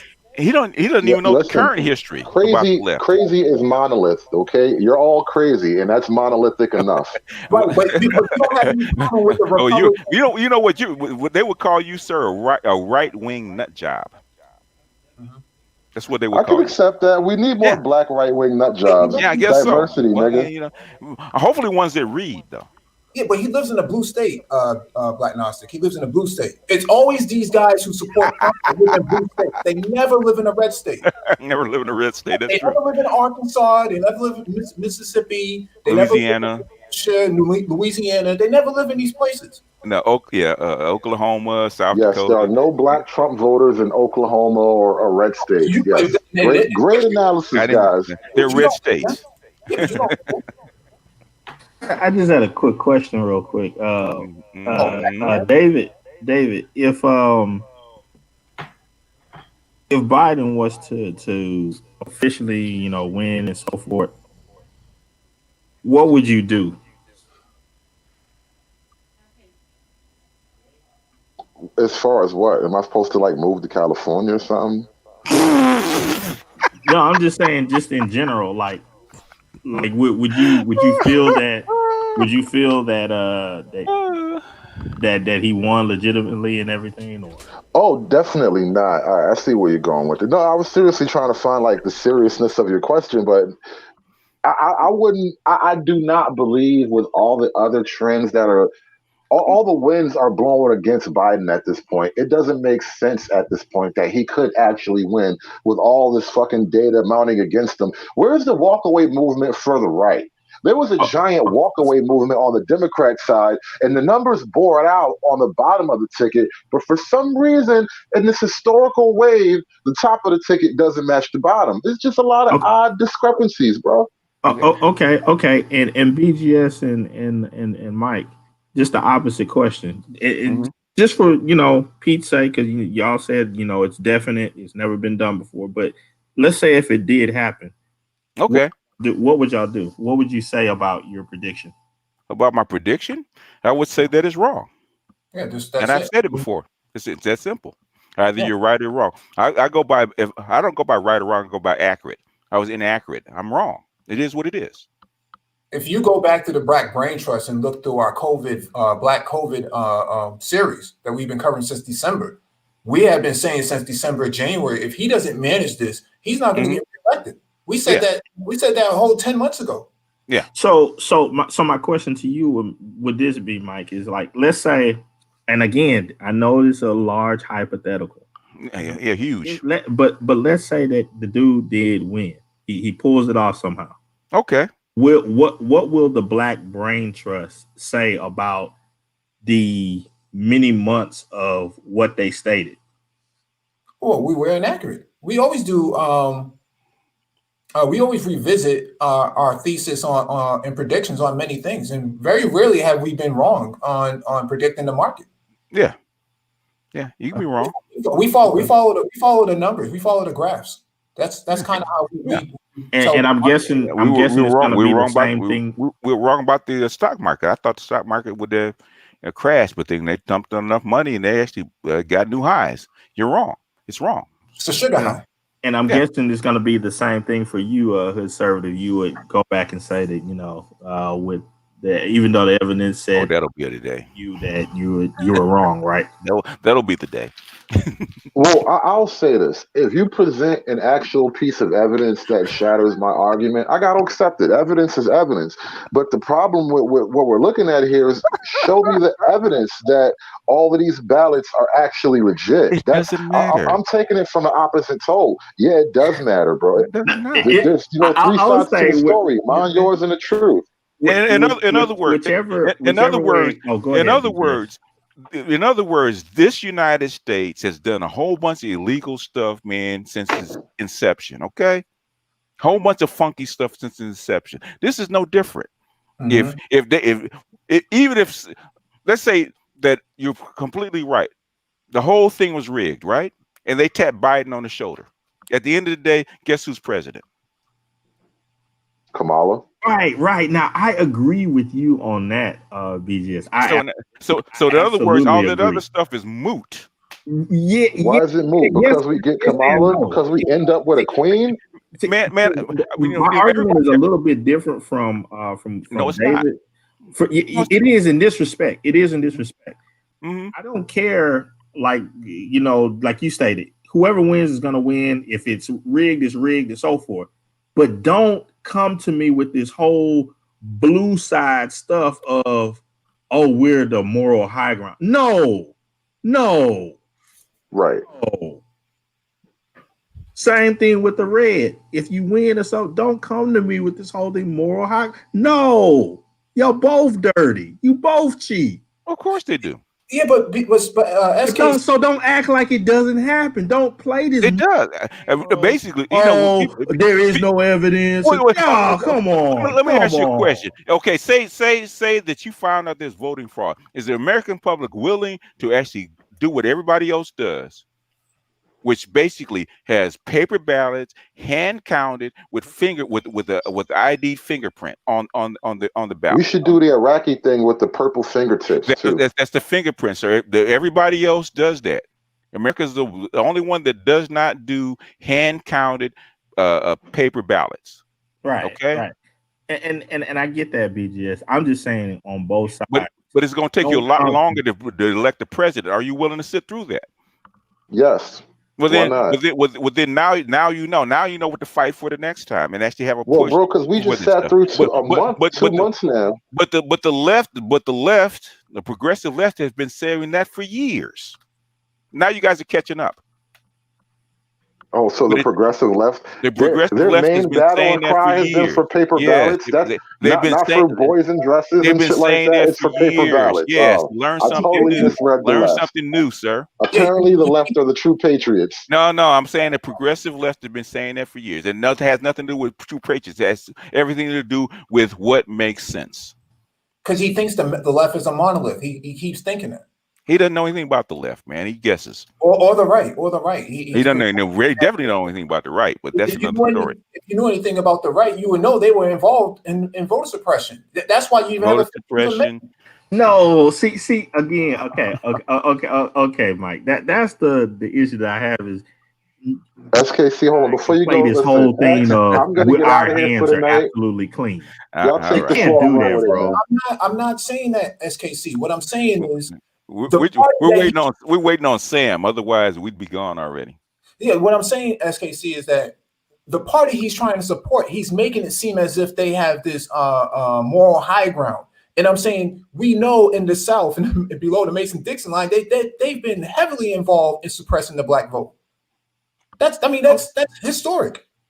Okay, but that's been both sides have played that game, man. No, but what I'm saying, he's not on the left though. He's proposing that the right has the moral high ground. And what I'm saying is there's clear U.S. history that's been documented that the people on the right have tried to suppress the black vote. Neither one have the moral high ground. But it's not about whether the left has the moral high ground. He's saying that the right has the moral high ground and that the left is a monolith. That's a lie. And you keep arguing about paper ballots. Mike can tell you the easiest way to rig a vote, an election, is not with paper ballots. It's actually with the machines, the scanning machines, the computers. Yeah. So paper ballots. This election is probably more secure than anyone in the past. It's because you had to have hand counts on videotape, and you just cannot change 100,000 votes or 200,000 votes instantly like that. Okay, it doesn't work that way. I don't know about that. And if you do, you're going to get caught. Even from a system, even from a system standpoint, it will be extremely difficult to code in 200,000 votes that quickly. It just doesn't change that easily. It just don't work that fast. No, I don't know. I mean, and in other words, you don't basically, you know, and that's how come I actually on my channel I actually talked about a book that was printed in 1992 called Vote Scam, right? That proved that there's voter fraud way back then. And how did they do it? They rigged the computers. Because if say if they were all paper ballots, you have to mark it down with ink, right? Okay, with a marker, right? You can go through 1,000 ballots. If it's impossible to have 1,000 ballots all look the same. Impossible. You can go through and see what's fraud. Okay, you can go through them. Whereas with a punch card, how can you tell that one punch card from another? With a punch card, how can you tell that the punch card has been rigged? You can't, because they all look the same. Okay. And it's in fact, there was a guy, I think it was a Vast. It was one of these security companies. He has got one voting machine. He showed you how you actually flip the numbers with a flash drive. Okay, it's easy for one guy with a flash drive to come in and within 5 minutes flip like 200,000 votes, just like that. That's absolutely true. Actually, that's the, I would say, the disingenuous part that I see for this term on the left side of things, because they play this game as though, oh yeah, that stuff is impossible, it's far out, when their media was reporting this at the beginning of this year. What I'm saying, the left, and I follow the left. Come on. The left has been talking about this. Where do you think I found about vote scam? That was the left, sir. Correct. And that was years ago. What I'm saying is that the thing is, you can't have, 100 million paper ballots, okay? 100 million paper ballots and actually try to run a vote scam. That is the wrong year to actually run one, okay? Because all those ballots are paper trails. That's extremely difficult to do. Okay, extremely difficult to do. In fact, like I said, if it wasn't a year where you had a whole bunch of paper, I say, well, maybe you got a point, okay? Because it's easier to do. Easier to do with punch cards, okay? Paper ballots, man, you know how hard it is to cheat with paper ballots? Ask anybody that runs an election anywhere in the world how hard it is to actually scam a vote with paper ballots. And then they admitted, you go back and do the recount. Guess what? The number comes out exactly the same as they did. They did a hand recount. Came out the same. I mean, there's different ways of going about it, but why would they, why would the state of Georgia want to have poll taxes on voters? I mean, you think about how many times they've tried to do this in the past. And every time they've tried to make the attempt to do it, it's always aimed and targeted at Black people. I mean, this is historic. I mean, but you will never hear the people who support Trump or the right, you'll never hear them talk about it. They'll never talk about all the 15th Amendment. The 15th Amendment in itself tells you that there was a problem. And what I'm saying is, I don't mind going back and forth, but at least you guys investigate this stuff, man. They vote more places than here, okay? And this is how when you have a contentious vote where you think there's fraud going on, you got to have paper ballots that are physically counted with foreign observers that are neutral. Okay, yeah. That's the way it's done. If you guys want to do that, then you can have a more secure vote. If you're not going to do that, stop complaining. This stuff has been going on for years. Kennedy, they had people during Kennedy's election, right, in Chicago. They had people go to jail over vote fraud. Like 166 people went to jail because of vote fraud. Did it overturn the election? No. It's not going to overturn this one. Because the people that you would depend on, which is Republicans, don't like Trump in the first place. So they really don't have a place to go. Well, I'm going to put this link in the chat for Sam because I keep seeing them say, I did this, I did that. Technology, motherfucker, can you use it? No. I got it. I'm actually sending them the link right now. Okay. Well, I'm still gonna put it. I'm still gonna put it in the chat. Go get your grandmother to teach you how to put it in, Sam. Maybe she can do something I don't like doing, but I am going to do it because Sam has been going ham in my chat room all night. So is it green eggs? And I don't like that. So if you wanna go ham in my chat room, I don't like people debating in my chat room. You wanna come up here and challenge somebody, debate somebody, discuss, you got to do it here. You have to do it here. He ain't got nothing, man. He ain't got nothing. There it is, Sam. There it is. Mike and BGS. I appreciate the conversation. Mike, we're good, bro.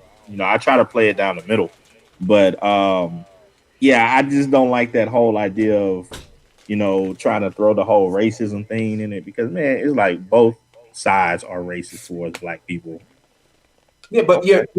we understand that, but we know that there's a party that distinctively has a disdain for African American. They run on that. They run on that kind of stuff, and they actually tilt toward that base. Well, I'll put it this way then, Mike. Yeah, you're correct. But then I can also say that there's a party that likes to play on racism and use it as a carrot before the horse. Of course. A horse is a horse, of course.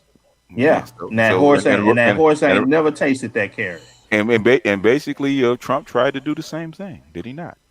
He wouldn't go to George Floyd's family because his base would not support it. That's true. That's all it comes down to. If you look at the Million MAGA March in Washington, you listen to the protests, you hear them specifically state Black lives don't matter. Sam is he's 5 minutes behind. Poor Sam. 5 minutes behind what? Poor Sam.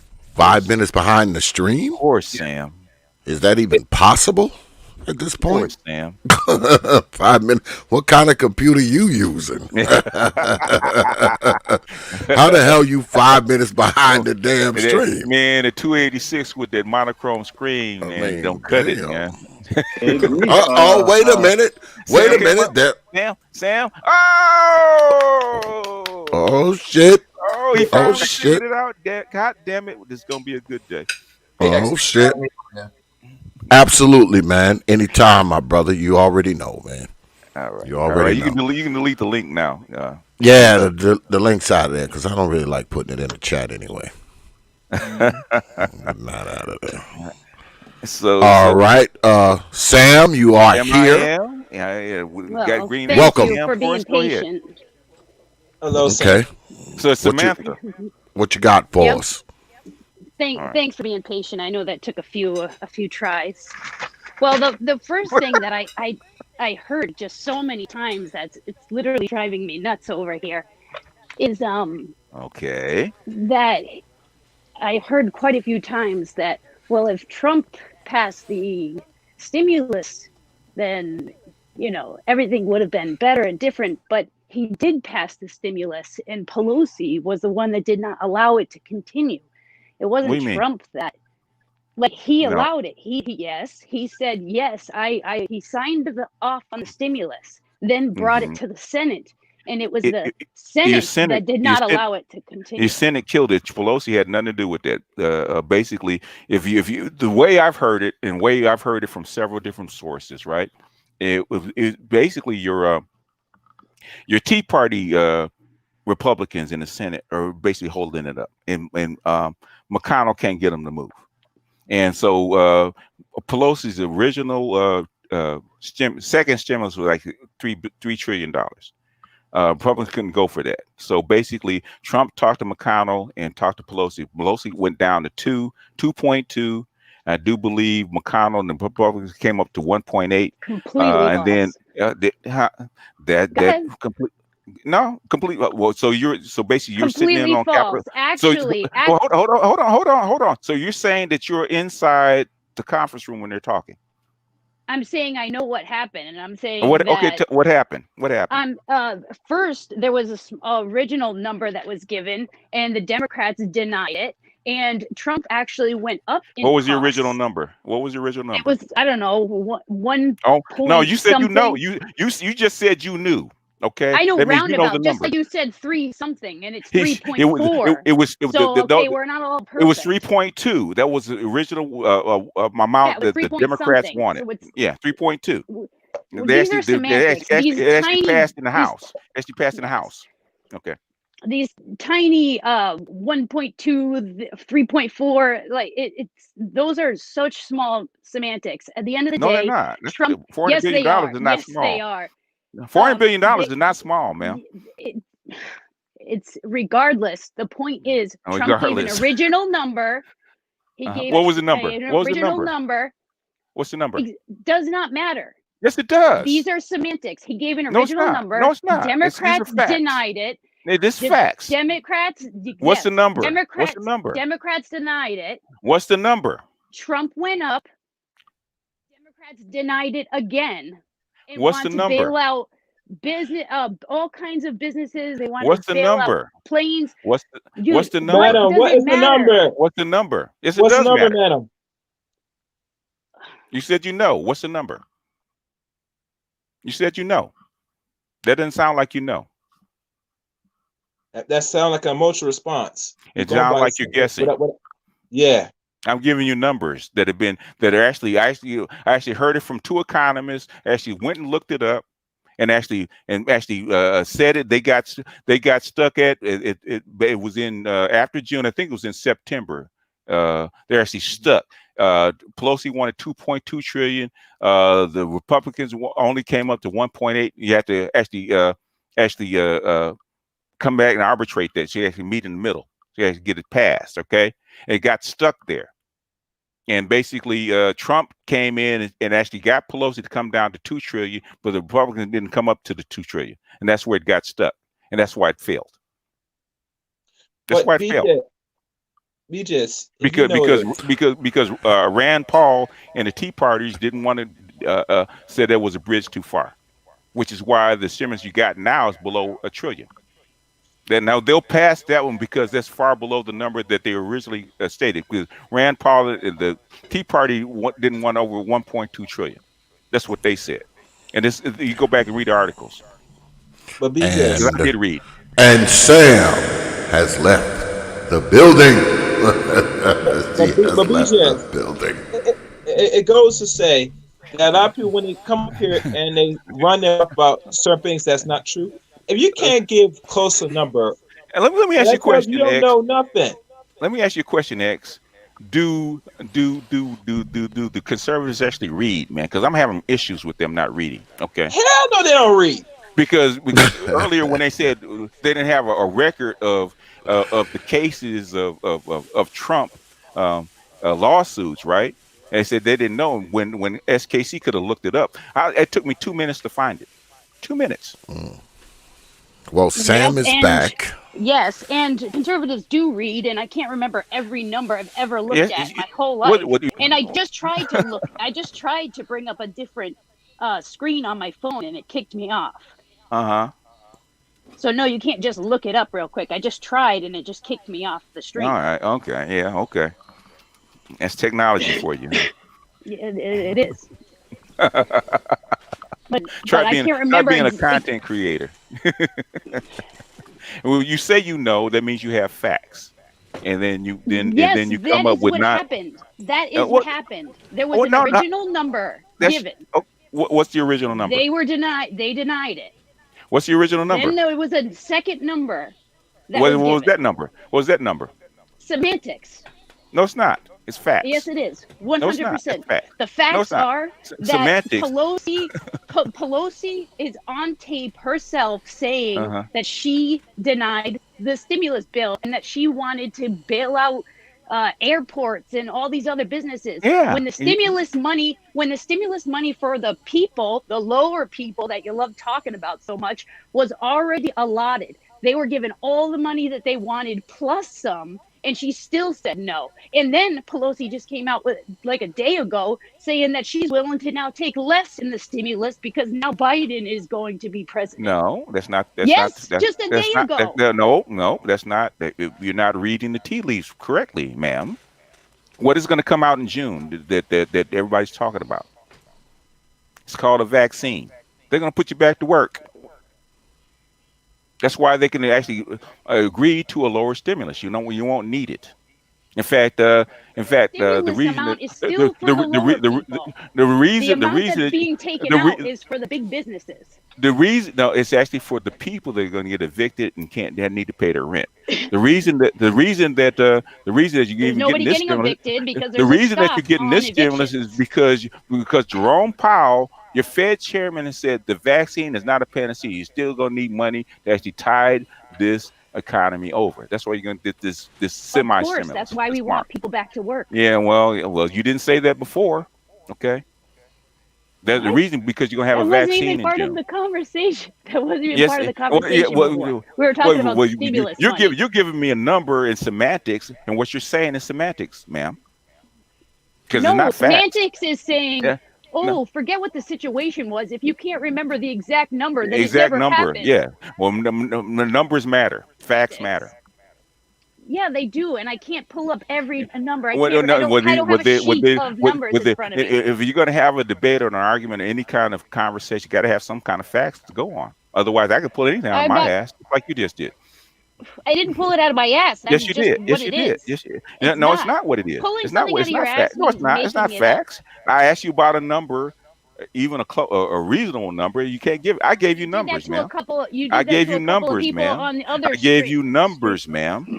No, you didn't. Even the first number you I gave quote you unquote numbers, pulled out man. of your ass No, I was gave you. 3 X, trillion. did I not give her numbers? 3 trillion. And then when I said it was 3 I cited something, then when I said it was 3 point something, then you said, oh, it was 3.2. I said it was 3 point. I said that before you even opened your mouth. No, you said 3 trillion. And I said was like, oh, well, you didn't say exactly the amount. See, 3.2 trillion. I said 3.2 trillion. No, I said 3.2 trillion, ma'am.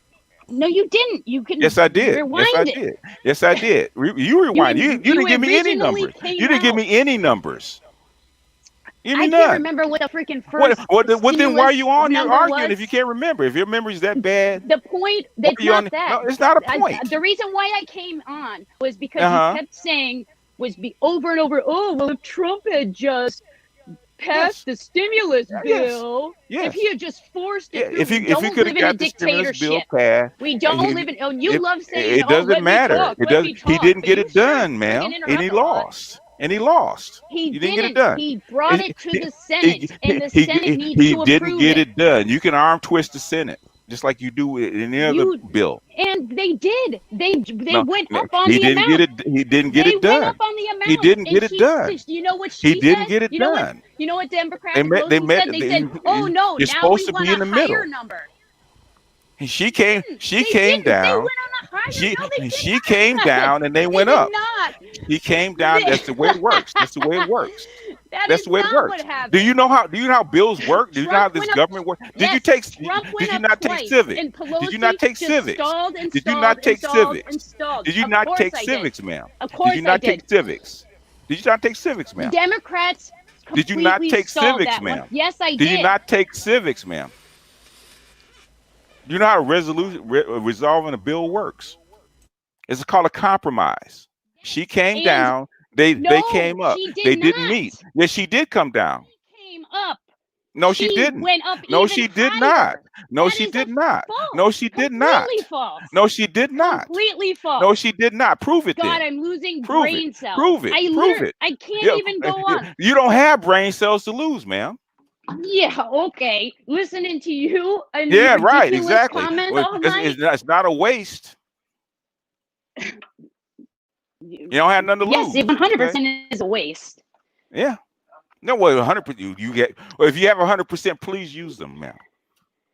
And remember, jog that memory. What are the numbers? Because I actually had to go over this because I heard it from an economist, 2 economists. In fact, I actually went over what they said and what the record was, and they're actually right. Actually played what the economist said on my YouTube channel. 2 of them. Yep. Okay. You guys keep talking yourselves, and I'll get the numbers. And in fact, I actually put the information up way back in October about this. Okay.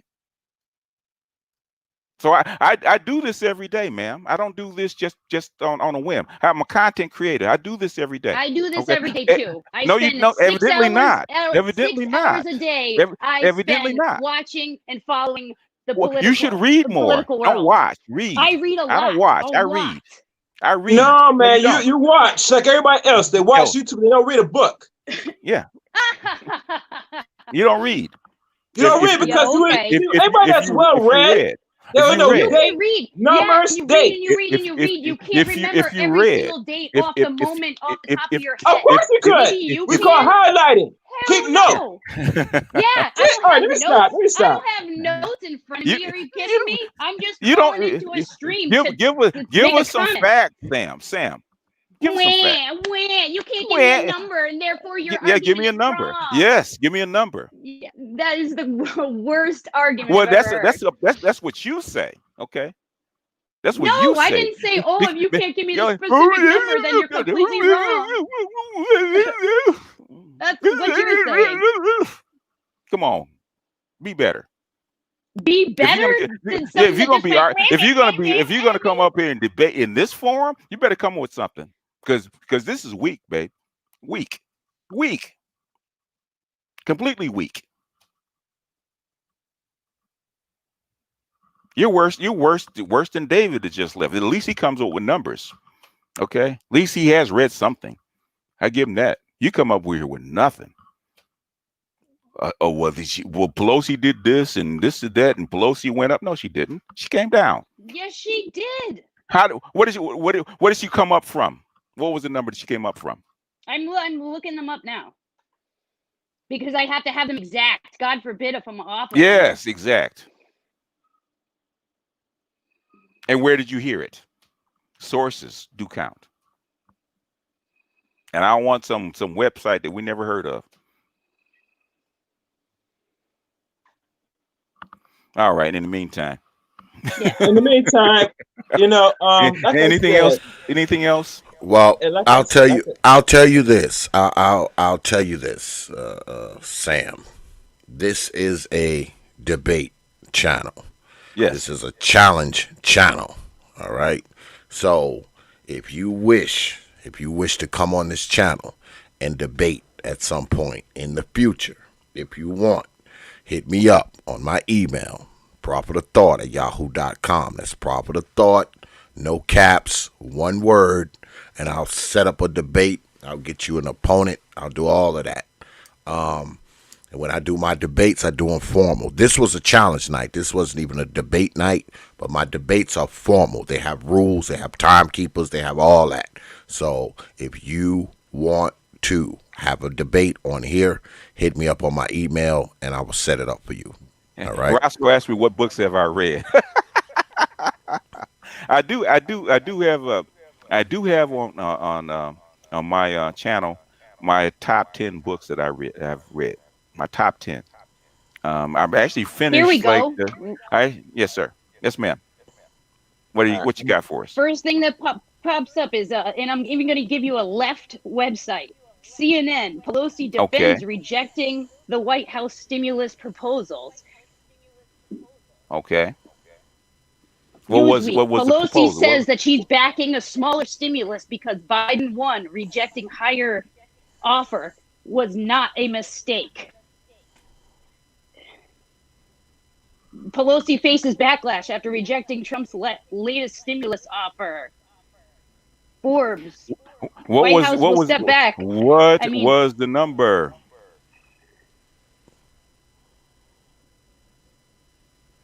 We're back to what the first stimulus number was. That's what the first is. You the go back to entire reason why I came on here. No.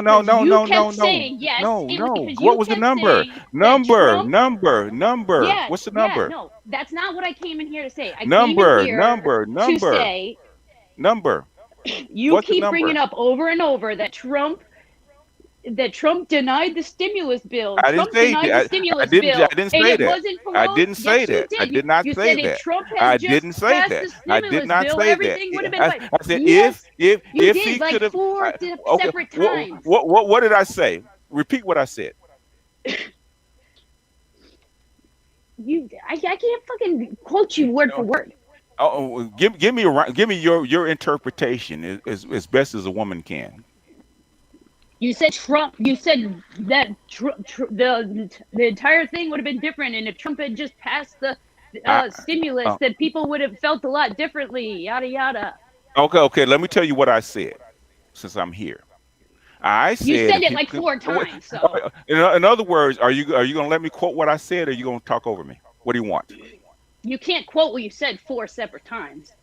I can't. So no. I can't remember what I said better than you. 4 different times. In other words, your memory is better than mine. Is that what you're saying? No, I told you that I'm going to give you a roundabout.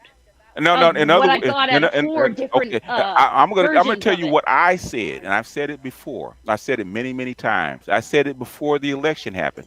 If Trump can get a stimulus passed, if he passes a stimulus, which he did, then if he passes a stimulus, then he'll probably survive and win the election. That's what I have said. I said that many times. What part do you disagree with?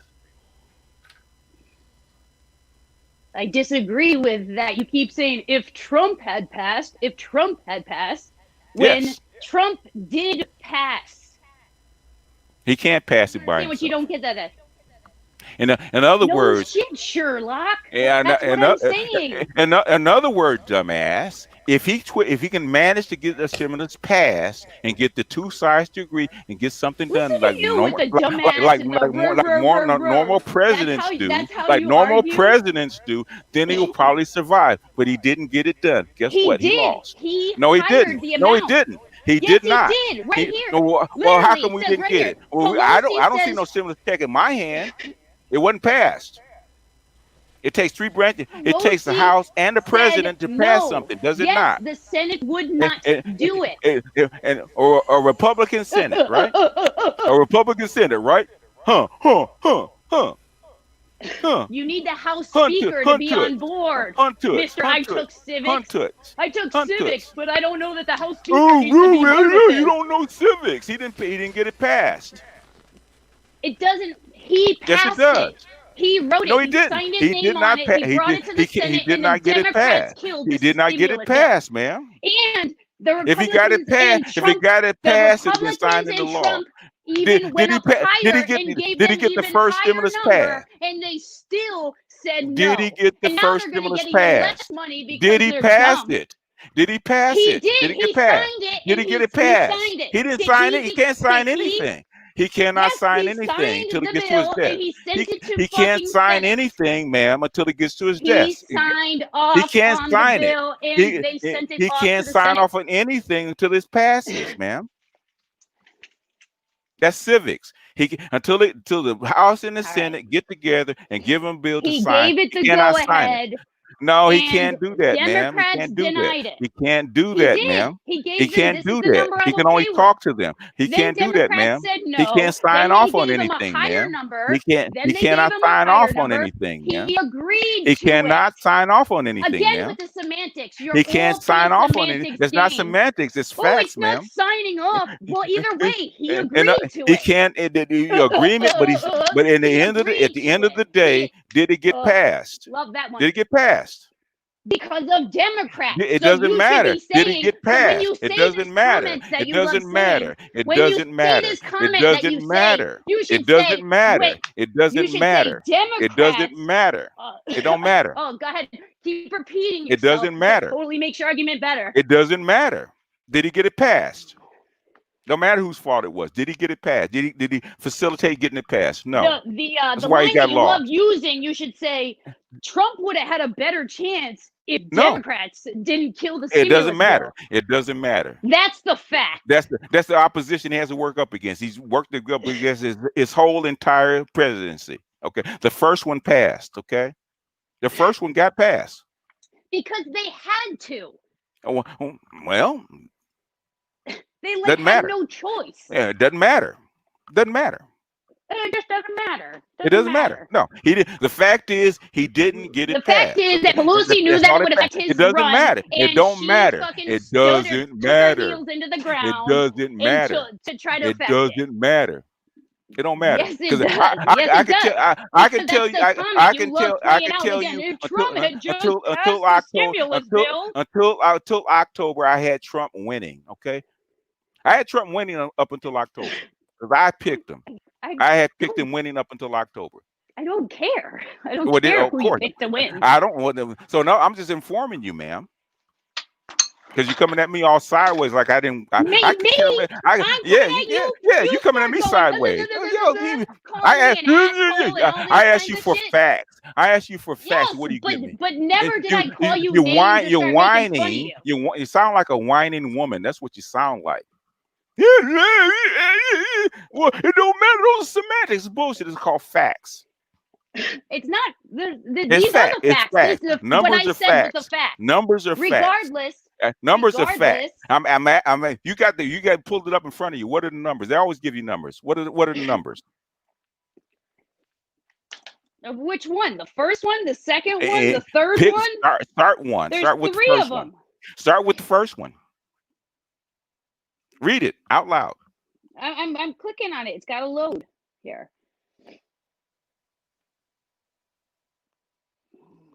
A bunch of ads. You spend more time arguing instead of looking it up and give me numbers. Well, because I'm walking around my house. I'm not staring at it. Well, it was sit down then, ma'am. Calm your ass down and sit down. 1.8. 1.8. That was the Republicans, right?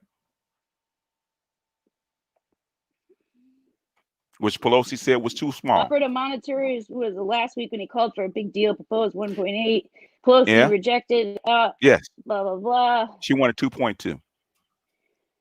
No, she wanted 3.2. She came down to 2.2. That's what she came down to. And the Republicans came up from 1.2 to 1.8, which is what I said. So you're repeating exactly what I said. Republicans came up. So what from do you 1.2? So and she came down from 3.2 to 2.2. And Trump tried to get them to meet, and Trump tried to get them to meet in the middle. Trump tried to get them to meet in. Hold on a second. Trump tried to get them to meet in the middle at 2. Pelosi was kind of waffling, and guess who rejected? McConnell and the Republicans. They wouldn't budge. They already had met in the middle, though. It started at they didn't. 1.8. What? No, 1. that's not. That's and no, 3.2. no. They met in the middle. No, whatever. In other words, it's like haggling. Okay, you want 1.2. So I want 3.2. And then they wanted to go up again. So how come if she came down a trillion, if she came down a trillion, and they went up a trillion, what's 1.2 plus 1? Please, one whole or not? What's 1? Yes, 1 whole. It's called math. 1 plus 1. Well, you're not saying that. You just said 1.1. It could be either or. No, it can't be. Oh, that's not math. Okay. And when I put a point on it, you had a whole. 2.1. I mean 2.2, right? Where did Pelosi come down to? 2.2. 2.2. And that's the middle, okay? And the Senate still rejected it. That's the middle. And basically, from what I'm hearing, is informal that Pelosi was willing to go down to 2 to get it done, but the Republicans wouldn't budge.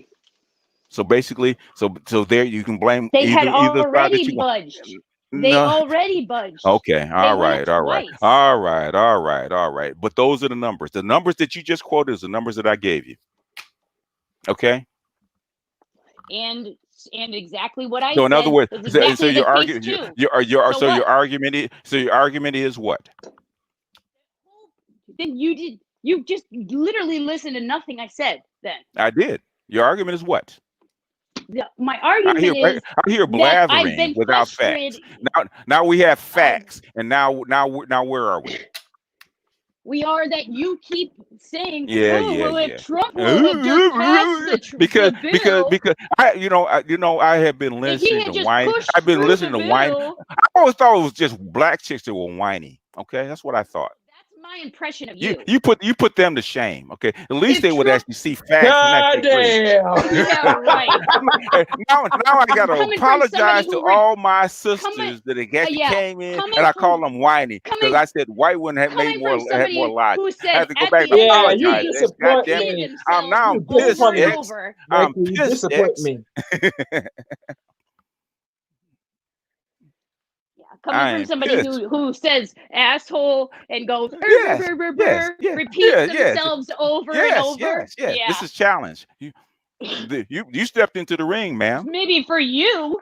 Yes, for me. But you literally quoted every item I just said by article that you pulled up. You pulled it up. Yes, by numbers. The entire reason why I came here. Listen to you. How childish are you? Huh?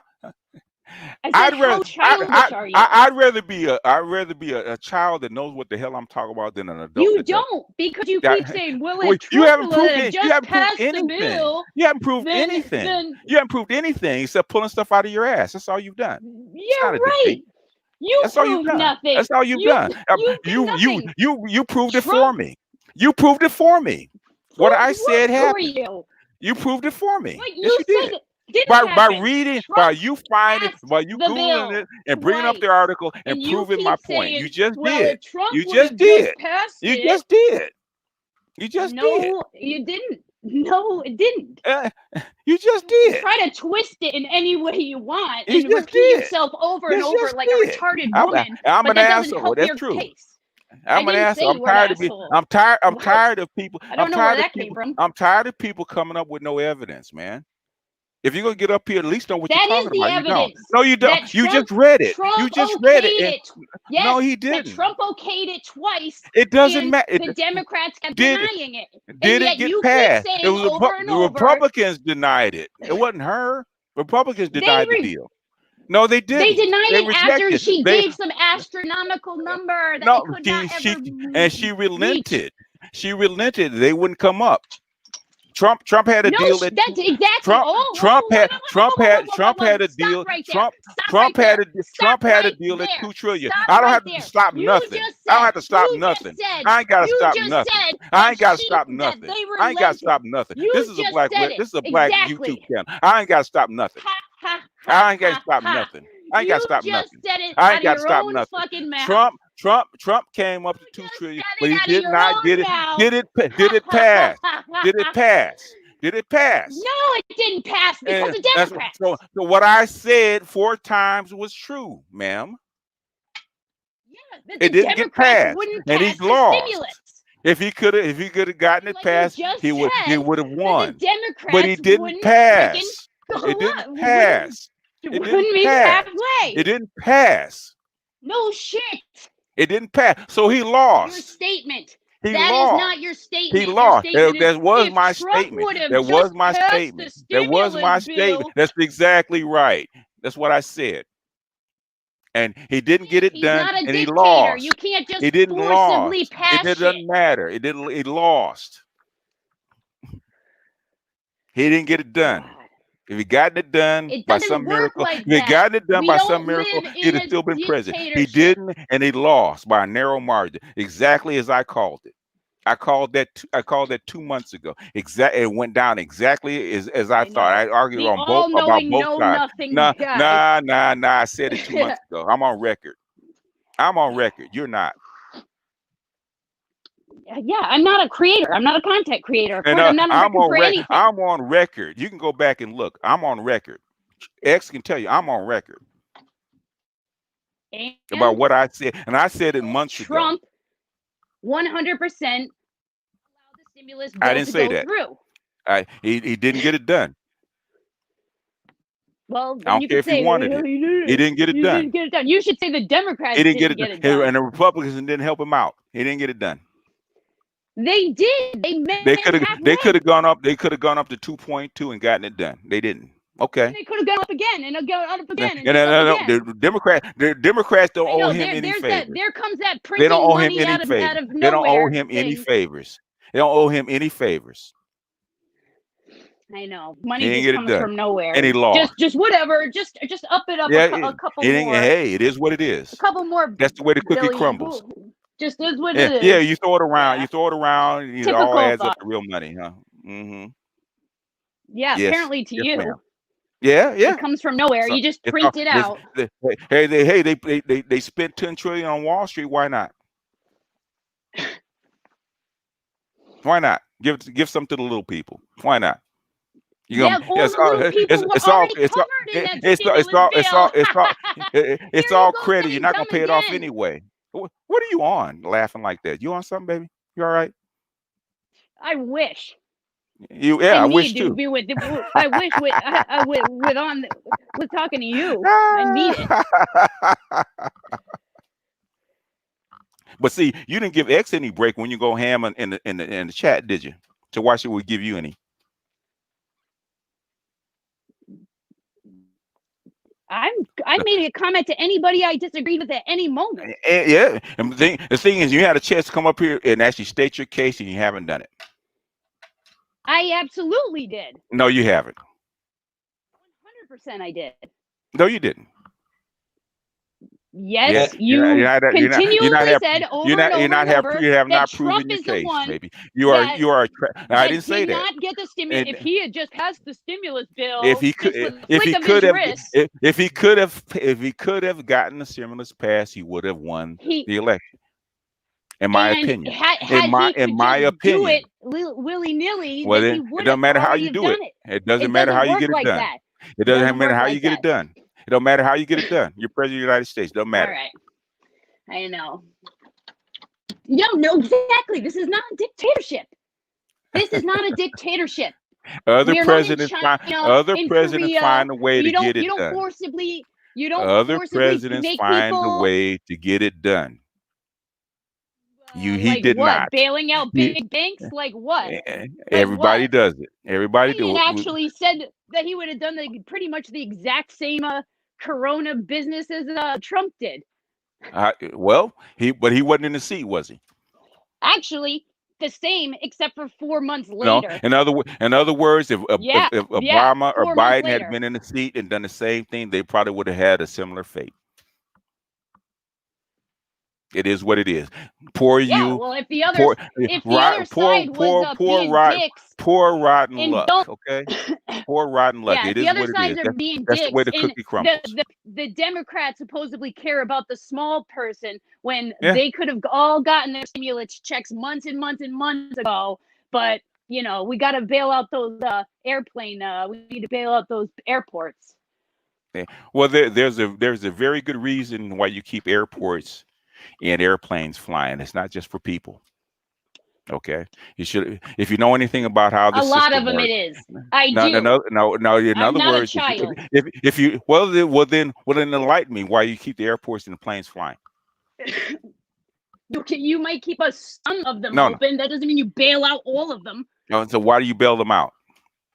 Why have they always bailed airlines and airports? If you know what? Why? If airlines, Why? are still I'm running, asking you. if airlines are still running, like I'm you're asking saying, you. oh well, I'm asking you. airlines What? still need No. to do stuff. I am, and you're you're not running your mouth. You're running your mouth. Explain it to me. Oh, X left. Okay, it's time. If airlines X are is gone. still open, like you're X is gone. saying So they would need to do. You're saying if you're saying why did they airlines build would them? need to Why did they stay build them out? open. You're saying if airlines would need to stay open, that means that they are taking cargo, which means they are being paid for it. Yes. So why is it essential that you keep them running? You wouldn't need to keep them running. You would need to barely keep them running. You would need a skeleton crew at most. Really? Okay. Yes.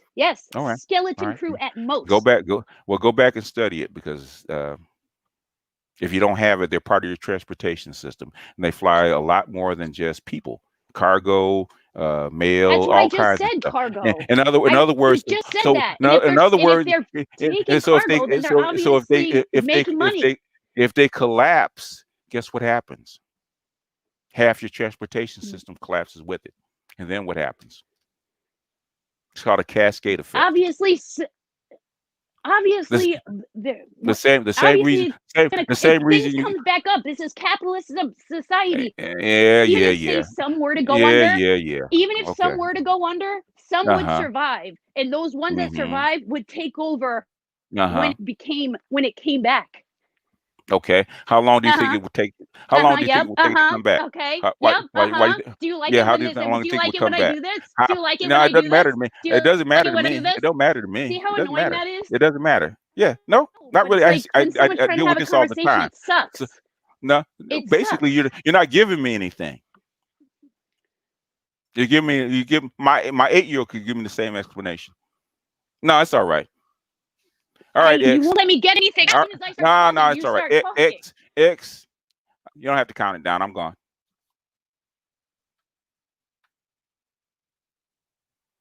What's the countdown timer for? don't want to lose any more brain cells I think anyway. he's winding up. We winding it up, X? Yeah, I was gonna let it go for like 15 minutes though. So Nah, you know. it's not necessary. Okay. I was gonna let it go for about 15 minutes. The reason they did it with FedEx, they did it with UPS, they've done it with the airlines, is because the airlines are integral into your transportation system, just like trucks. That's like the truckers. You Yeah, have and to they're keep still them in going. business. They're still getting paid. They're still in business. That's why you bail them out. Okay, that's why. Because it's very difficult to get them Oh going my again. God. And you have a Faceplant. cascade effect. Just like the meat packers. That's why Trump actually went ham on the meat packers. It was going to cause a panic. Okay, that's why. This system is far more fragile than we actually make it out to be. Okay, that's why they do it. And So fragile both that we sides should shut it all down, right? and both. So Well, they fragile that we try it. should shut it all down. Try it. Okay, they didn't shut it all down. They did it. They did what they thought was prudent, and both sides did it. It wasn't just the Democrats or the liberals. They all did it because they thought it was prudent. Everywhere on the planet, they're doing the same thing. Why do you think that is? Is everybody crazy, or everybody in the world hates Trump? So they're going to spread something and do something to get one man out of the office. They ruin the whole economy just for one man. Really? You really believe that? And that's the whole thing. You're looking at your own little area and thinking just because it's happening with me that it must be wrong. When all 200 countries are doing the exact same thing at the same time, that's a good sign that there's something going on. And basically, they're doing the same thing everybody else is doing. But all of a sudden, he's wrong. Shouldn't shut it down. Shouldn't do this, right? We're the one that actually protest the most, get out in the streets. Guess who has the highest infection rates and highest death rates? United States. But I already knew that because we're a liberal country. And I said from the very beginning, if they don't want to shut down and basically they want to get out in the streets and live their lives and they drop dead, let them just fall over and drop dead and be done with it. And I've said that for the last 6 months. People getting out the street and protesting and burning up stuff and doing all kind of crazy, goofy stuff. Just lift it and let them live their lives. If they die, they die. Like they said in Rocky, if he dies, he dies. And don't worry about it. It's just said this is what the American people decided to do, and that's it. Sam has left the building.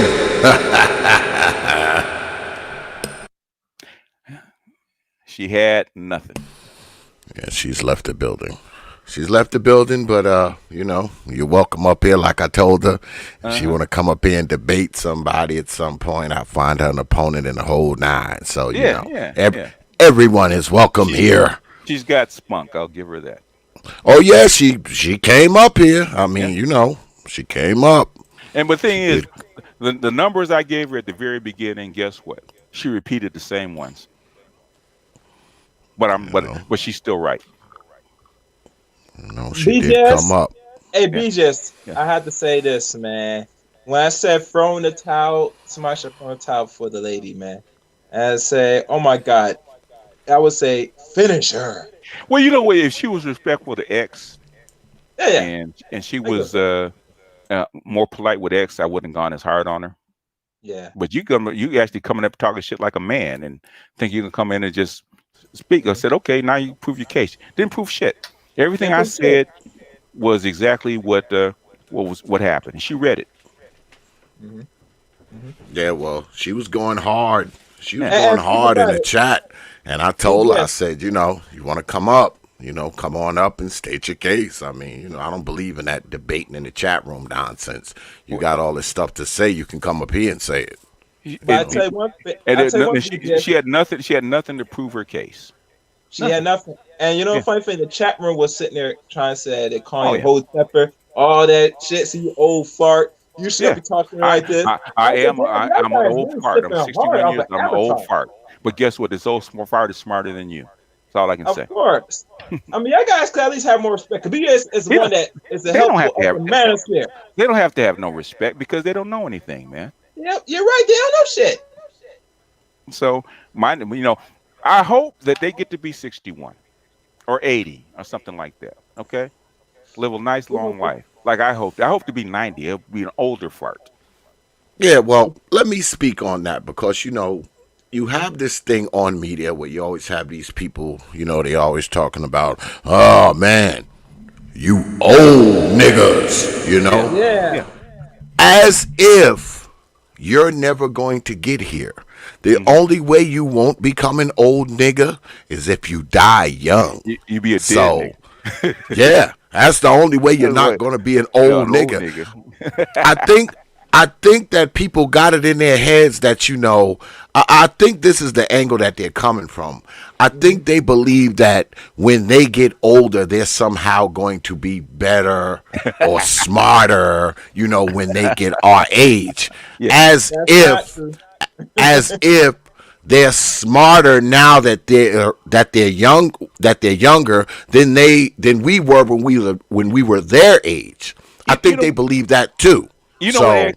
I wouldn't mind being called old if the people calling me old were in their 20s. yeah, You got people in yeah, their 40s calling you old nigga. Really, dude? yeah. Well, Wow. see, I tell people this all the time. Calling me old man is not an insult. No. I have sons in their 30s. Yes, I do That's too. my fucking nickname. Hey, old man. Man, yeah. That's what my sons have been calling me that for like 15 years. So calling me old man is not freaking insulting me. Yeah. I get called that shit all the time. I have sons in their 30s. That is my nickname, old man. Yeah. So I mean, you be called. I don't mind being called boomer, a hotel, yeah. an old man. Okay, that Or doesn't old bother nigga. me.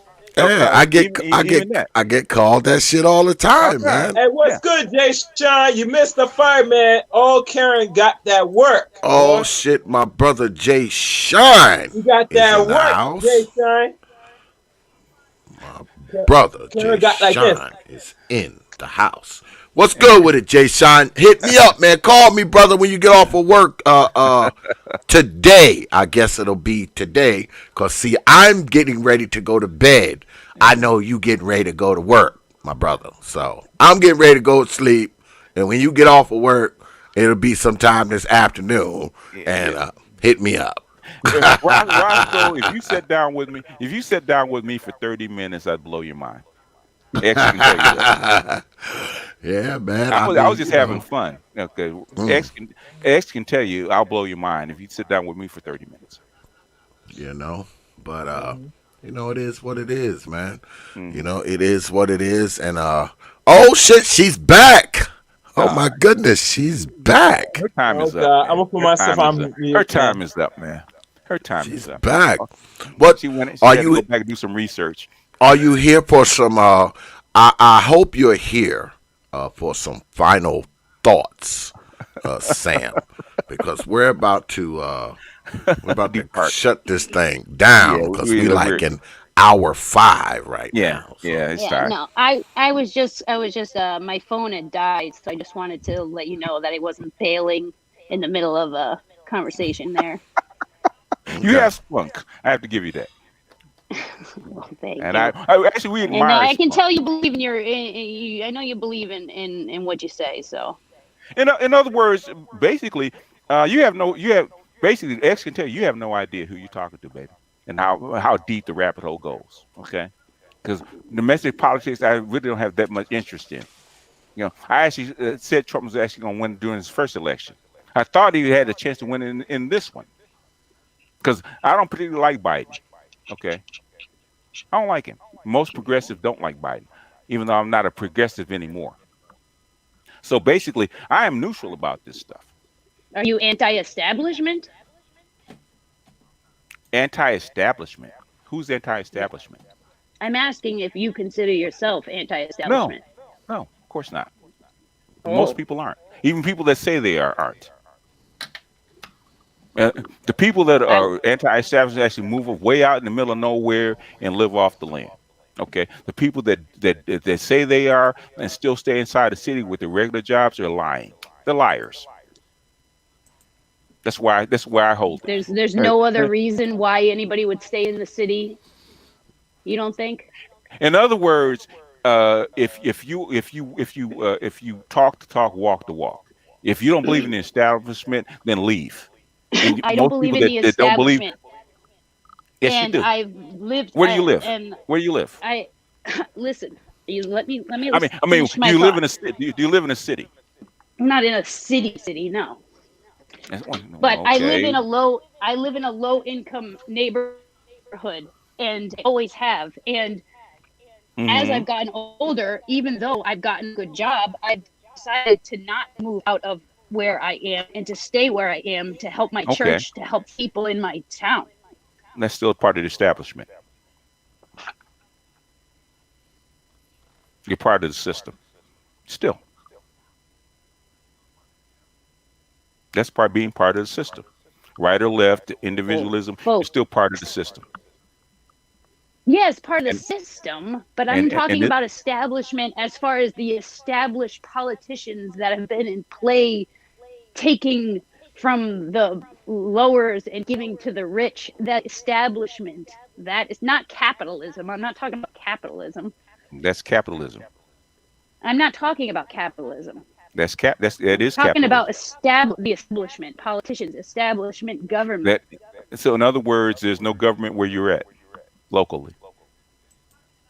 Of course, there's government And that, everywhere. in other words, that's part of the establishment. You think that it cuts off But what someplace? No, I'm, it's all one but system. the yes, but you want at least amount of interference from the higher ups, establishment, capitalist cronies, whatever you want to call them, as possible. That's Okay. one of the reasons why I'm more for Trump, because he's for less regulation, less more freedom. Not really. He's not that far. He's not that far. He's not really outside the envelope. He might press the edges every now and then, but he's not that far out of the envelope. Well, at least he's not dead in the middle like Biden. What makes you think Biden's in the middle? Because he has a 47-year track record of hurting small businesses, small families, taking money from other countries, and using his position in the Senate and whatever else he's done to only enrich himself and his family, whether it hurts small people or not. That's why I'm against that. So really, what radical policy has Trump really actually passed? Prison reform. Well, basically, it's a big one. Obama was already the one doing that Biden reacted. No, but what do you mean? Whoa! But what do you mean? Why didn't he just do it? Why did he just do it? So basically, the states and everybody's just gonna release everybody all at once, or is reform? No. With stimulus, he either gets it done or he doesn't. Let me ask you a question. Did Trump just release all the prisoners? No, he created a reform. So it's like nonviolent, drug offending. That was going on. That was going on before that was going on before Trump got elected. You can actually look at the the prisoner. In fact, Obama came on the Breakfast Club and said the exact same thing. Yeah, you can look at the prison numbers and see how many people were in. It peaked. It peaked under Bush, and it was steadily going down under Obama. You actually look at it. In fact, you had 250,000 less people in prison under Obama. But those are facts. Those are numbers. Those are not feelings. I look at policy. I really don't care who's in office. I look at policy and what they're going to do and what they're going to pass. And Trump will give you some things and not do others. Like those we talk about those kids in cages, right? That people say that was Trump's fault. It's bullshit. Obama did the same thing. Okay, it's actually a UN policy that most states adhere to. Okay, about unaccompanied minors. Okay, she's gone again. Anyway, X, I'm gonna let you go, man. Yeah, I'm about to close this out, man. Like Yeah. I said, we like 5.5 hours now, but I looked down, she was down there, so I let her come back through. I'm from Louisiana. I'm from Texas, nigga, not Mississippi. Yeah, we're gonna close this out. Any final thoughts? No, Before man. we peel up out of here. It was fun, man. I never beat up on a white girl before. That's different. Yeah, man. I would say I would ask you, BJ, since that's your first time, how do That you was my feel? first. That was my first time. Normally, white women when they come in are a little bit more congenial and nice and Mhm. calm. Mhm. And she came in. I said she came in like a sister, man. She came in throwing. I said, you know, I had to give her a Well, little. she said she wasn't from the hood, so Yeah, she came in throwing. Yeah. I said, damn. Well, I said, are you white for real? Wow. Anyway, X. Anyway, X. Yes. Yeah, Let I me bounce, appreciate it, man. I I hope to appreciate talk to it you coming again through, soon, man. BJ. Get Future some sleep. panels, Like, you know, I had man. to get in a little bit, man. Throw some Yeah. elbows. All right. Peace. All right. Any All right. any Peace. Take care. any Take final care. any Nah. final words, brother Chaos? Before we The peel only out of thing here. I want to say is a good thing I caught tonight's stream. I was not expecting that. I'll tell you one thing: a lot of men in the chat room was very mad, disappointed that an elder had to go in and put the knowledge or the word of God to their lovely Karen. I apologize to you, Negroes. It is Oh what it God. is. You know what I'm saying? Don't worry, she'll come back for a future debate. She'll debate a sister, and y'all could go out and say, "Yes, yes, get that black beep." You feel me? Right, Say, but well, you know, up here, anybody's welcome. If you put that request in, I mean, I'll shit. I will honor that request. I mean, one thing I'm not is prejudice. So, I mean, I'll let anybody come up here and throw down if that's what they want to do. You know, proper thought. equal opportunity. But one thing, is that the first time a Caucasian woman came on this stream? I believe so. Yes, but that's not the first white person to be on the stream. Okay. Not the Well, first white person there's to a be up first time for everything, so we'll see. I Yeah, like that she's I'm hood conservative for bringing her around, because we never seen much of these people around this basis. But you were saying something? Yeah, she's the first white girl to come on the stream. Yeah, but she's not the first white person. No. Oh shit, X, you're She's not the stepping first up white. in life. You're moving No, on I'm up. not. I'm not stepping up. Let me tell you something, man. Yeah. I'm not on this I hate all white people nonsense. I mean, you can say what you want. I don't give a shit. You know, I'm not a prejudiced person. I don't give a fuck what color you are. I don't give a fuck what color you are. You know, I'm more concerned with what type of person you are. You know, I got biracial people in my family. I have biracial grandchildren. So for me to be on some goddamn some old racial shit would be absurd. All right? That would be totally absurd when I have biracial grandchildren and I have 2 biracial daughter-in-laws. So I mean, that's just my sons are married to Latino women. Latino women, yeah. So I mean, come on, man. Plus, I'm too old for that kind of shit. I'm too old for that kind of shit. All right, my grandchildren are biracial and they have my fucking last name. And guess what? I will pump you full of fucking holes over them too. So it is what it is. All right, it is what it is. I don't live like that. This was Go ahead. good. This was good. I tell you one thing, a lot of people are gonna take the sound bites of this and put it out for our YouTube. But that's cool. That's cool. I mean, I don't think that way about people, man. I just don't. And like I said, I'm not on some I hate all white folks. I hate all these people. I hate all that people, because that would be a fucking lie. It's a lie when you hear a lot of Negroes say it. You know, they talk so much about how much they hate white folks and all this shit. A lot of these Negroes, they love white folks. They love white people, man. They love them. They idolize them and fear them all at the same time. Come on, man. Stop it. Just stop it. Stop it. But anyway, you know, it is what it is. And like I said, oh shit, she's back. Yes. Can I help you? You have returned.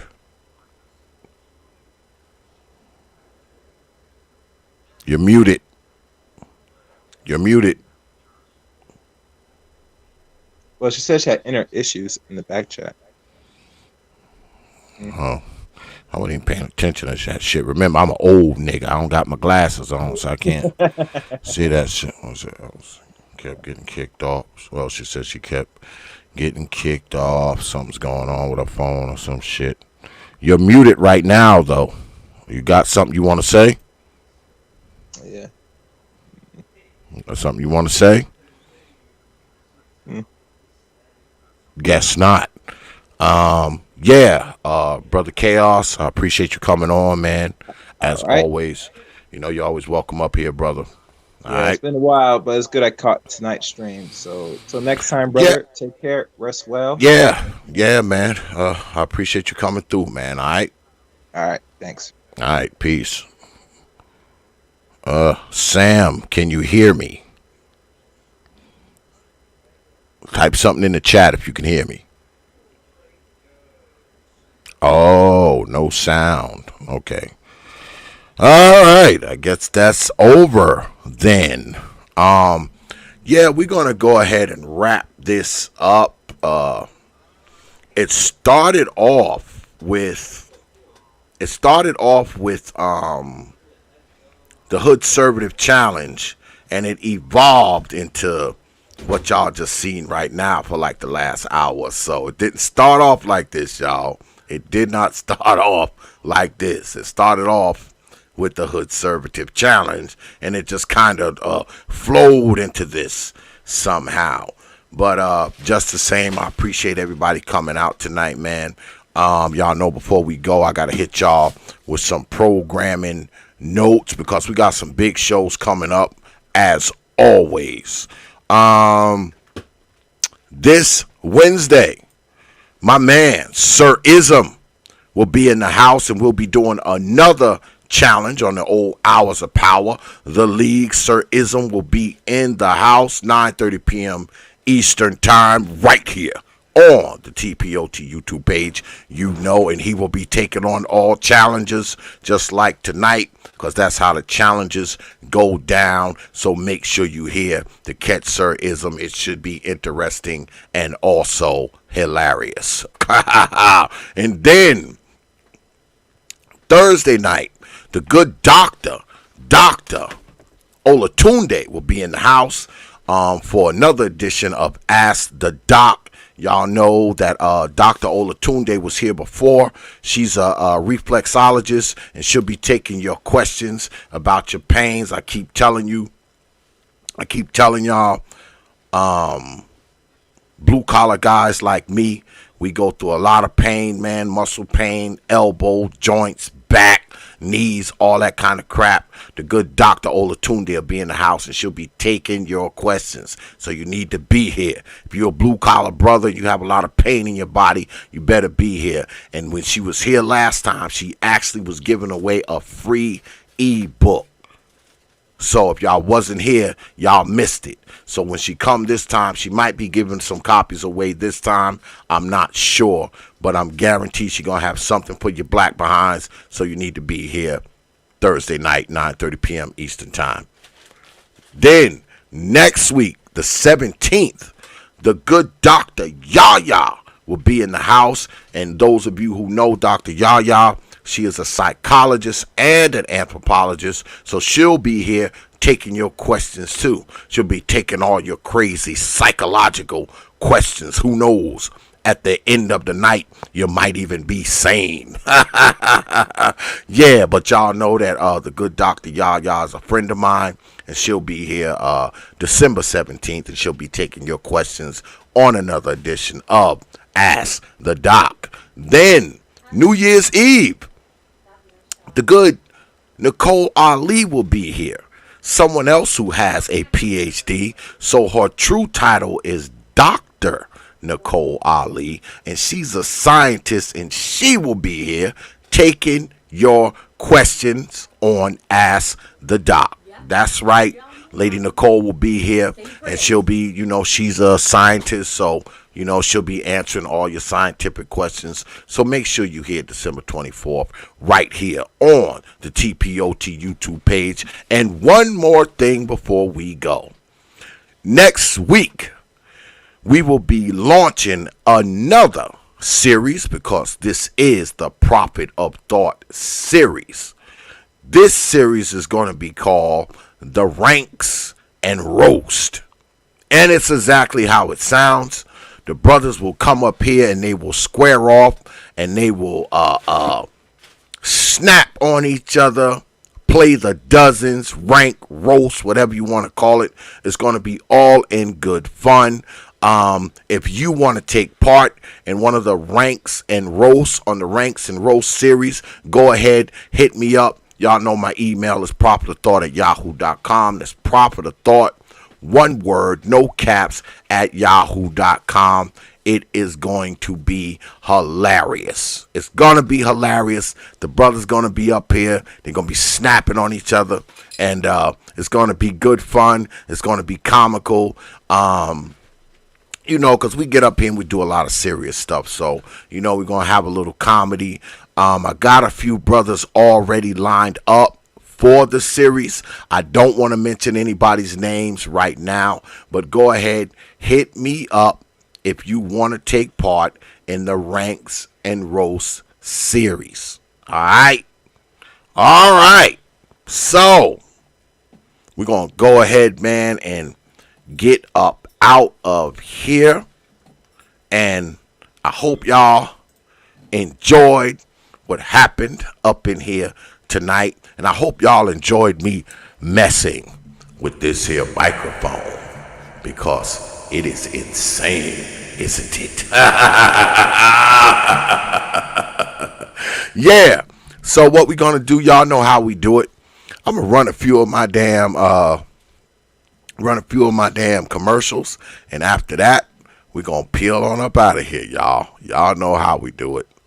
I will see you good folks on the other side of the break. Once I find the damn button. That is. Now, there it is. See you folks on the other side of the break. Open your mind. Hey guys, T.P.O.T. on Facebook, Instagram, and Twitter. But you knew that already.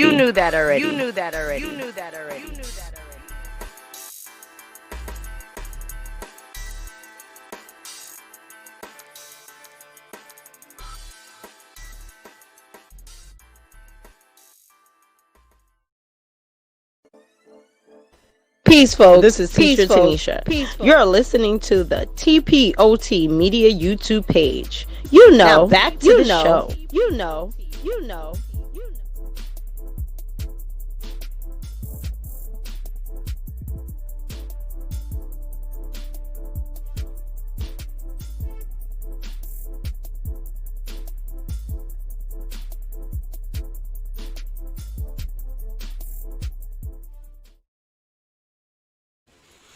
Yeah, so we're going to get on up out of here. I will see y'all Wednesday night for the Sir-ism Challenge. Y'all better be up in here, because if you don't, I'm coming to every one of your damn houses.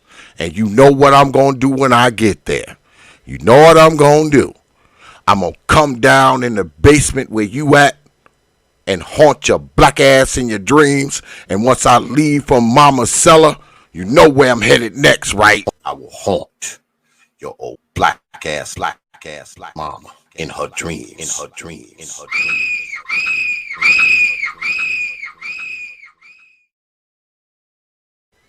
Yeah, I'm coming for Mama next. But anyway, man, I appreciate everybody coming out tonight. Oh, yeah, and one more thing, man, before I go. I want to remind y'all about my boy, Big Nate. Big Nate is launching his channel soon. I think he's doing it next week. Here's a preview. You heard the voice. You know the name. You've waited long enough.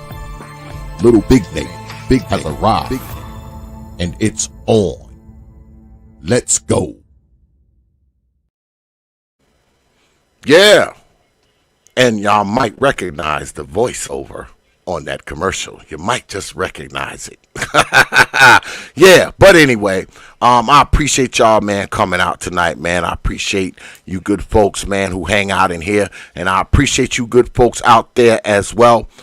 Special shout out to the master teacher, Brother Chaos, my man Supreme, Trey, the NBD, Brother Mike V, and of course the guest of honor, the HOODSERVATIVE, for coming through tonight, man, and making this a good stream. And shout out to Sam too for coming through at the end, man. I appreciate that, man. And hit me up if you want to debate. Yeah, hit me up. I would love to match her up with somebody, boy. I already have an opponent in mind for you. So hit me up if you want to come on here and debate, you know. But yeah, good folks, I appreciate y'all, man, as always, man. Y'all know I do. I'll see y'all Wednesday night, man. So with that, I will leave you with 3 words, you know, like I always do. Open your mind.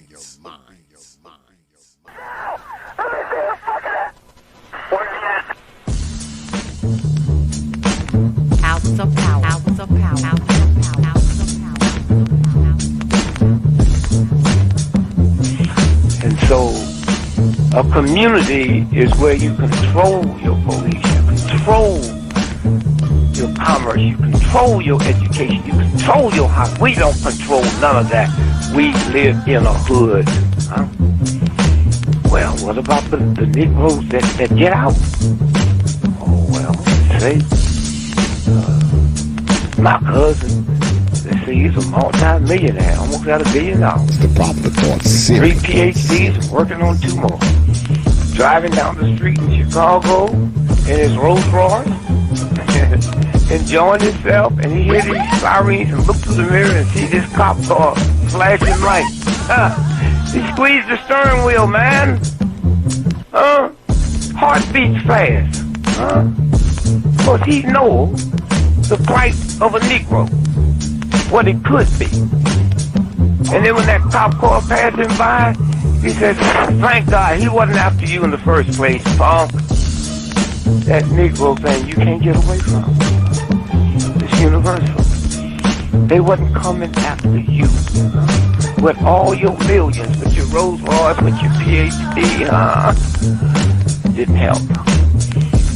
That's the hood. Why do you think you never pick up the paper till you read over and over and see white families travel? You think of the thousands of black cops in America. Why don't you see white families crying as black cops got my loved one 42 times in the back of the head? Why do you think black cops don't do that? You think they're more spiritual? Think they're better? No! They got enough sense to know that white folks ain't gonna tolerate it. And I will stop in our neighborhood when we decide we will not tolerate it. Now, if we was organized, which is hard to organize people who are just gonna run crazy and you don't know you're crazy.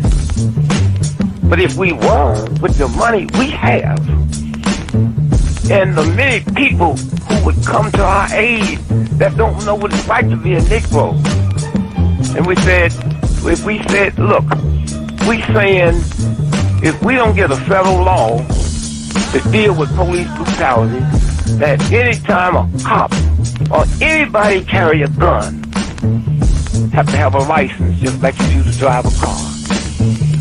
And if you use it wrongly, you'll lose your license. And if it's upheld, you can never work again as a cop or a store guard or a private detective. How do you get Congress to push that through? Well, you take your economic power and you call on your friends, black, white, young and old, and say, this coming Christmas, if we don't have a federal law to outlaw police brutality by law, then we call them for a nationwide boycott of Christmas and it'll start on Thanksgiving. Well, let me tell you what that means.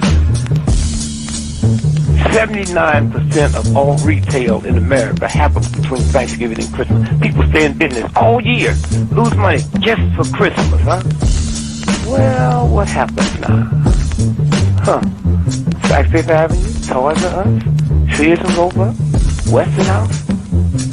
They will get the bill, and all they got to do is make one phone call and say, Harry, that's the senator, I want that bill pushed through in 3 days.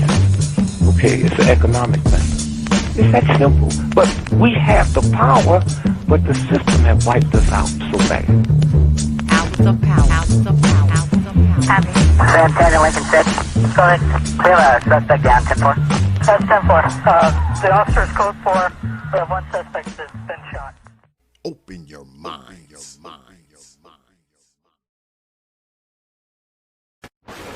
Only from the Prophet of Thought series media.